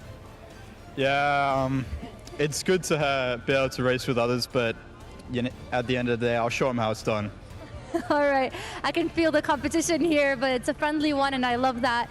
Any advice you have for your fellow teammate who's also joined karting very at a much later age, I would say? I'd say what I see a lot is when drivers start to not perform or just under certain situations, they let it get to their head a lot, and it's good to not let that happen, otherwise it really hurts your performance. Yeah, I mean, it's not an easy thing to let things go, but it's a talent that can take you so far, not just with karting, but any, I would say, obstacle that comes your way.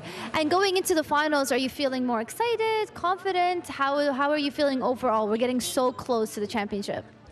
Yeah, it's really exciting coming to the finals, especially after that pre-final. It's pretty good racing from everyone. But yeah, it'll be good to see who comes out on top. Good luck, Oscar. Thank you so much again, and wish you all the best. That is it, ladies and gentlemen, for our interviews. Up next is the highlight video. Let's have a look.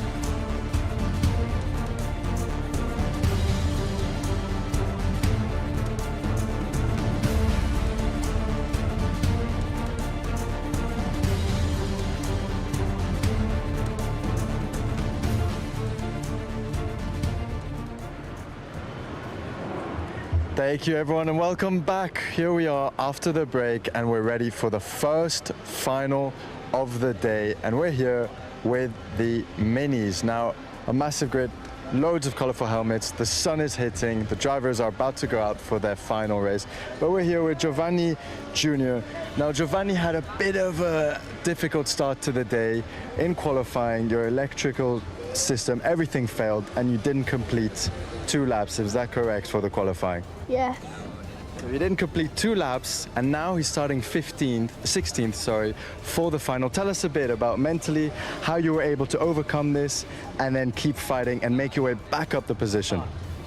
So in heat 1, I didn't have a great start, and then as I was quicker than the others because I started back, I overtook some people, so ending up 19th. And then in heat 2, I had a normal start. Then there's a crash that makes me go up to 16th. Then I push with someone until the final lap we battle. He's in front, so now I'm 17th. He just goes defensive, and then in corner 3, I get the switch back on him. Like he goes wide and I overtake him. Then I just defend and I come in front. So now I'm starting 16th. Wow, amazing. It just goes to show that no matter how you start, the most important thing is how you finish and the recovery. Now you have a long final ahead. What are you aiming to do for this final? Loads of laps, loads of opportunities to keep going up the field. I'm going to try to overtake and be clean, be consistent. Fantastic. Now, could you tell us just a little bit on your helmet? Looking at it now, there's the sun shining, deer designs. We still have a bit of time. It's going to be easy to spot you with this super colorful helmet. And we wish you the best of luck, Giovanni. Keep pushing, and we'll see you at the front. Okay. Alrighty. That's it. Now we're going to make our way back into the pit lane, pass it on to Jack as he talks about the first final of the day. Please.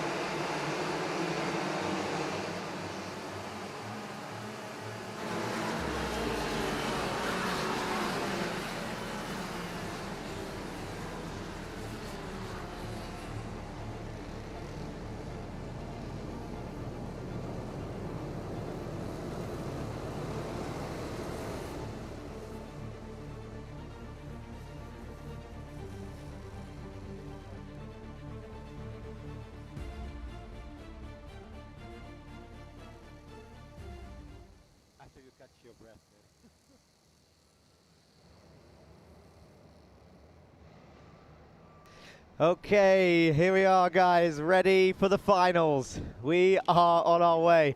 I am out of breath from running from the other side of the paddock, but here we go. They're going down through the tram lines, and it's a full start to help me out. Thank you, Mini drivers. So, they will go round again. We have 4 more races left of the day. They will go round one more time for this category. And it is a 17-lap finale here for round 6. Extremely, I mean, it's starting to get warm now. So these guys, I mean, they're used to the heat in the Iame UAE series. So at this time of year, it's not too warm, but it is warm enough. We spoke to Qureshi earlier, who was mentioning tyre temps, etc. And this is where it starts to get important, the finales.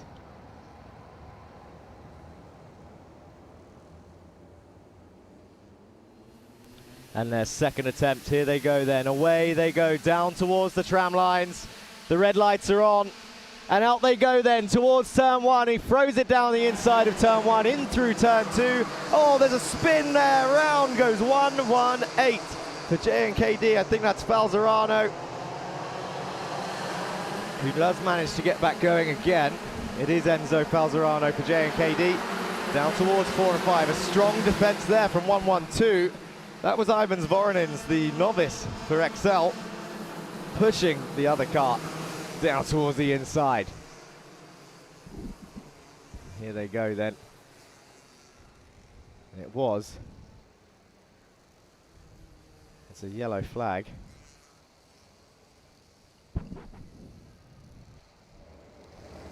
And they're all being waved back up, but I didn't see a full start.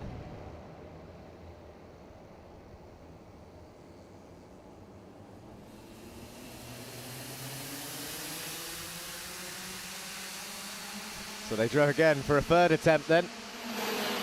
Down towards turn 1. Didn't see the flag waved before. They were racing all the way to the yellow. And now they begin once again. After the car. 1-1-8 goes down the order, down through 4 and 5. They're already single file, your top 10. In fact, your top 20 pretty much single file as they sort themselves out pretty quickly. It's 1-1-4 in the lead.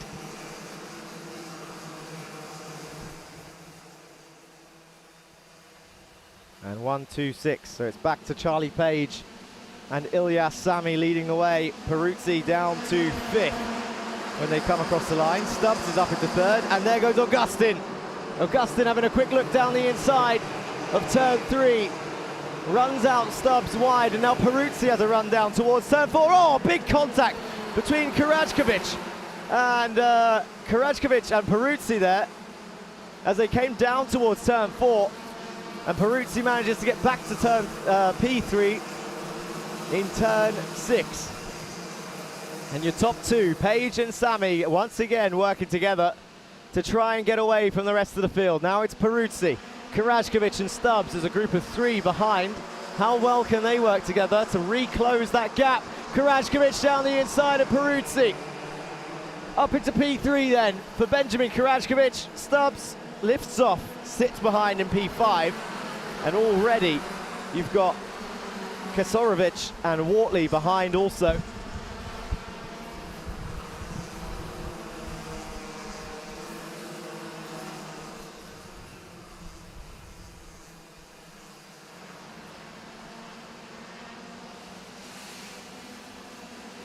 And now Karajkovic has got a whole train behind him. They're on lap 3 of 17. Peruzzi's going to go back down the inside of turn 3 there, gets it done. On the exit, parks it on the exit, gets a push from behind, manages to retake P3. Karajkovic now follows him. Stubbs still isn't making any moves. Kasorovic, Wortley and Lisignoli behind. They all need to focus on just closing the gap. Meanwhile, the mid-pack are still shuffling around through 4 and 5. Charlie Page, Ilyas Sami, the pair to beat today in the minis as they have been working together all the way through the day. I feel like it's been a repeat in all 3 races, the heat, the pre-final, and now we get to see it again. You can see there the point of the finger, look forward.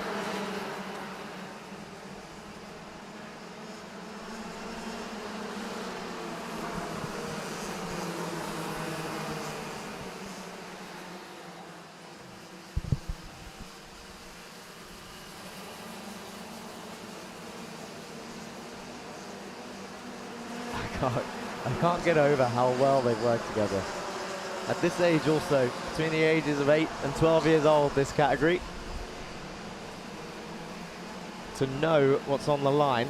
And don't forget, Charlie Page is fighting for the championship for XL Motorsport, whereas Ilyas Sami is with GGM, so they're not in the same team, but they are working together. But I wonder if it gets closer in a championship fight, will they still continue to work together? At the moment, Charlie Page is 2nd in the championship, with Ilyas Sami in 5th.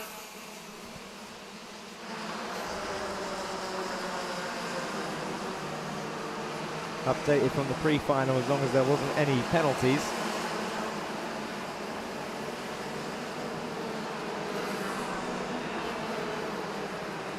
With the provisional results, and it looks like Peruzzi is now a little bit a lone wolf in this race. He's in P3. He's got a bit of a gap to the carts behind, so they can't help him close the 1.7 gap to the top 2.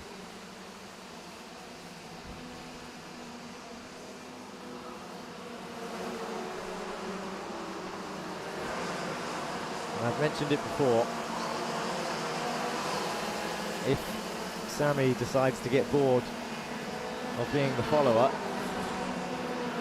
he could bring the other 6 carts behind back into this lead fight. I should say that you've got Peruzzi, Karajkovic, Stubbs, Lizignoli, Wortley and Kasorovic are all in a train not far behind, about 2 seconds back, as Lizignoli looks to pass Stubbs but backs out of it, I think. No, he commits to turn 1. Stubbs on the inside of 2, backs out, lets Lizignoli through. 3 wide into 3.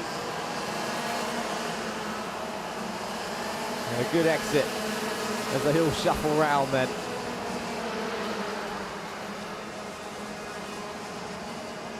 Peruzzi and Karajkovic still in 3rd and 4th. Lizignoli now in 5th. Oh, Stubbs trying to get back into 5th as they go side by side through this next part. 175. Wortley moves up. Kasorovic down. And they're still shuffling around. Going for it in every corner.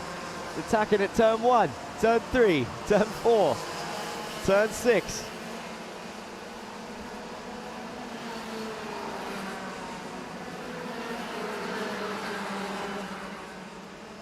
And here they come then. So Benjamin Karajkovic has passed Peruzzi.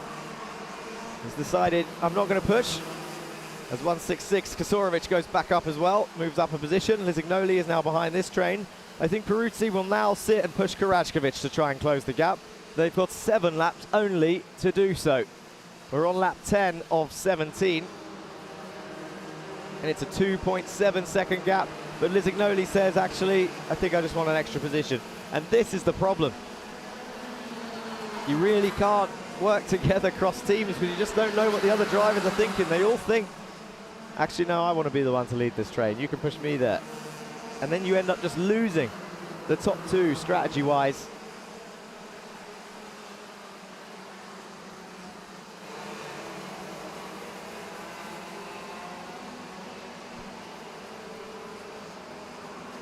There may not be any pit stop strategies in karting. That looked like a big hit from behind. Big slide. I think he saved it. It's over his shoulder. Are we still clear? 3.2 seconds now ahead of this train behind. Don't forget to vote for your driver of the day. It's been posted a couple times in the live stream. If you haven't done it already, although if you're hearing my voice, you'll probably be on the live stream already. If you haven't done it already, click on the link, vote for your driver of the day.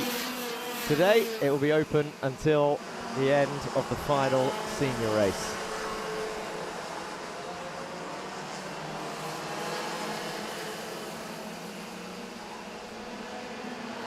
146 Koramifa coming up for this train.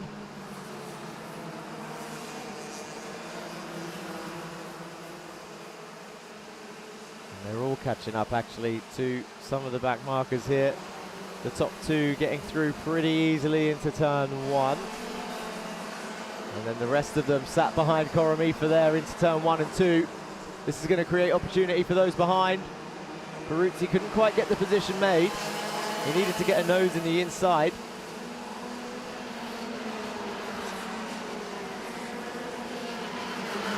Oh, Kasorovic through the outside then. Manages to gain a position through all of that.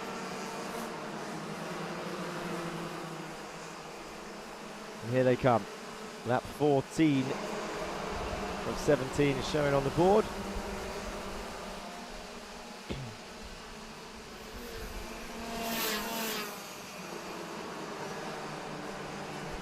And your top two been in the same order pretty much from lights to flags so far, but separated by less than a tenth. And we just don't know who's going to take it, because they'll just start out of nowhere. They'll just decide to start fighting. And you can never predict when it's going to happen. But you've got to say that for Karajkovic and Peruzzi, it looks out of reach.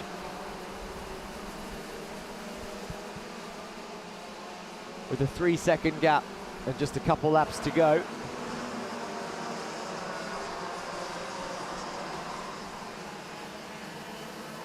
And they are still working together. Peruzzi's just gone down the inside on the exit of 3. He looks over his shoulder.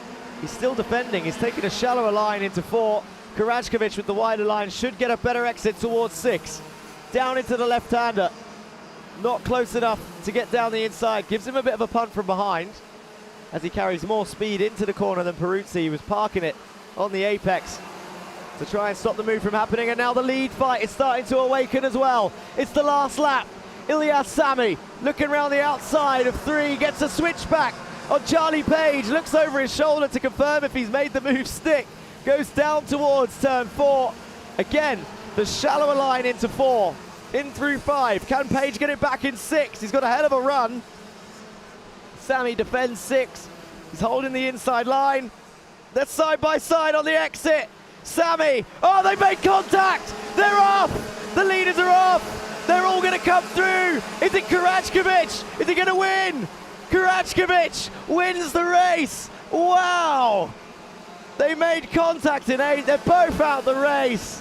Amazing. Not for those two. It's a shame. It's always a shame to see racing end like that when they work together for so long. 17 laps of pure teamwork, and Benjamin Karajkovic is ecstatic. He can't believe it. He's just like, well done. Here's a replay then. Inside of 8. Oh.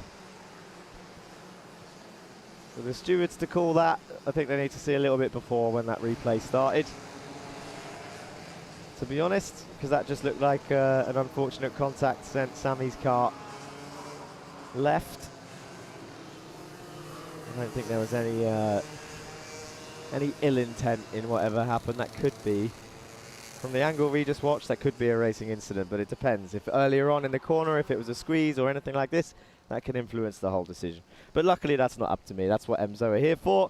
That is the governing body. That is the steward's choice. Sometimes I call things right, sometimes I call things wrong. At the end of the day, it's all down to the stewards for these two, but they are both out of the race also, so what good is any penalty going to do to the end of that result? Because Benjamin Karajkovic for JNKD ends up then taking first place. And look at Charlie Page.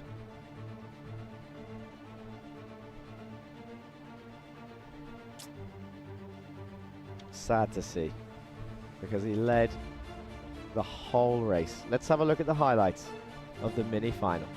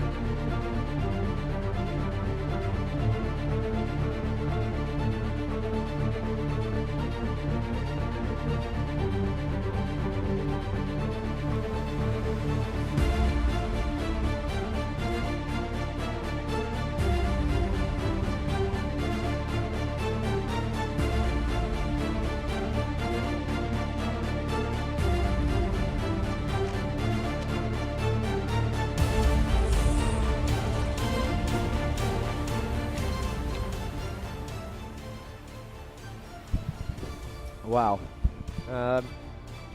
Still not sure how to react or feel about it, because you have to feel for Charlie Page and Ilyas Sami.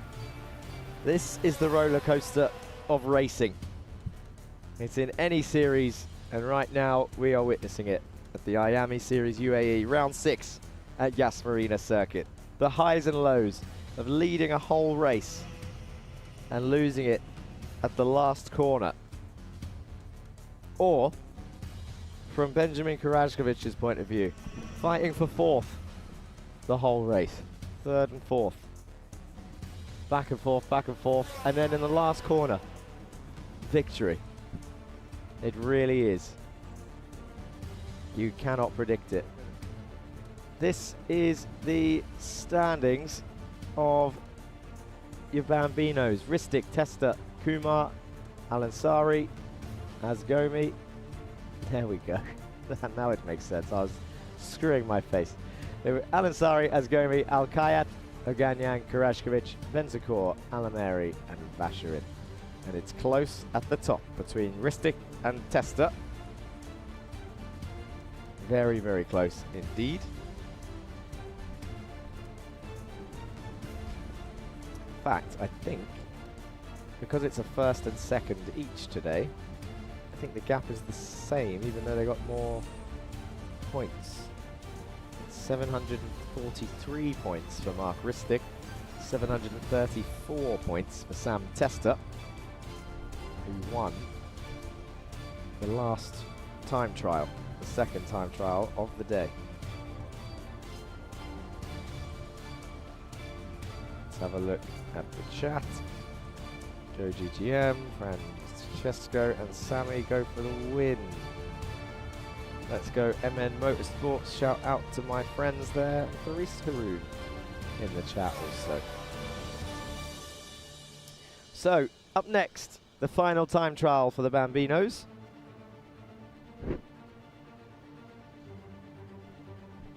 And then 2 more final races for the juniors and the senior 170s. 21 laps for the juniors, 22 laps for the senior and 170s. Just waiting for the kart collection.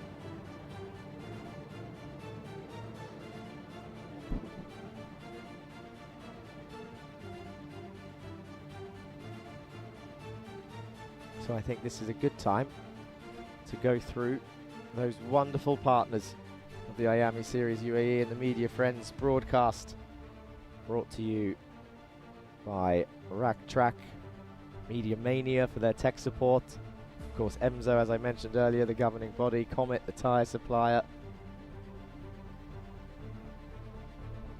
and of course Iame Series overall, 800 Sport, for all the sports equipment provided to all these young athletes.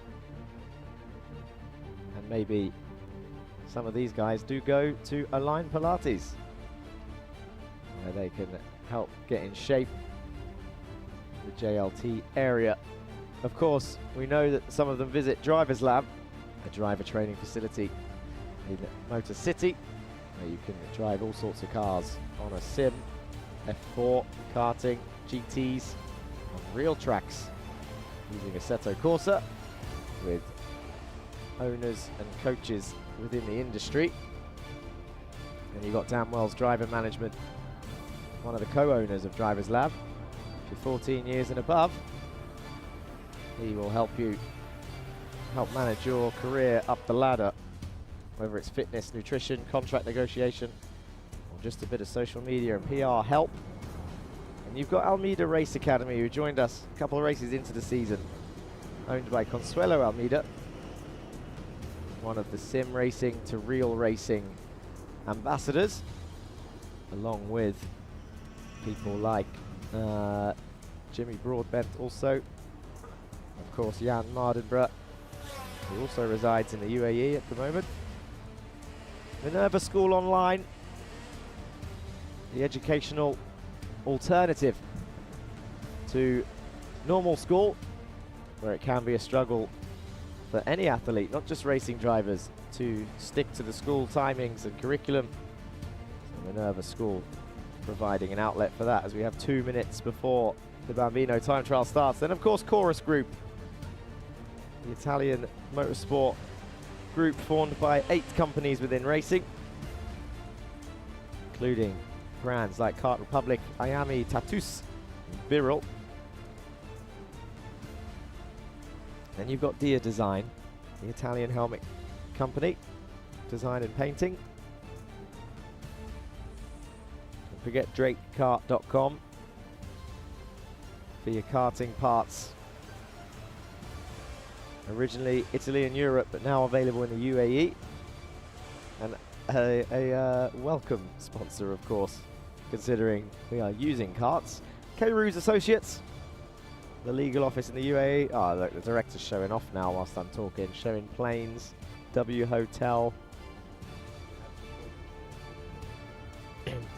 And of course, before I forget, I'll do the last one. It's Keysol invests, Keysol, who invests in companies with the potential to transform industries across. That is a beautiful shot. Look at that. Etihad is not a sponsor yet, but don't forget, if you want to sponsor, zoom in on that barrier right there, the Media Friends one. If you want to sponsor Media Friends and this broadcast, you can contact the number on that little barrier there on the right-hand side. But we can't see it. Is he going to zoom in, or is he showing Castor? They're just trying to get F1 sponsors now, which is possible. If you haven't joined the sponsorship and partnership roster just yet, get in touch with Media Friends. If you don't follow or subscribe to the YouTube channel, or of course the social media handles, please do follow. Don't forget the hosts. You've got Joanna Bergen. There you go. That was delayed, but you did it. Put your ad right there. Look, I told you there's more space. More partners can get on board. What was I saying? Yes, Joanna Bergen down there in the podium interviews. Give her a follow on Instagram. You've got Matt Wells also, who's been doing the reporting in the pit lane. Give him a follow on Instagram. And then, of course, I am your commentator throughout the races. My name is Jack Johns, or at TRL Racing Line on Instagram. Of course, I'll also take this opportunity whilst we're still waiting for the carts to be picked up to... This is a rare occasion, but it does happen. Got to thank the director and the people in the box. Okay? I know you're in there, sweating away now that the sun's out. It's no longer as cool as it was this morning. So whilst we wait for the Bambinos and the marshals, never forget the marshals. Shout out to the marshals and the photographers capturing and pushing these little drivers into the limelight. And, do you know what? I'm not actually scrambling. I just keep remembering more and more people because I've just seen it in the corner of my vision. Do you know who hasn't got a shout out all season yet? I don't think I've done it yet. The ambulance. The ambulances. They sit there this whole time. No one sees this on the stream. Can any of the cameramen find the ambulance? Now it's like we're playing Where's Wally? Where's the ambulance? They're out there somewhere as we wait for these 2 drivers to come back. But yeah, there we go. Give them a round of applause for being on standby at all times and keeping the little ones safe when needed. Okay.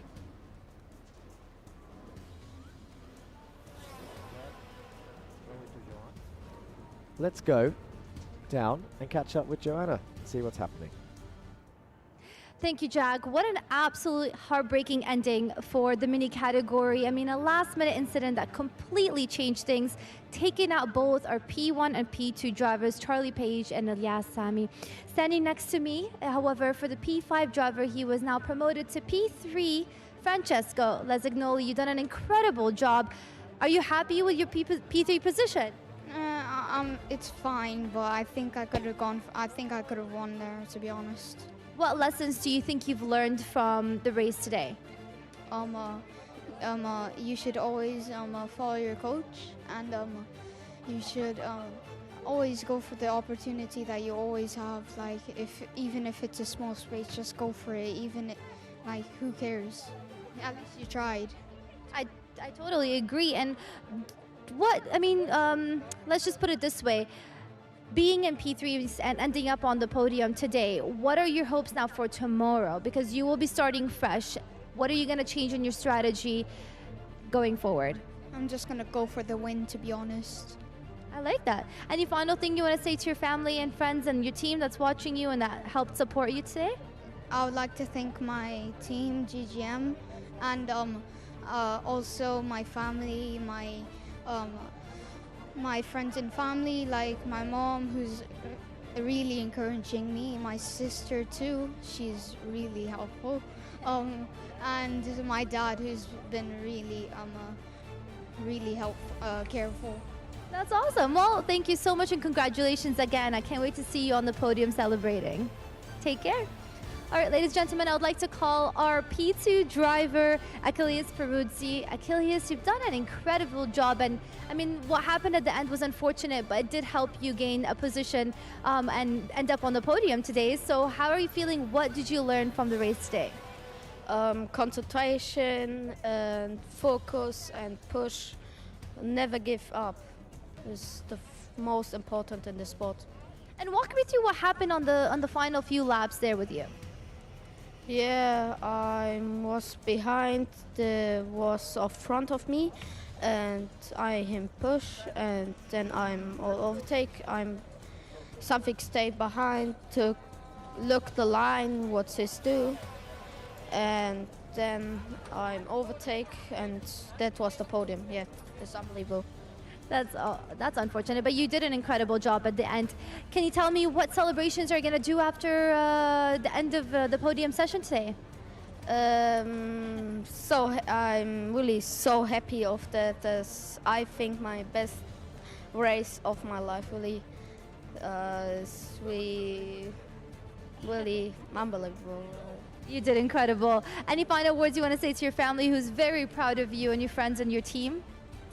I thanks really my dad, my mom, my family, what's all supported me, my sponsors. It's really unbelievable too. That is really supported me. That's really superb. Amazing. Congratulations again. You deserve the win. You should be proud of yourself. So we'll see you on the podium celebrating. Thank you very much. All right, ladies and gentlemen, up next, our final winner, Benjamin. Welcome here to the camera. Congratulations on the win, Benjamin. How do you feel? I mean, you did not expect this, but it did happen. And now that you're ending up in P1 on the podium, talk to me. Good, because I just, on the checker flag, I just saw Ilias and Charlie on the grass. Sad for them, but I was just so happy. And I saw you celebrating there with your hand at the end. What positives will you take from the race today? I made a few mistakes in the pre-final. I checked my data and I made it better. That's incredible. So you're learning from your mistakes. What do you think are going to be the post celebrations after the podium with the family? What are you guys doing? What's going to be the first meal you'll have today? I don't know. Anything you like? Steak, McDonald's? No, I don't like both. Oh, okay. All right. We got a picky taste here. Okay, well, are you excited for tomorrow? What are going to be some of the strategy changes that you might do tomorrow to maintain this position in P1? Try and win again. I love that. Final words for the family and the team. I thank my parents, my whole family, my team, and my mechanic, Joey. Congratulations again. We're all so proud of you. Well done. And thank you very much, Benjamin. All right. Everybody's so happy. That is it, ladies and gentlemen. That is the finals for the mini category. Let's see what's happening out there on the track for the Bambino category. Yes, thank you, Joanna. The Bambinos are out on track for their final time trial of the day. You can see the parents filming the little ones out there. As number 21 leans into the corner. Good to hear from Benjamin Karashkovic after his race victory and his supporters cheering in the background and shout out mechanic Joey, he said. Shout him out. Everybody give Joey a round of applause. Here's number 55 for JNKD Racing. Same team as Karashkovic. And number 166, Kasorovic, who finished first and second in the last race. Samuel Karashkovic is currently on the circuit in the Bambino category. There he is, the number 9.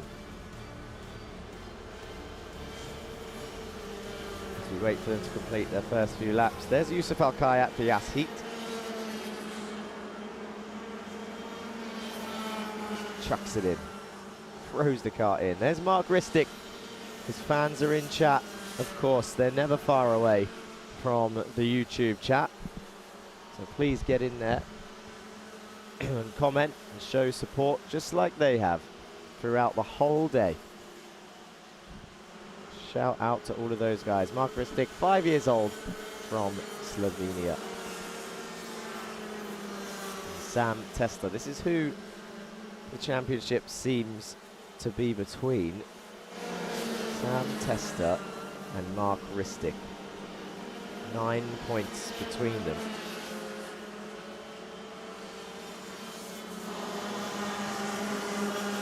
And no penalties at all this season for either of them. And actually, Sam Testa did get a disqualification from 1 round, showing on my sheet. He finished P10 from 1 time trial, not 1 round, sorry. And he got P10 in the 3rd time trial of round 4. And if it wasn't for those 2 results, Sam Testa would have been on the podium 100% of the time. So how many time trials is that? 3, 6, 9, 12, 15, 16, 17. Out of 17 time trials, Sam Testa has been on the podium 15 times.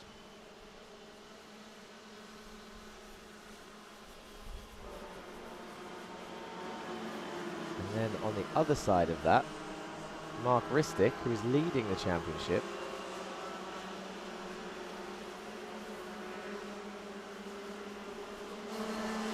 times. So you can really see how much that P10 or disqualification has hurt Sam Testa's chances, but it's a good thing. It's only just past halfway. Anything can change still. Today is round 6 of the Iame Series UAE. Tomorrow is round 7, and then after that we will be heading to Al Fassan at the end of the month for 2 more rounds, rounds 8 and 9, before heading back to Rack Track for the grand finale of this first broadcast full season of the Iame Series UAE, brought to you by Media Friends.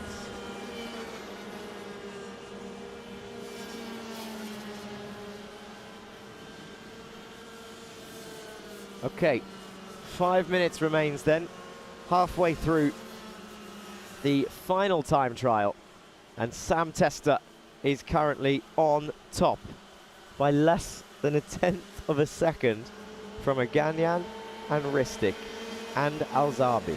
They are all within 1/10 of a second, those top 4.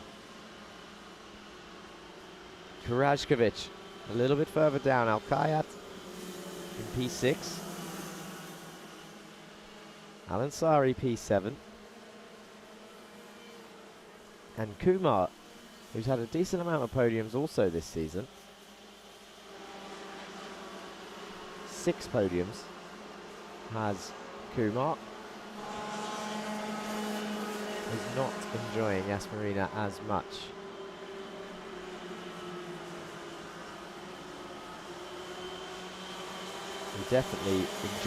Kumar definitely enjoyed Dubai Kartdrome. And some strong results as we see Testa go down the inside of number 10. Yeshwin Kumar is exactly who we're talking about. 44. Not far behind as well. That's Asgomi. Shayan Asgomi there in the background. We've got Alameri in P10, who joined on round 4.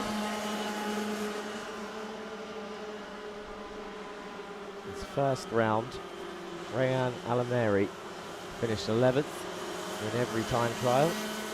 In the following day, he finished 9th and 10th, and then so far today, Rayan Alameri has been finishing in P8.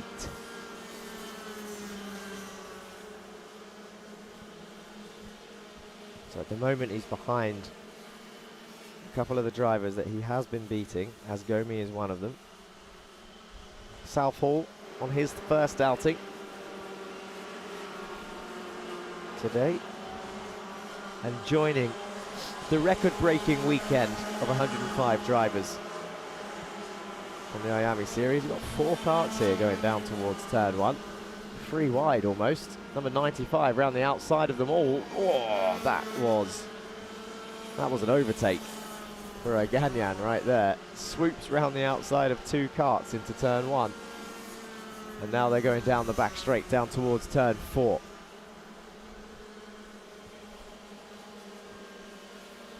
Is there going to be another overtake here?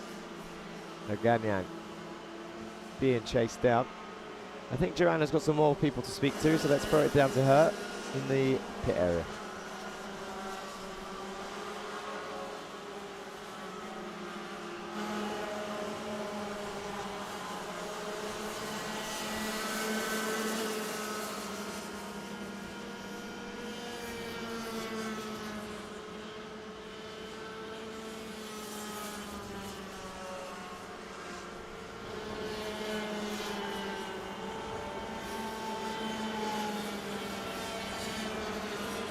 Standing next to me is Daria Salame. I'm so excited to be speaking to more females in motorsports. She's in the senior 170 category. Daria, from what I heard and learned is that you help empower women to get into motorsports. Tell me how your journey started. Well, my dad took me karting one day, and I just took the 5 horsepower karts in rack track, and I just liked it. And that's how I started racing out, actually. It was really fun, and now I'm here. It's only been like 3 months since I'm racing in 2 strokes. 3 months, that is absolutely incredible. What are some of the challenges maybe that you've had? You know, I know that you're the only female in your team at the moment, so walk us through some of the challenges that you may be facing. Well, there's lots of bullying on track by other boys, but there are also some fine, like they don't bully anyone. In the team there's no bullying, but it's mostly on track with other people, and there's also bullying everywhere with all the girls. Well, that's unfortunate to hear. You know, it is a competitive industry, so as long as people keep the competition friendly, that's the most important reminder that we can give everybody out there. Of course, nobody likes the bullying and nobody will support that. So I'm sorry that you are going through that, and hope that everybody's hearing that we keep the competition friendly, because we're all here to have fun and gain skills together. I do want to ask you, you know, what I always say is what makes you good at something is not your gender, but the skill set that you acquire. So tell us, through your support for women, first of all, what are some of the achievements that you've done, and how can people follow you in your journey? Well, I finished second in the junior category for the Racing Women competition globally, and I'm going to race on ice in Sweden in March, and I'm now trying to empower more women to join motorsports. That's incredible. Racing on ice is something exciting and different. How can people follow your journey on socials? Well, I have Instagram, it's DS Karting. And YouTube is also the same username. Awesome. Well, thank you so much, Daria, and I wish you the best of luck in the future. Thank you again. That is it, ladies and gentlemen. Let's get back on the track and see what's happening with the next category. Thank you, Joanna. Yeah, the Bambino is just about to go into the pit lane. See Sam Tester there waving his hand as he comes in, the number 31. And he did indeed take victory then overall of the 3rd time trial. There's Mark Ristic.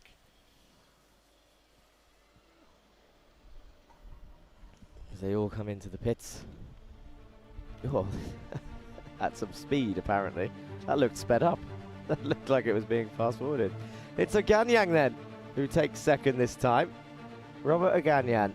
3rd and 2nd today, with Mark Ristic, number 88, finishing 1st, 2nd and 3rd. in his round 6 day. Then you got Al-Zabi in P4, Karajkovic P5, and Yusuf Al-Kayat in P6. Then Al-Ansari, Kumar, Asgomi, Alameri down in 10th this time, and Southall in 11th. That's your overall result there. And a few of the drivers missing today. Let's go and have a look at the Bambino highlights.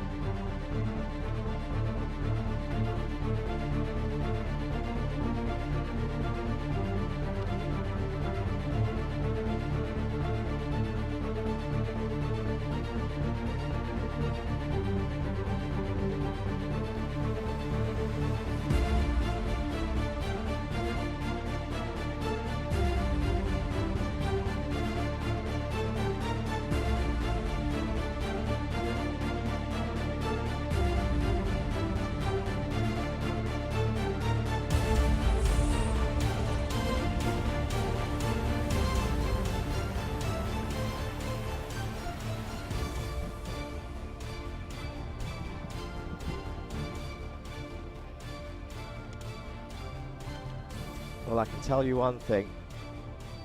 Here's your championship standings for your next final race. The juniors are up next. It's Veer Chopra, Peruzzi, Jain, King, Barakordi, Qureshi, and Al-Qasemi. There, your top 7. Kage, Mason, Senaniaki, Rivera, Kappen, Aina, Realstone, Stevens, Brando Londono, who's been in chat a couple times today on YouTube, Aryan Singh, Giuseppe Montanari, Jack Doe, and Kalyani Patish. Rayan Albani, Ivan Boranov, Jasfir Bhatia, and Seigel down in 24th.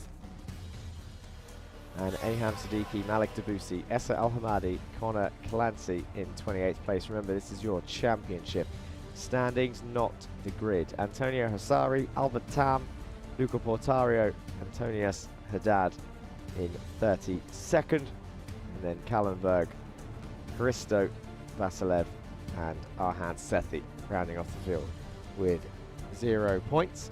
Interesting fact, whilst I do the quick maths in my head, it's I believe Sam Tester and Mark Ristic are tied in the championship standings. Let's go to Matt down in the pit lane before he gets kicked out.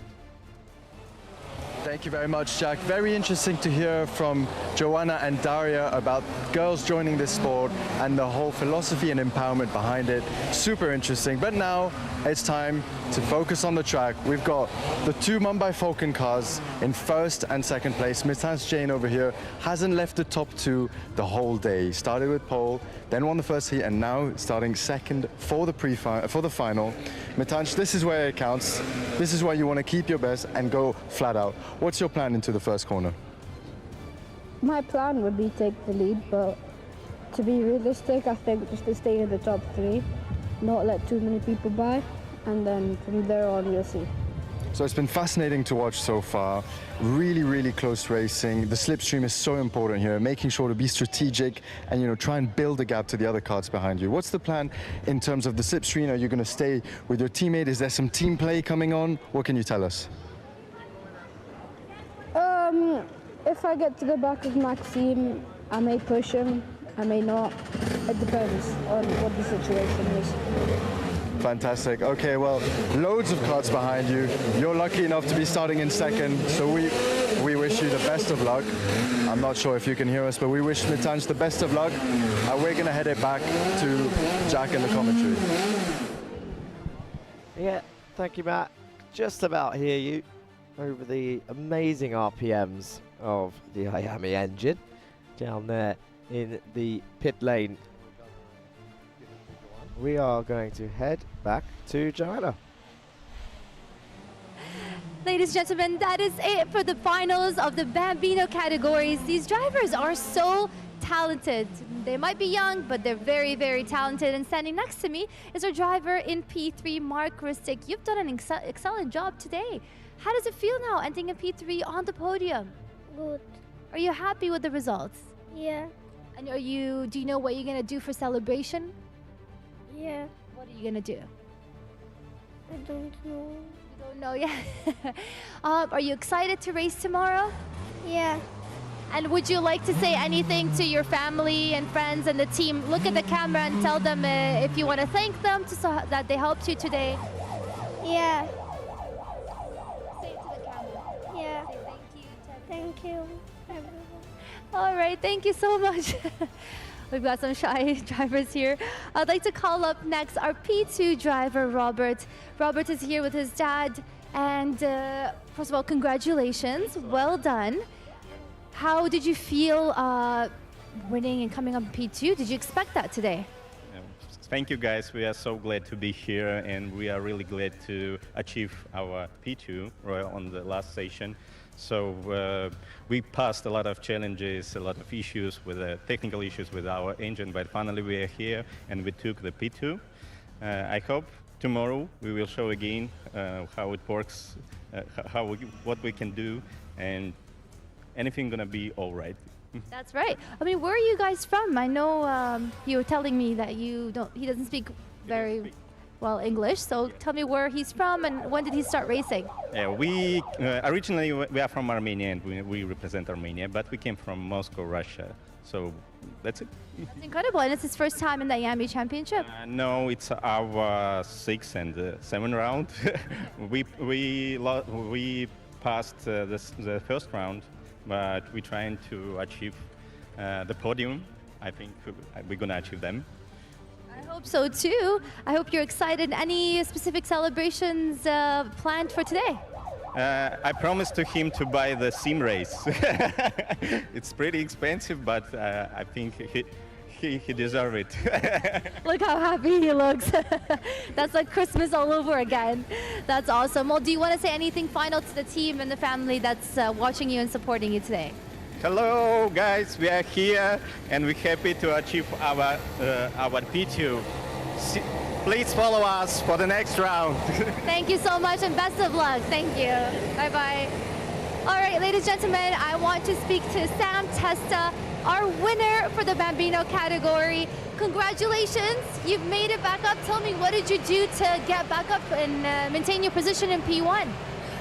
What I really did was just concentrate, made a good racing line, and the way how I did a massive comeback was nice. Any lessons that you've learned from racing today? Yeah. What did you learn? Like, learned how to get P1. That's right, that's what I like to hear. If you'd like to come, I would like to invite the sponsor who's supporting Sam Testa. How are you feeling? Good, and you? How are you? Thank you, and tell me, how do you feel about Sam Testa's accomplishments for today? The best thing about this sport is to see these kids growing day by day. And this kid has shown that he has what it takes to be somewhere in top one day. And I'm very proud of him. Where are you from? I'm from Colombia, actually. That's incredible, and you're supporting Sam Testa. 100%. Now he's actually testing for the Mini. And how you gonna say? Best of luck. You coming for? The Mini! That's right. All right. Congratulations. Thank you so much. And I'm going to send it back to Jack to see what's happening out there on the track as the next session has already started. Yes, thank you, Joanna. So they're just slowing down now for their formation lap. Good to see Sam Testa happy with his victory, and Chris there joining him in support of the young driver. And like I said, I'm fairly certain, if there's no penalties, that those two, Sam Testa and Mark Ristic, are tied on championship points after 18 time trials, which is pretty impressive for both of those young drivers. And good to see Aganyan and his father there showing support, and it looks like he's very happy with getting a sim rig. But now it's time for the final of the juniors. Here we go then. They go down the hill towards the tram lines. They cross the line down towards turn one. It gets pretty tight as they all go down towards the inside line. Someone cuts the corner. There's two people around at the back. They're going to continue, I believe. There's no issues there for them. We're on board with Potaro. And one of them has stopped, actually, one of the spinners, as he hits the steering wheel with frustration.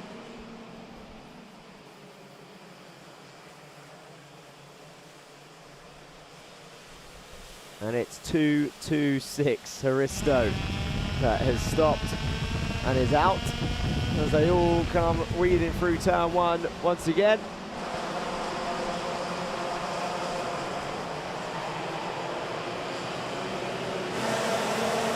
Goes up back to the side of the track.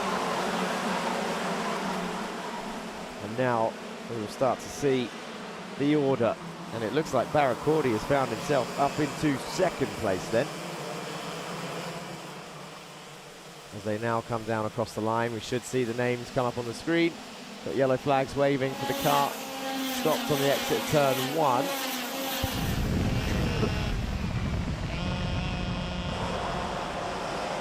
So it should all be single file as they go down towards that. And then the racing continues as Matanch Jain tries to work his way back up into second place. Barracordi then is in second. Jain down the inside, cuts fully turn 6 to try and get his nose down the inside of Barracordi. And this, the meanwhile, is giving Maxime the lead that he wants. There he is, number 232, ahead by about half a second, sorry. And Peruzzi side by side in the background, P5. He's going up into P4, down towards turn 4. And look at that, Matanch Jain is also up into second. Peruzzi up into 4th, Jain up into second. Chopra trying to hold off Henry King, who get all sorts out of shape on the brakes there into turn 6. And we're on lap 4 or 5. Waiting for the timing to be shown and the positions to be shown, but I can tell you, there we go, Borbashov, Jain, Barracordi, Peruzzi, Chopra and King, as I said, is the correct order.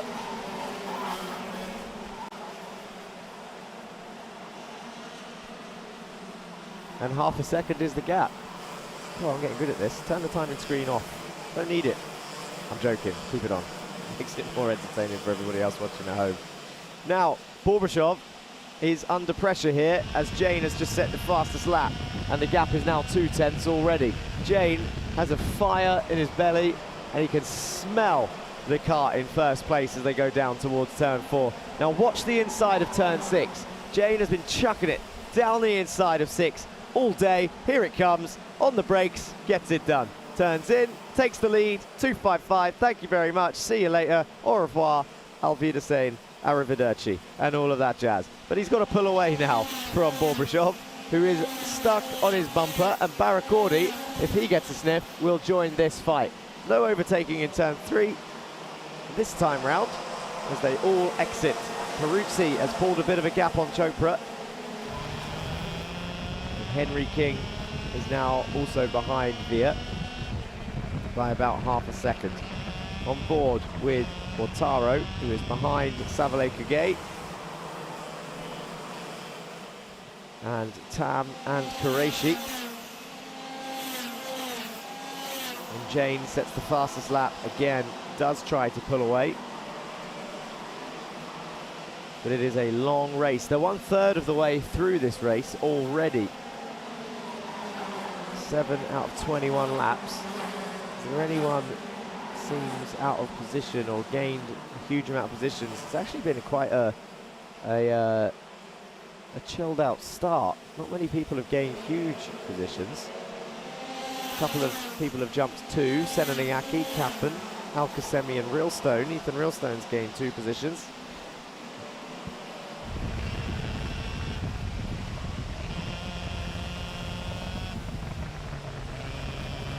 And Henry King has just repassed Veer Chopra then for P5 and 6.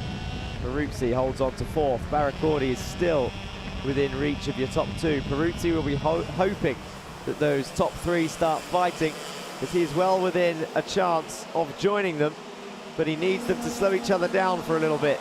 Barracordi is right on the back of these 2. Gabriel Barracordi. Kappen now takes the most gains in the race with 3 positions gained.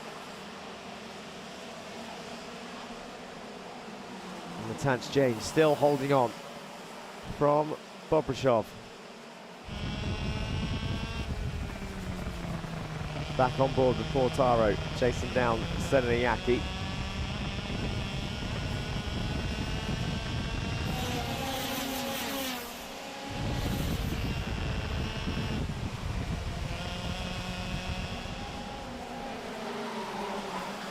Look at your top three, bumper to bumper. 3 tenths separating them.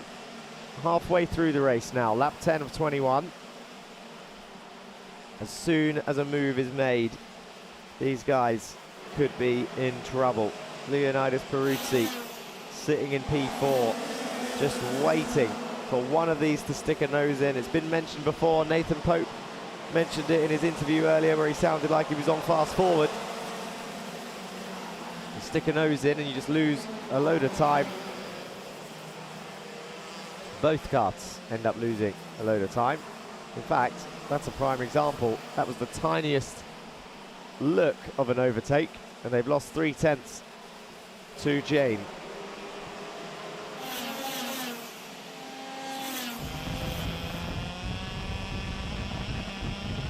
And 2 tenths to Peruzzi, but Peruzzi's dropped back a little bit.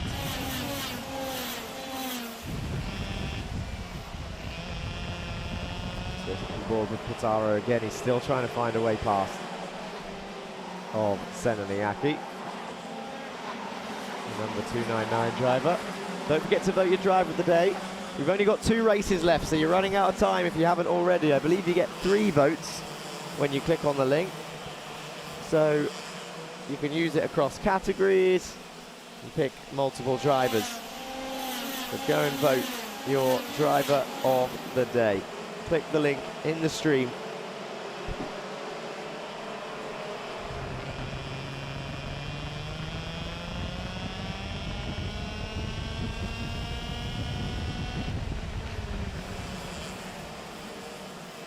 Who has been your outstanding performer?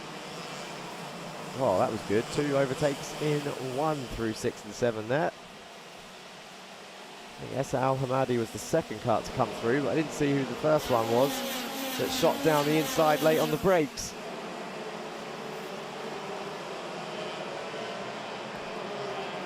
You can see pretty much the majority of the field in this train. Atikama in 20th place on her junior debut. Not far behind Kalyani Pratish, so 2 of the girls on track racing each other. Kalyani versus Atika in 19th and 20th. And they're not far behind Giuseppe Montanari either. There's Henry King and Veer Chopra, who are back in the original order they were in, 5th and 6th. Looks like Essa Al Hamadi's had an issue because he was looking over his shoulder to try and limit the amount of people that were about to pass him.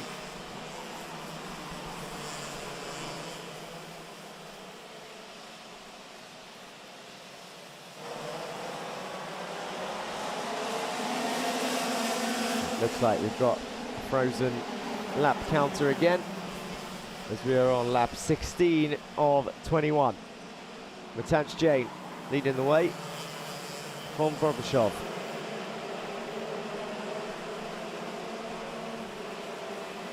As they cross the line, 17 out of 21 now. And Barracordi actually, I think he's going to come under pressure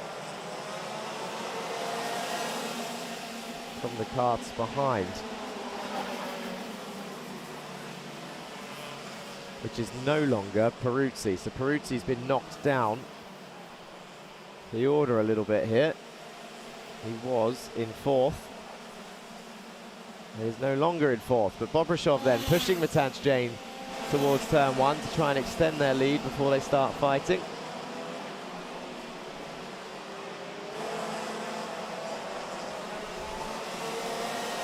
And now Bobrishov looks down towards the inside of 4 and gets it done as they chuck it in to the left-hander.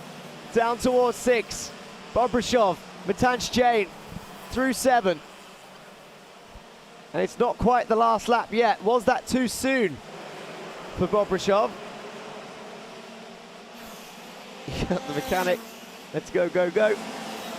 Could this be Bobrishov's second win of the day? And Matanch Jain's second of the day. Are they going to finish in the same order they did earlier?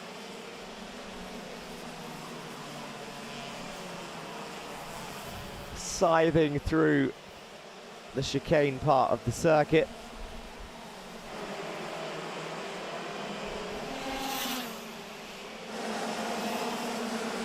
And it is the last lap. We are on the last lap now. The last lap board has been shown. Bobrishov leads.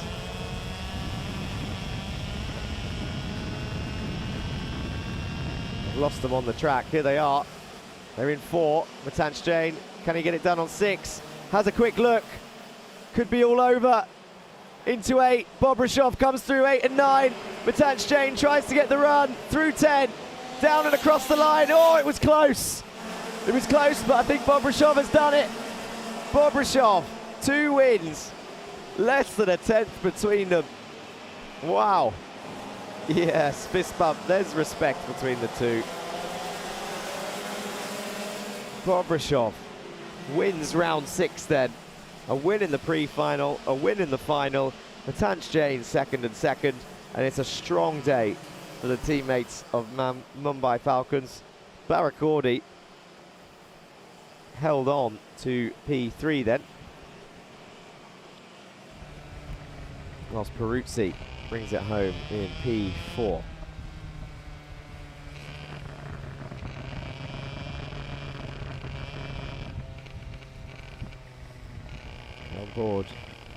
The onboard camera of Potaro again. So we've had the same podium in the juniors all day for the pre-final and the final.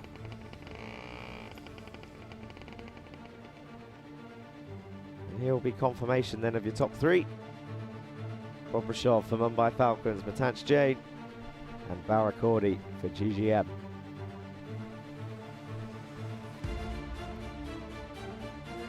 Leonidas Peruzzi finished 5th earlier, then 4th. Henry King in 5th with Veer Chopra in 6th. Savali Kagay in 7th with Arhan Qureshi, Nathan Joseph Kappen and Johansa Senaniaki in P10. Then it's Aaron Mason, Giuseppe Montanari, Nikita Zalalov up in 13th, Harry James Kallenberg, Harrison Stevens, Luca Portaro, Atika Mer 17th in the end, passes Essa Al-Hamadi, Albert Tam and Mohamed Al-Qasemi. Then it's Ethan Realstone, Rayan Albani, Malik Debussy and Anch Seigel, your top 24. Then it's Aham Siddiqui, Kalyani Pratish down in 26th, Jasvir Bhatia, Ivan Borinov in 28th. Then Saif Alabavli, Rayan Boriawala, Vedant Sashadra, David Asfahani, then Antonio Hasari, Darek Rivera and Hristo Vasilev rounding off the field. Up next, the highlights of your junior race.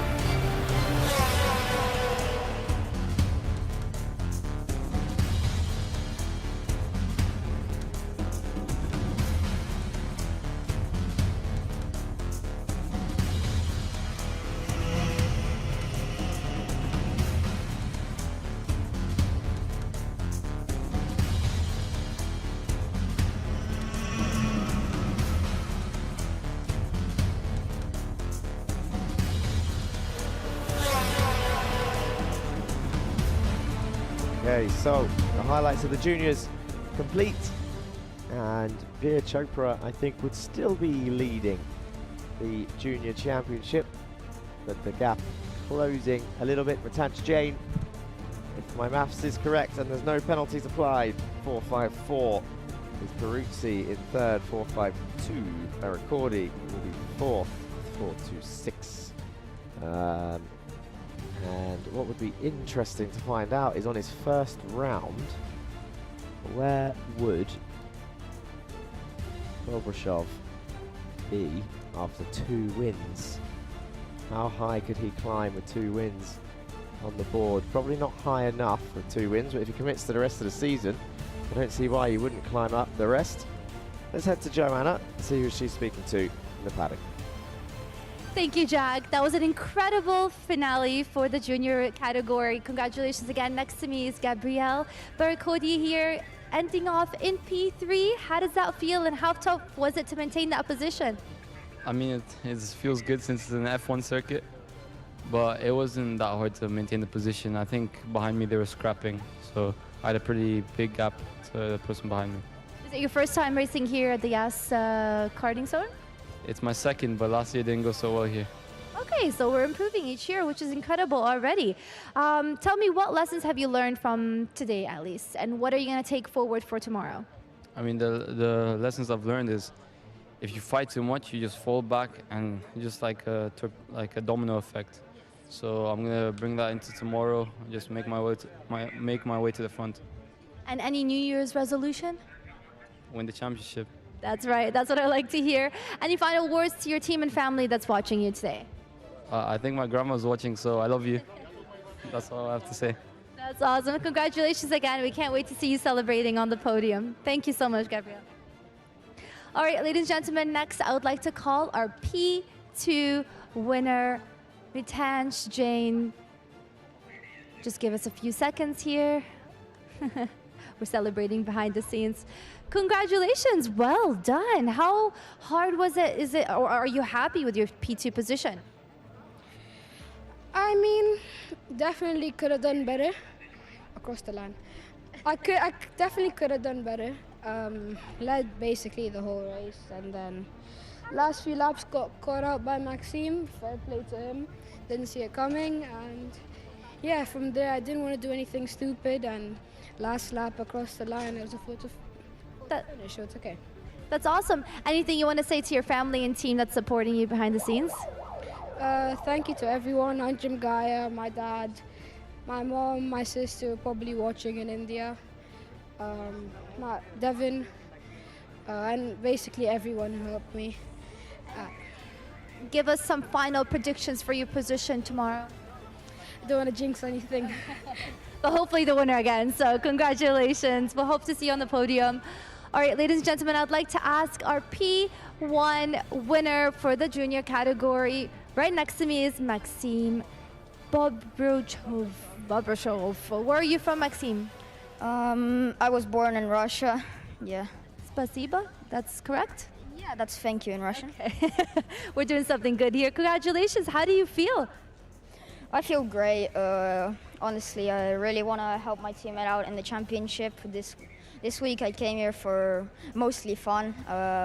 Yeah, but we're pretty quick around here. I think we have a lot of pace, and we qualified third today. And heat we finished P2, and then pre-final P1, and then of course we kept P1 in the final. Yeah, you did an incredible job, and you know what? I love that you guys have such a healthy competition between you and your teammates in the junior category. Do you want to? How can you describe your relationship with the teammates that you have in this season? I think the teammates that I have, well, Arha and Mitansh are great drivers. Of course, they're both up in the championship, top 5, and I'm pretty sure top P2. Yes, we have a good thing going right now. Like in the first heat, we just really wanted to work together with Mitansh. As you could see, we were pushing a lot. A second one, we wanted to do the same, but didn't really work. And now for this one, of course, I saw Varakoli. I don't know how to say his name correctly, but yeah. He was there. He was really fast, and he tried overtaking me. I got the switch, and then I decided to push Mitansh for 10 laps, I think, something like that, and we got through the traffic, which was great without ruining our race. And then last 3 laps are always you for yourself. Well done. Well, you should be very proud of yourself. Just give us any final words to your family and your team that's supporting you today. Yeah, thank you, Mom and Dad, I guess. I don't know what to say. Now you can say spasiba. Spasiba.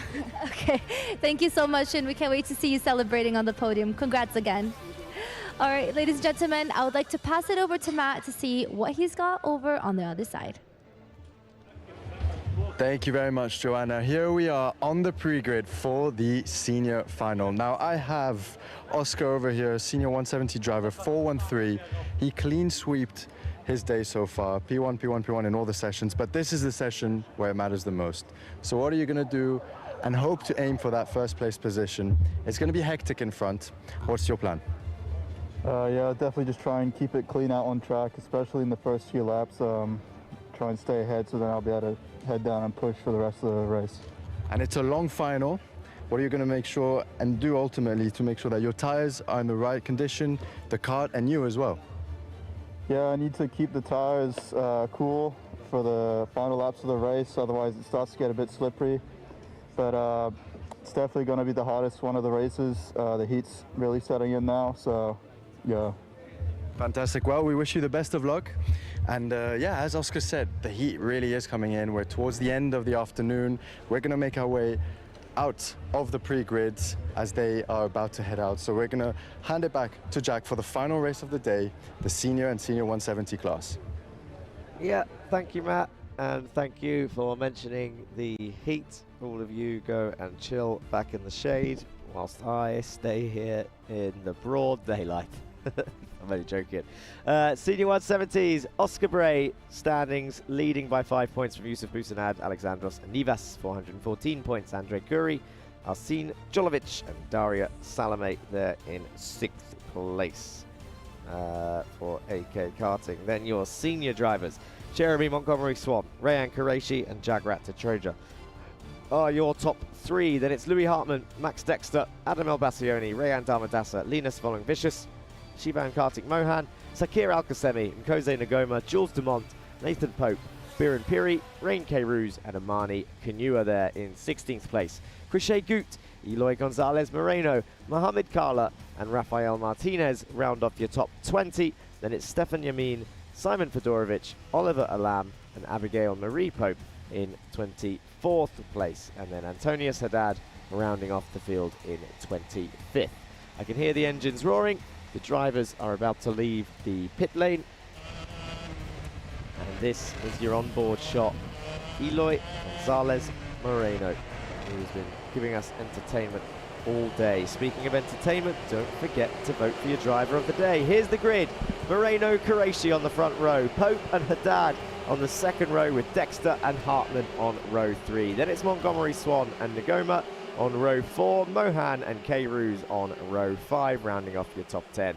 Then it's Tetroja and Piri in 11th and 12th, Obeid and Damadasa in 13th and 14th. Then it's Pronchatov and Martinez in 15th and 16th, Al-Qasemi and Gut in 17th and 18th place. Elbassioni starts down in 19th with Kanua next to him in 20th. Then it's Oscar Bray on pole for the 170s, Jolovic in 2nd, Al-Assad and Vigano on row 12, Salome and Busanad on row 13, and Anivas rounding off the grid in 27th place. How far can Alexandros Anivas get up the grid after his hand injury earlier today? I'm sure he will be looking to get as far up as he can, as all racing drivers will be. That is the goal. What's the strategy? Win. What's the New Year's resolution? Take the championship. What's the strategy into turn 1? Take the lead. That's the answers to the questions that we have been getting. Simple mindsets, everyone with the same goal, but so many different ways to take it. As we are about to start the final race of the day, round 6, Yas Marina circuit, a real Formula 1 track for these young drivers for the Iame Series UAE, and the seniors come roaring down the hill then. The red lights are out and away they go down towards turn 1 as they swoop down into the left-hander. They chuck it in to get it through the right-hander of turn 2 and into the tight left of turn 3 as they all defend the inside. Now they'll be running down towards turn 4. Another quick left as Max Dexter looks to the inside of 4, and now they shoot to the right as they try not to dip a wheel on the gravel there on the exit, and round the outside of 6, swooping around the outside of 6 is Moreno to take the lead then. Number 320 is that.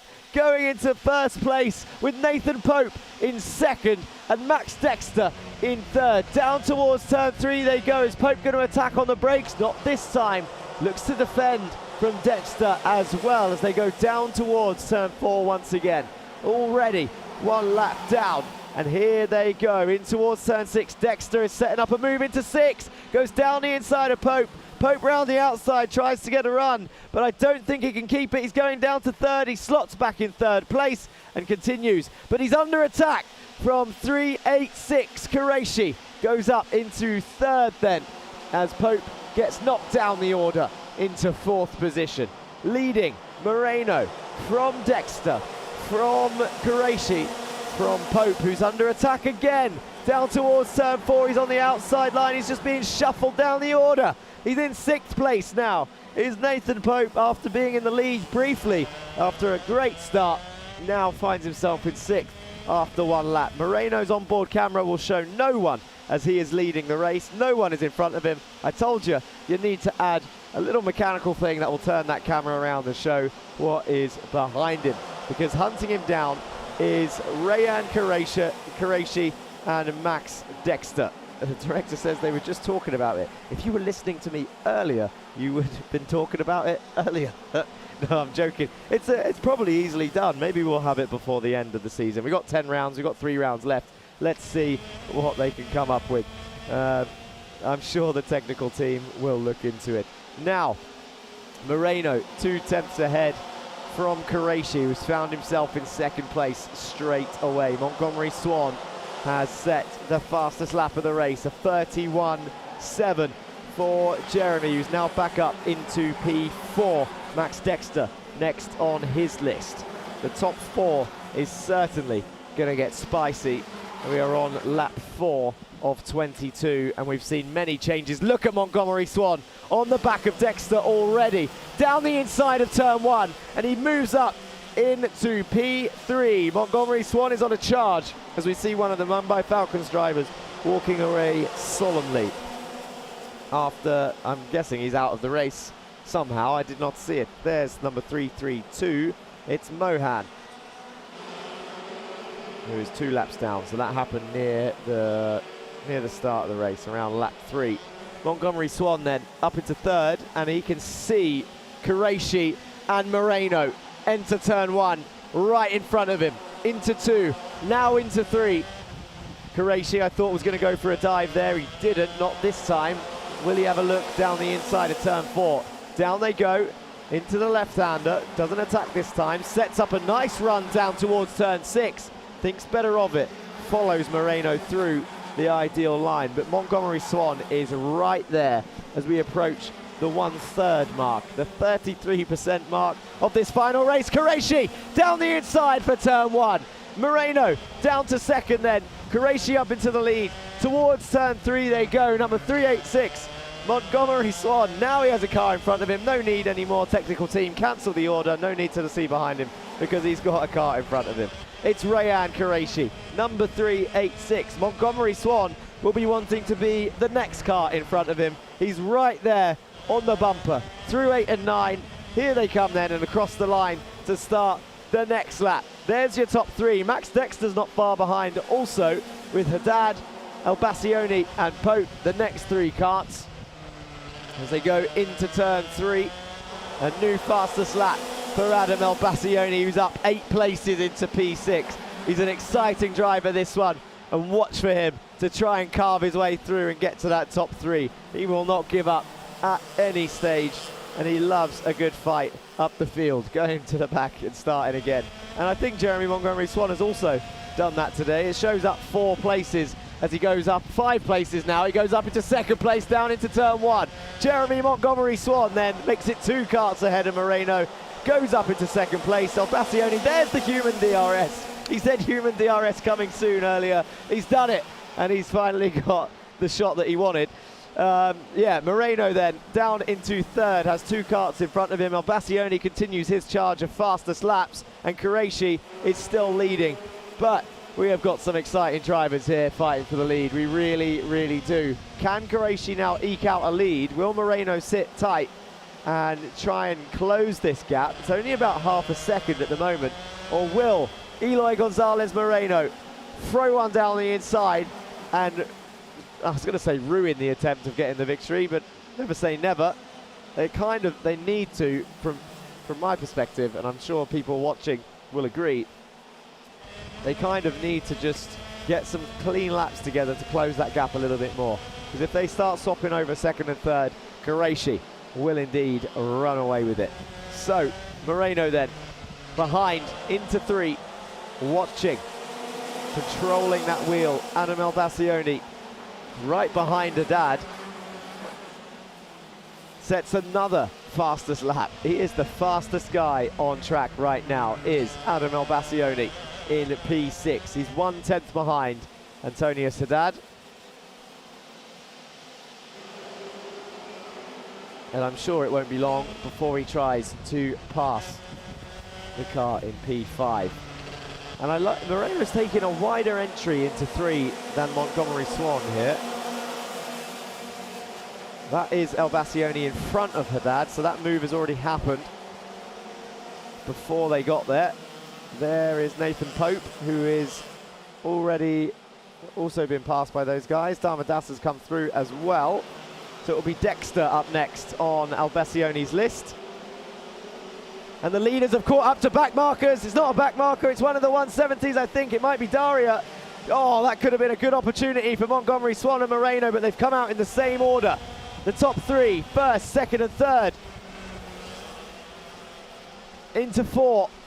Dexter's also closed in a little bit now to join in, and Elbassioni's right there. 3-3-5. Right on the back of Dexter now as well as a result.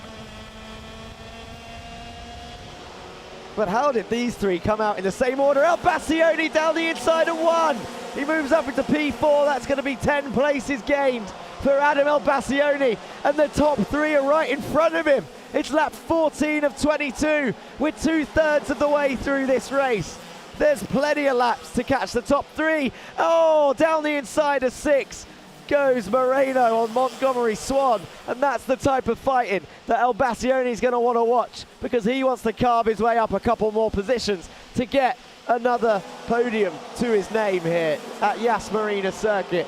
If there's any track they're going to want to do it on, I would imagine it's this one, to say that they got a podium on the same track as their heroes, the Formula One drivers that they aspire to be, have raced on this very circuit, and they are fighting to join them in the Hall of Fame of podium sitters on this track, on the north handling stage of Yas Marina Circuit here in Abu Dhabi. But Qureshi is still in control of this race. Moreno now has 1 car in front of him only. Montgomery Swan, Moreno down the inside of 3. Throws it down. Montgomery Swan will get a switchback as Elbassioni sets another fastest lap. He goes down the inside of 4, backs out of it. Elbassioni backing out of a move. I haven't seen it before, but that means that he wants this badly enough to be able to think, actually, this move isn't worth it. I think I'll try again on the next lap. He must know that he's the fastest one out there. He can see it, he can feel it, he can sense it as they go through 1, 2, and 3 another time. 5 karts now fighting for the lead. Montgomery Swan getting shuffled down. Was there a kart on the exit there? Stopped, I think there was. I just saw it in the corner of my view. Yeah, that person is getting out of the car. It's 409 Telios Racing Team Vigano out of the car, pulls the car off the track and continues as the senior 170s are dashing out the way. Speaking of the 170s, Oscar Bray leads the way in P17. Jolovic in P18 overall, but first and second in their class. Elbassioni has found himself in front of Qureshi. Qureshi, who was leading this race. Moreno down the inside. I think of Alexandros Anibas there. That was a late dive, but he's trying to get through. Dexter switchback on Qureshi. They're swapping positions, left, right, and center. 3:20. Moreno leading from Jeremy Montgomery Swan and Adam Elbassioni with a couple laps remaining. We're on lap 19 at 22. Will my voice last? I've got to do this again tomorrow. We've all got to do it again. I'm sure the drivers are a lot more worn out than I am, to be honest, after all of this fighting, both mentally and physically. as they go through this high-speed circuit. Moreno, Montgomery Swan, El Bassioni all in the 31 seconds. Dexter, Qureshi now down in P5 after leading so much of this race. Down towards turn 4 then. Still anyone can win this. One slip up, one little contact, one little look at an overtake from Montgomery Swan. And whilst I am not biased or have any favoritism, in fact, any of these three could win. And I would be like, I don't want to say over the moon, but happy for any of them as Montgomery Swan looks to the inside of Moreno, but where is El Bassioni? I think he took a wide line to get a good run as they're all trying to come through. Moreno, Swan, El Bassioni, same order. This is the last lap. I think it's done. All the overtaking opportunities are over. It's 8, 9 and 10. And Eli Gonzalez Moreno then will cross the line and take the checkered flag, with Jeremy Montgomery Swan in second and Adam El Bassioni up 11 places in P3. He's done it. He's taken victory at Yas Marina Circuit for round 6 of the Iame Series UAE. And Qureshi there, who finished in P4, gives him a fist bump of respect. He says well done to that man. Now I feel like we've been here before. Was it Sharjah karting track where Moreno had an amazing race, but the result didn't stick? Now I'd call me blind, but I don't think I saw Moreno even get close to anything resembling controversy this time.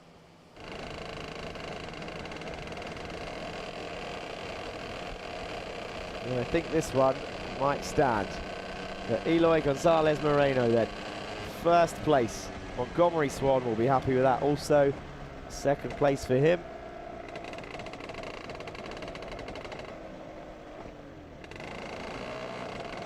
And Adam El Bassioni, a third place. Oh, now I can take a breather.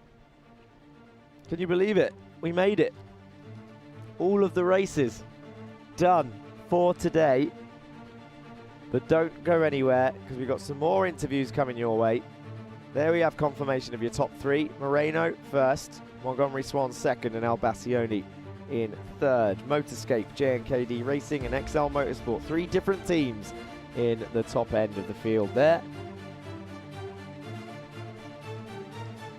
But don't go anywhere. We've got interviews, fun and games, and of course the podium. Rayan Qureshi in 4th, Max Dexter 5th, Haddad 6th, Dharmadasa 7th, Pope down in 8th in the end, Hartman 9th, K-Roos 10th, Goma 11th, Obeid 12th, Pronchatov 13th, Piri 14th, Goot in 15th, and Martinez in 16th. Oscar Bray wins for the Senior 170s then for 413 in 17th overall, with Jolovic in 18th, Tetroja 19th, Alcasemi 20th, Anivas P3 for the 170s for number 459 in 21st, Al-Assad 22nd, Salome 23rd, Busanad 24th, Vigano, Mohan, and Kinua rounding off your senior 170 field.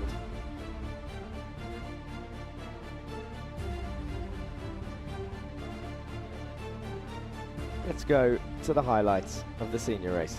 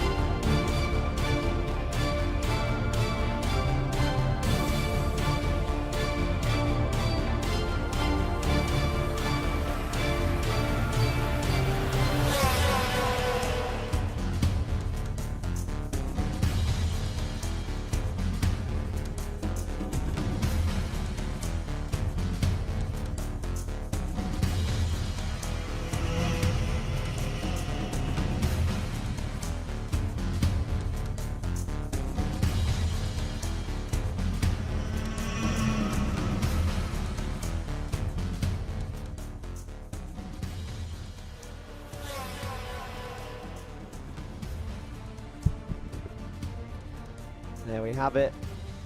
One of the final shots of the day of Iame Marina circuit. The famous turn 5 shot that was, where Yusuf Al-Kaya rightly pointed out the 2021 Formula 1 season was decided on the last lap. We've seen some action like that today with Charlie Page's and Ilyas Sami's incident on the last lap earlier in turn 9. Decided the final result where Karajkovic took the lead, but this one a lot less controversial than the 2021 F1 season. But great to be at this venue, and we will be here again tomorrow for round 7. Same format, same amount of races, different results, or maybe the same. It all depends on the racing, and I for one cannot wait to see it. But of course it doesn't end there either. We're on round 6, we've finished round 6. Round 7 tomorrow at Iame Marina circuit. Then we'll be heading to Alphasan for round 8 and 9 at the end of the month, I believe Jan 30th and February 1st. And before heading to the final round, round 10 of the Iame Series UAE, will be ending at the rack track where it started for the complete rack track sandwich. And here, confirmation on the graphics on your screen. Completed. Ah, see? The tech team updating graphics just like this. Let's go. Completed round 6, and as I said, tomorrow, Iame Marina circuit. Oh, I got the date right as well. Jan 31st and February 1st for Alphasan. Also in Abu Dhabi, the capital of the United Arab Emirates. Rack Track will be bringing home the finale on February 8th, a week after. And of course, don't forget, we also have the Middle East Cup, I believe, next week for the Iame Series. You know, Director, there is one shot of this track that you haven't shown today. No, there's one shot you haven't shown. Come on, stay with me, stay with me. And it's a nice shot. Oh, that's 2 shots, that's 2 shots. Sorry, guys, I know we're having a conversation without you. You can only hear half of it. But, yes, okay. Actually, I wasn't talking about the shot of me, but you're right, you haven't shown me today. That's 2 shots. But, actually, I don't think I've ever been this high up in Iame Marina circuit. I didn't realize that right outside is like a full-on... This might be stupid, really, because it's Yas Island, so I should have known that there was water surrounding this place. But there's like a full-on mangrove and forest right outside the track. And I can see boats and jet skis all day long just playing on this flat, beautiful river. And I don't think any of your cameramen are high enough to see it. You'll have to send someone up here tomorrow, maybe, to show the audience what is over there. But before that, let's go to Matt down in the paddock. Thank you very much, Jack. Wow, what an unbelievable race that was. The final race of the day. And we're here with the team owner of Motorscope ME, the team where Elio just won the final race. There he is right now. Let's bring Elio, but first of all, Sanad, what do you think of your drivers? Yeah, it's been a good weekend so far. It's his first time over on this track. It's our second X30 race in the senior category, and it's our second win as well. So yeah, it's a fantastic feeling. I wouldn't change it for the world, really. And yeah, we worked super hard this weekend to do it, and eventually we got it happening, you know. Yeah, amazing. And as you said, he doesn't really know this track.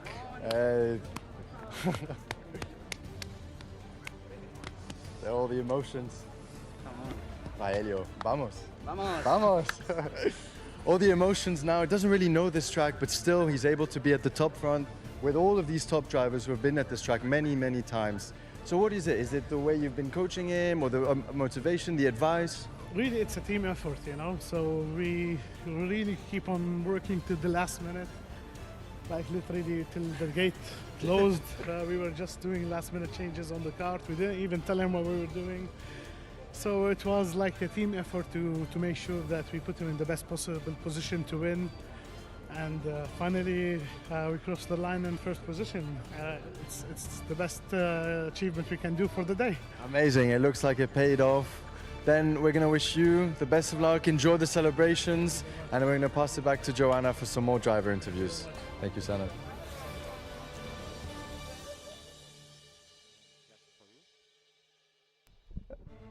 Wait, how have you got that shot? You've sent a cameraman there already. Hello everyone, welcome back to the live stream. It looks like they found an opening somewhere to get a nice shot of the mangrove that I was talking. Look at that nature. Look at all those birds. Just chilling. I actually don't, have you just looked up a YouTube video and put it on? I'm confused. I feel like there's some technician trickery going on here. It's live? Okay, oh, is it a super zoom? Okay, let's go. Let's see where this cameraman is hiding. And where have they placed this guy? Okay. I recognize those lights. Okay, I believe you. It's live. It is live. So you have got a cameraman high enough then. Let's hand it over to Joanna whilst we continue to travel across the mangroves of Abu Dhabi. All right, ladies and gentlemen, this is it. This is the finale. And right now we have Adam Al-Bassioni, who did such an incredible job from the end of the grid all the way to P3. Congratulations. Adam, walk us through this. How are you feeling? Were you expecting this? With the recent performance, yeah. Oh, I love the confidence. How does it feel? How has the progression throughout the entire season been going for you? It's been going really well, especially in the races in Europe with 4 races in Iame Euro Series. So I'd like to thank for Rob, Ash, Callum for just being there, building me as a driver. And what's your New Year's resolution? Any goals that you have on the bucket list that you want to achieve this year? Championship.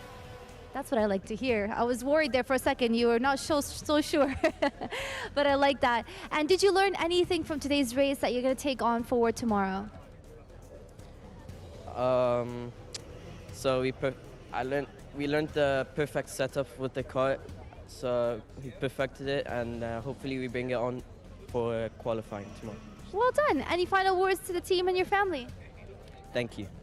Thank you so much, Adam, and congratulations again. I wish you the best of luck, and we'll see you again tomorrow.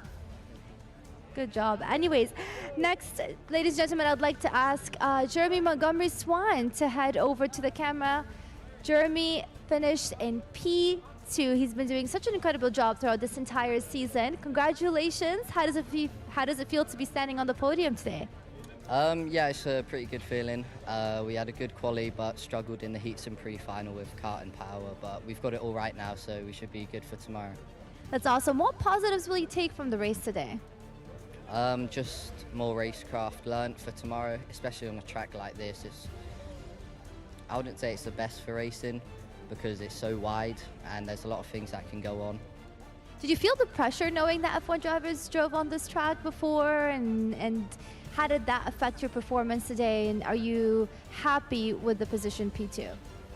Yeah, I wouldn't be mad considering where we were. It's not my first time here, so I wouldn't say I had any pressure thinking about F1 drivers. I just have to do what I do. I like that answer. Any final words to your team and family watching you? Big thank you to everyone at the team, means a lot, and my parents as well. And a shout out to Henry because he wanted one.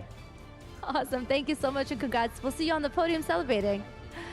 All right, ladies and gentlemen, the final winner, the P1 driver who's going to be standing on the top of the podium today for the senior category, Eloy Moreno. Congratulations. Thank you very much. I'm very happy and proud of all the team and myself, and we will try tomorrow to repeat the result. I hope you do too. Any positives that you've also learned from the race today? Any lessons? Yes, that I was trying to push a lot Obviously, the first laps were not very, very good, but later on the last part of the race, we improved a lot and we won.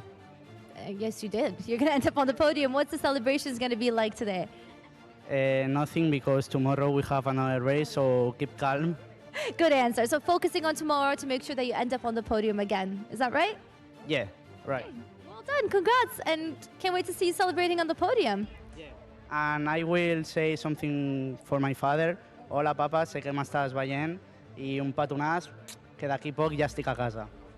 Thank you so much. Gracias. Ladies and gentlemen, up next, I'd like to interview the senior 170 category, starting with our P3 driver, Alexandros Anivas. Please head over here to the camera for your moment. Congratulations, well done.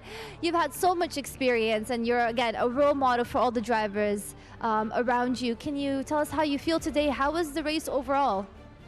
It's been a bit hectic since yesterday. We left the track around 1 after midnight, went back to Dubai, slept 3 hours, got back here for the driver's briefing. Yeah, my qualifying was good. I was P2. Then heat 1, I had one of the younger drivers misjudged a little bit the space left and ran over me and also got my bumper in. Pre-final I didn't even start. I had a mechanical failure and starting dead last I could only move forward. We did the best we could also with carrying the injury and let's hope for a better luck tomorrow. I mean, I can see that your arm is injured. I hope you're feeling better. Any advice you have for the kids that also have crashed today? I hope that they're doing okay. What advice do you have for them to make sure that they stay motivated for the next round? Nothing. Motorsport is like a game of chess. You need to wait and plan your moves ahead and together with the speed that you're building up over practice to try and do the correct moves on the correct moment. That's exactly right. Any final words to the team and family and everybody watching you? Thank you very much to the team, especially Jimmy that stayed up late with me last night to finish preparing the kart and the engines, the service that he's providing. And to my family watching from Malta and Greece, hope next time they will be here with us on the next rounds. Thank you so much, Alexandros. Thank you again, and we'll wait to see you celebrating on the podium. Well done. All right, ladies and gentlemen, I would like to ask our P2 driver from the senior 170 category to head over here to the camera so we can interview him. Arsen Jolovic. Finally, I said your last name right. Congratulations, well done. How are you feeling? Really good. And you? I'm feeling great. I mean, I'm so happy for you guys. You both and Oscar have not been doing this for so long, but yeah, achieving such incredible standings here in the championship. What do you think your family's feeling? Maybe proud, but not sure. Because, yeah, but it's 170, so it's not the same feeling. We're less. It's not like senior. But I will try to go faster in 170 to go in after in senior, maybe for next round. I mean, it's challenging what you guys are doing because, again, for those who don't know, the senior 170 races alongside the senior team, which is a different, technically, a category, but you're all there on the track at the same time, which is quite challenging. What advice do you have for other kids your age that want to get into the sport? You should have a lot of money and also like a lot of time for it. Money is very important. Okay. Any final words to the team and the family that's supporting you today? Yeah, that's right. Do you want to say anything to your team and family? Thank you, just. Thank you. Awesome. Congratulations. We can't wait to see you celebrating. Love the answers here. Oscar, welcome. Congrats on the podium again, finishing at the top. How are you feeling? It's pretty good. Yeah. I love the biggest smile on your face. Any celebrations planned for today, or are you going to focus on maintaining this position for tomorrow? Rest up for tomorrow, and maybe cheeky McDonald's. I like that. That's a great plan. Any lessons learned today, and what are you looking forward to do tomorrow? Definitely improved a lot on pace. Would be better to keep some more tire life for the final. Had a bit of challenge keeping up there, but you know, overall it was good. We finished top in every session, so couldn't have done it better. Oh, there you go. Your teammates and your competitors are supporting you on the sidelines there. Congrats again. Any final words to everybody that's watching you? Thank you for all the support. I hope you enjoyed the show. Thank you so much, Oscar. Congratulations again. This is it. We'll see you on the podium celebrating. Awesome. That is it, ladies and gentlemen, for the driver interviews for today for round 6. We'll be back round 7. Again, my name is Joanna Borgan, and I'm going to be bringing you exclusive interviews again tomorrow, so don't go anywhere. And today we're going to be doing a little bit more fun interviews with some drivers, so we'll be back very shortly.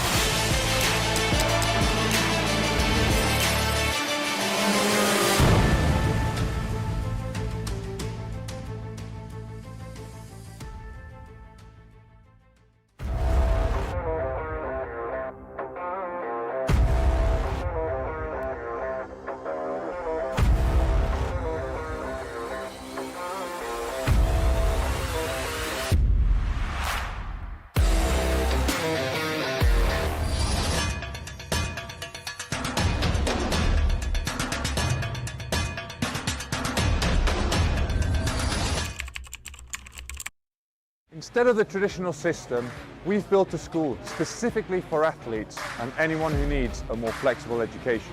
We provide a full school curriculum including GCSEs and A-levels, mentoring support from ex-athletes, and the ability to study from anywhere in the world at any time. Welcome to MVA, the #1 school for athletes.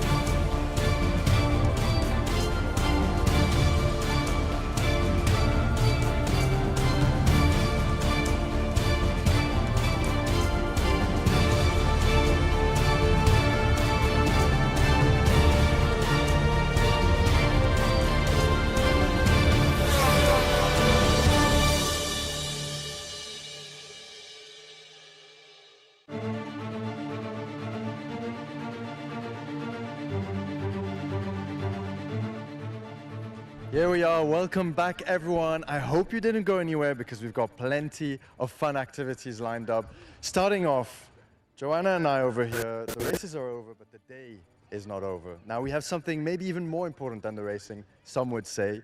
We have a couple challenges, a couple funny questions with some of the drivers on this grid. So we're going to be calling them one by one. Guys, we're going to start with the juniors. Drum roll, please, everyone. Drum roll, drum roll, drum roll. We're going to start with driver number 2, 3, 4. Please come in front. All right.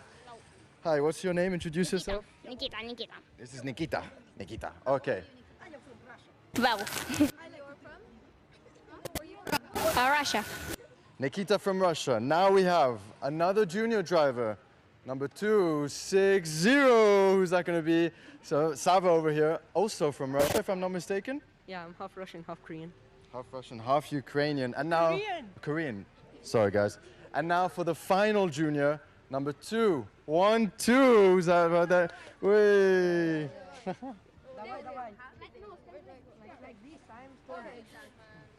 You guys all figured out? Yeah. Yeah, like this? Okay, perfect. And now we've got 3 drivers left. We got the minis. So we're gonna start with driver 148. Driver 148, can you please come? Giovanni Jr. over here, welcome, welcome, the first mini driver. Another mini driver, number 133. Who's number 133? Francesco Lisignoli. And then 146. Can we have driver number 146? And then, what's your number? What number are you? No, number. 166. And then we, not leaving out, 166.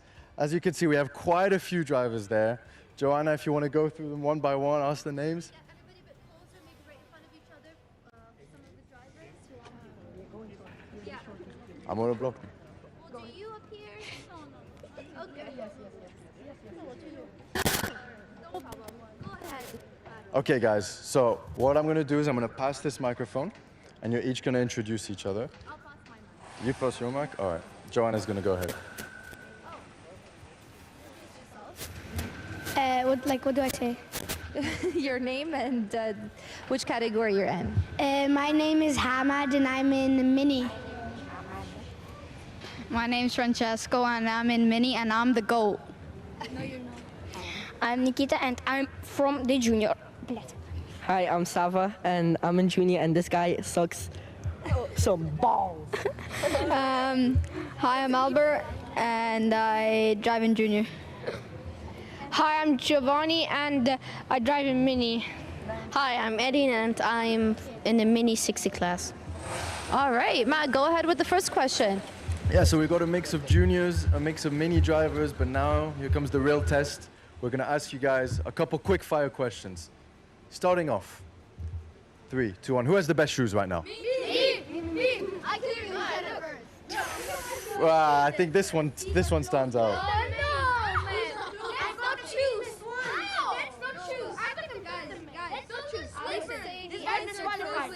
He's got duct tape on his shoes. That's an extra 5 points. That's an extra 5 points. I'm not understanding why you got this. Alrighty. I got the Benzio sauce. Ooh. What did you say? Alrighty, next question, guys. Out of everyone here, who crashes the most? Me. Volunteering. This is the first crash I've had this year. He crashes a lot. No, he doesn't. I had in January. And volunteered himself, so I'll give that answer to you. How about that's you? And now a bit more of a relaxed question, guys. So you all raced on a Formula 1 circuit today. Amazing experience. If you could race on any other F1 circuit, we'll go one by one. Which circuit would you choose? Let's start with you. Any other F1 track? The best track for me from World 1 track is Monaco. Monaco, karting in Monaco, amazing. What about you, Giovanni? Karting in Spa. Karting in Spa, Upper Rouge like that? Oof. Wow, amazing. What about you? Singapore. Singapore, why Singapore? I don't know, I just like the track. It's cool. In the dry or in the wet? Probably in the dry. What about you, Sava? Monaco. Monaco as well, that's 2 Monacos now. No, in dry. I will die in the wet. Wet. Spa. 2 Monaco, 2 Spa. Singapore still 1. Let's see. Francesco? Spa. Oh, Spa's winning now. That's 3 people. All on you now. I like Monza. Monza, that's a new one, guys. Monza, I think he meant Monza. Fantastic track. And okay, so now that we've done that, guys, another important question. This is the most serious one of all. Who's the best driver here? Oh. Okay, now P3 in the World Championship. P3 in a World Championship. Okay, yeah. Now, any of you guys want to debate or no? Yeah, go ahead. I want to debate. I think I've done really good this year, a bit unlucky. Have you been P3 in the World Championship? No. Did you win WSK? Have you? He has. You have Did won you? WSK? That's it, bro. Yeah, he won. I was WSK. between WSK. He won WSK. Not under 10. Under 10. Under 10, but Okay, not okay. in the championship. Not Yes, in the under championship. 10. Some one race. Okay, let's go. Let's continue. Fuck! He got P1 in the I can't swear. Are you a swear? Why do you can't swear? Yeah. He won WSK. Miami. Alright. Oh, I was fastest in WS one session. Let's keep going. All right, I've got my final question. Maybe it's a follow-up from the one before, but who's here more likely to be an F1 driver? Me? I don't know. Maybe? I hope. All right. The right answer is everyone's hands should be up because you're all here competing and you're all here should be aiming to be. Can you make a case? Why do you think it's going to be you? Because I just say it is. I think Kenya's Lubush. All right. Well, I hope you guys will one day look back at these memories and laugh with them and see your progression in the years. And I wish you guys the best of luck. Matthew, any questions? Yeah, guys, I have another important question. Oh, look at all this. Another quick fire.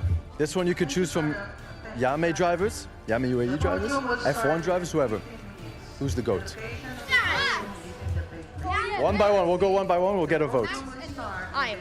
You're the GOAT? Yeah. All right, nice one. Ayrton Senna. Ayrton Senna, good one. I say my idol, Max Verstappen. Okay, I'm not talking. Nah, I'm joking. What about you, I'd say Max Verstappen. Max Verstappen. 2 Maxes right now. Max. 3 Maxes, Francesco. I have Nah, come on. Well, I actually like Max. 4? Let's go. Luis Orlando. Lewis. Or Yuki. I like Yuki. To be here next season. Greatest of all time reserve driver Yuki Tsunoda. Okay, fair enough. He's so small. He's my height. Okay, guys, last question. Tomorrow we're doing this all over again. What's one thing you learned from today that you're going to take into tomorrow? We'll do this one by one, but this time we'll start with you. Don't go on the rhombus strip there, like for the F1 after the hairpin. Yeah. Okay. Francesco? Don't be stupid Don't be stupid. That's for tomorrow or for tomorrow? for tomorrow. Okay. Because sometimes. What about you, Nikita? Huh? What's one thing you learned from today you'll take tomorrow? Well, don't have just water plant. Fair enough. Sava? Not screw up my qualifying. Looks like we have a new driver over here, Maxim Bobrashov. We're asking a couple questions. What's one thing you'll take from today and learn from tomorrow? What's one thing you'll learn from today to take into tomorrow? Bro won already. I don't know. Bro won. One thing. Better quality, I guess. Stop. Yeah, that's the only thing. Probably to get a better qualifying. That's it? Better quality? Better quality, yeah. No electric issues this time? I mean, better quality. That's it? Okay. Stay tough. Stay tough. Okay, guys. Well, I just want to say a massive thank you and best of luck for the rest of the day. And we're going to hand it back with some highlights of the day.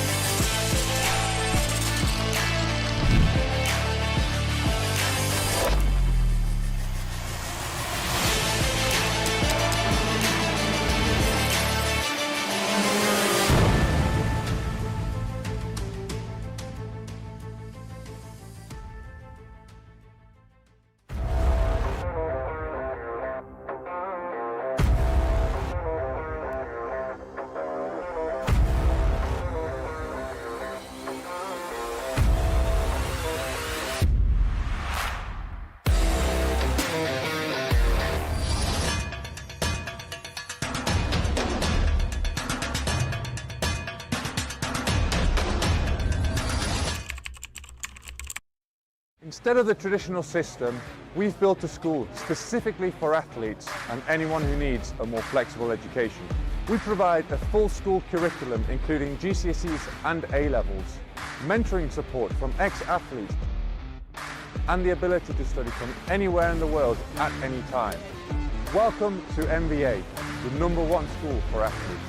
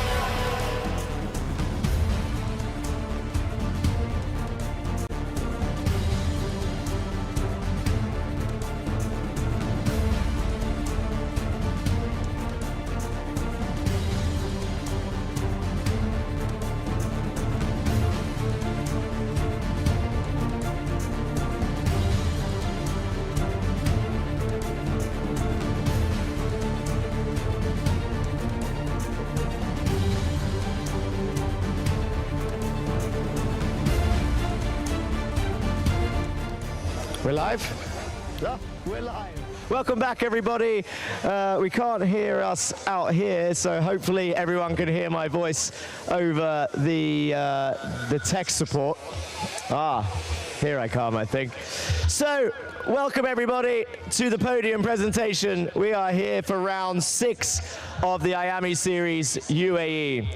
We will be starting with the Bambino category. We'll be starting with driver of the day.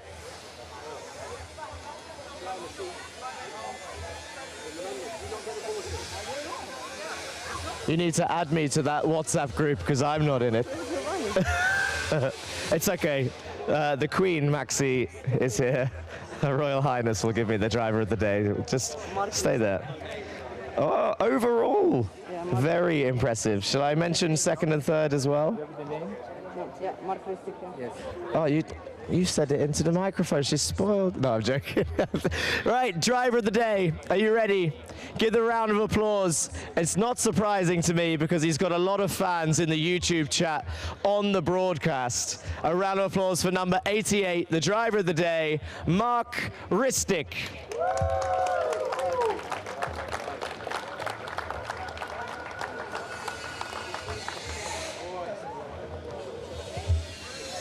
I'm giving him an award twice the size of Mark is Giovanni. Driver of the day. Give him a round of applause, guys.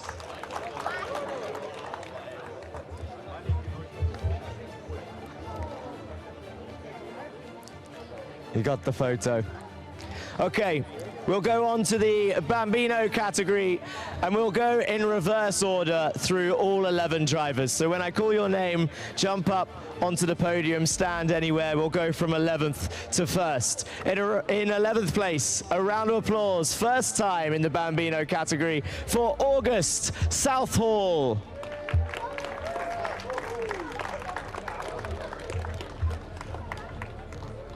Not here, I think, so we'll move on to 10th place, number 17, Rayan Alameri. Thank you. Not here, so we'll move on to 9th, Cheyenne Asgomi.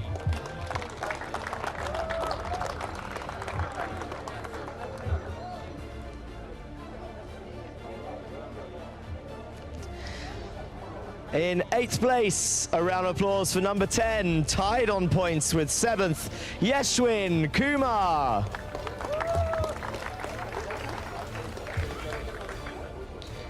In 7th with the same amount of points, 92, Zayed Al-Ansari. In 6th place with 100 points, Yusuf Al-Kayat. I can hear the one guy saying, yeah, running out of energy. Keep it going. Keep up the hype. In 5th place for number 9, 110 points, Samuel Karajkovic.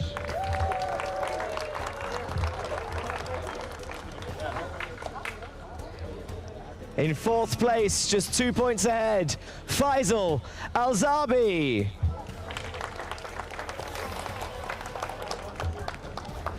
In 3rd place, with 127 points, number 95, Robert Oganyan.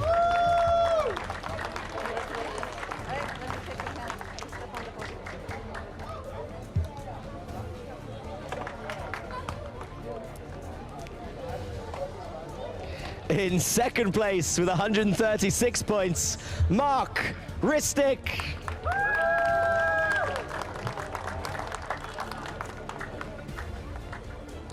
And your winner for today, with 145 points, number 31, Sam Tester.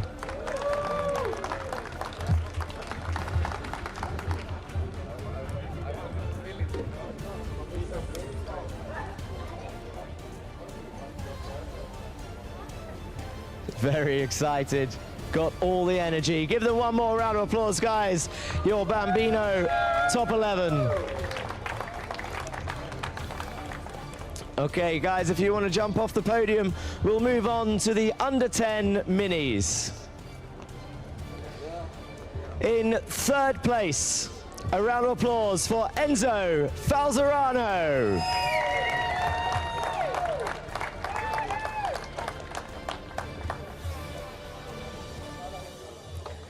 In 2nd place, a round of applause for Tadeusz Prochaska.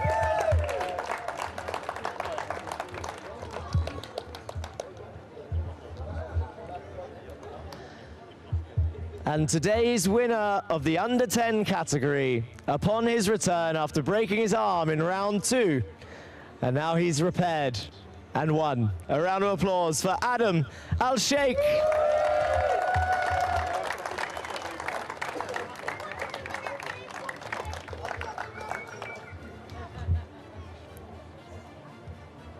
Well done, a great road to recovery. Give your top 3 another round of applause.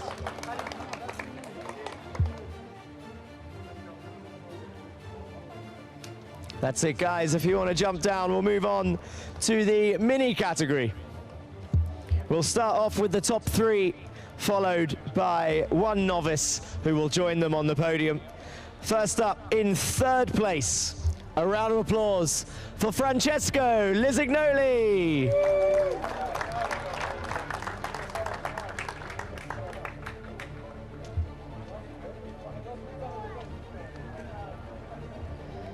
In 2nd place, a round of applause for Edin Kasorovic.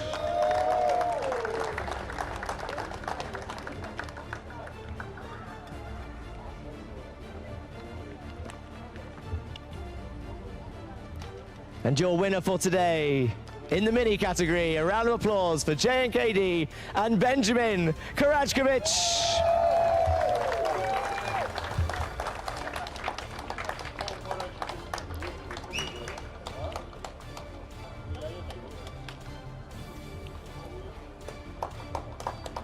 That's it, give them a round of applause, guys, whilst they get their photos taken. And joining them on the podium, the 1 novice in the mini category, a round of applause for Gautam Subramaniam. I think he's gone home. So you've got your pictures, guys. You can jump off the podium and we'll move on to the junior category.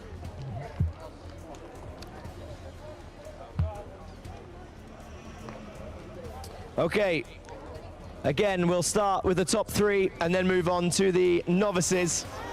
Oh, we got a couple of Bambinos running on.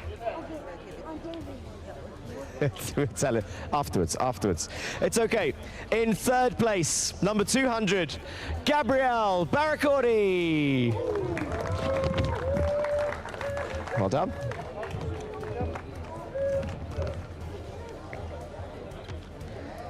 In 2nd place, number 255, Mitanch Jain.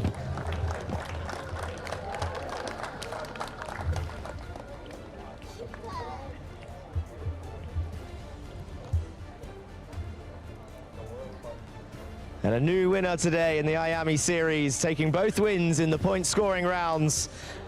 Your winner, Maxim Bobrishov.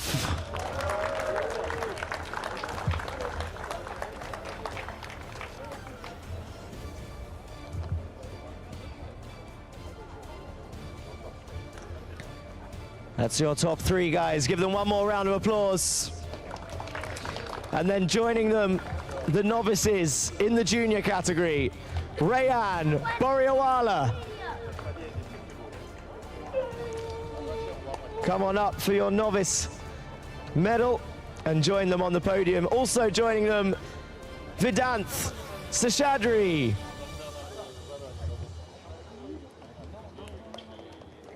Here he comes. Give him a round of applause, guys, whilst they jump up on the podium. 2 novices in the junior category today.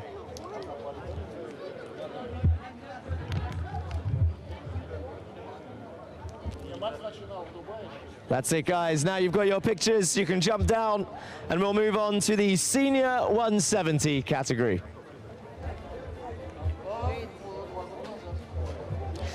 Yusuf's got his medal. He's happy, and he's gone. Okay, in 3rd place for senior 170s, a round of applause for Alexandros Anibas. There he is. Well done.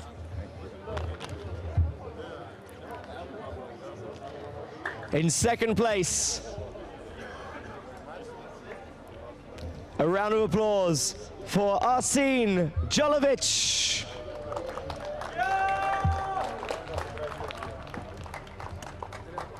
Well done.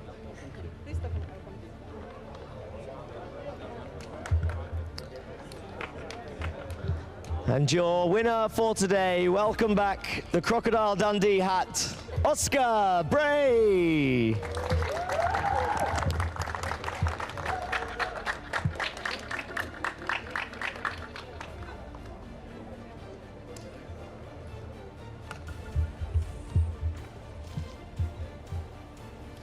That's it, guys. Give your senior 170s a round of applause. And we'll move on to the final category, the seniors.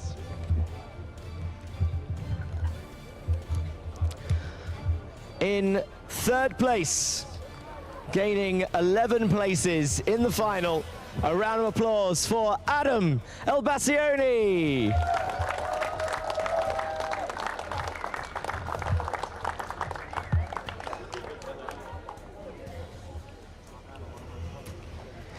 And deploying human DRS many times in second place, a round of applause for Jeremy Montgomery Swan.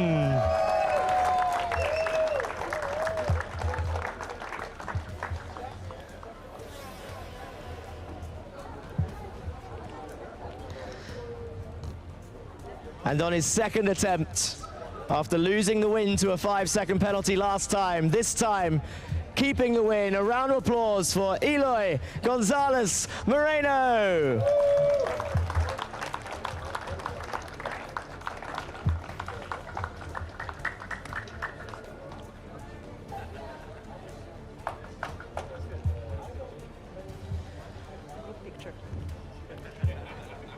Give your top 3 seniors one more round of applause.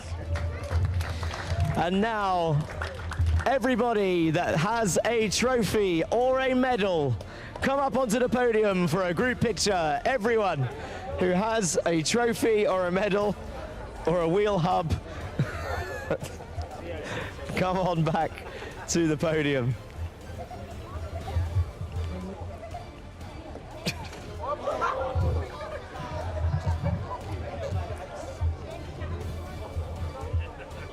It's okay, it's not live. We'll cut it out.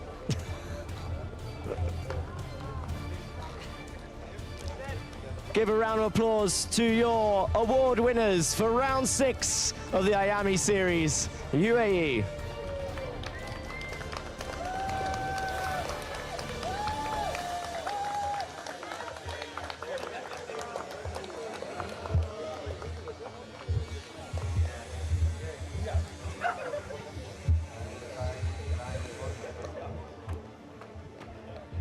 All good, guys. You have your pictures. You're finished. You're finished. Okay, thank you very much, guys, for tuning in. Those that watched on YouTube, those that watched live here at the venue, thank you for joining us. Those of you that joined in the comments and supported all of these young drivers here today, all of the mechanics, teams, and family members that are here, thank you very much. That is the end of round 6 of the Iame Series UAE, and we will see you the same time tomorrow, Sunday, the 4th of January 2026, and we will be back for round 7 of the Iame Series UAE. Thank you to Maxi, thank you to media friends, thank you to everybody, Emzo, and all the sponsors. We'll see you tomorrow. I've been Jack Johns. See you then. Bye.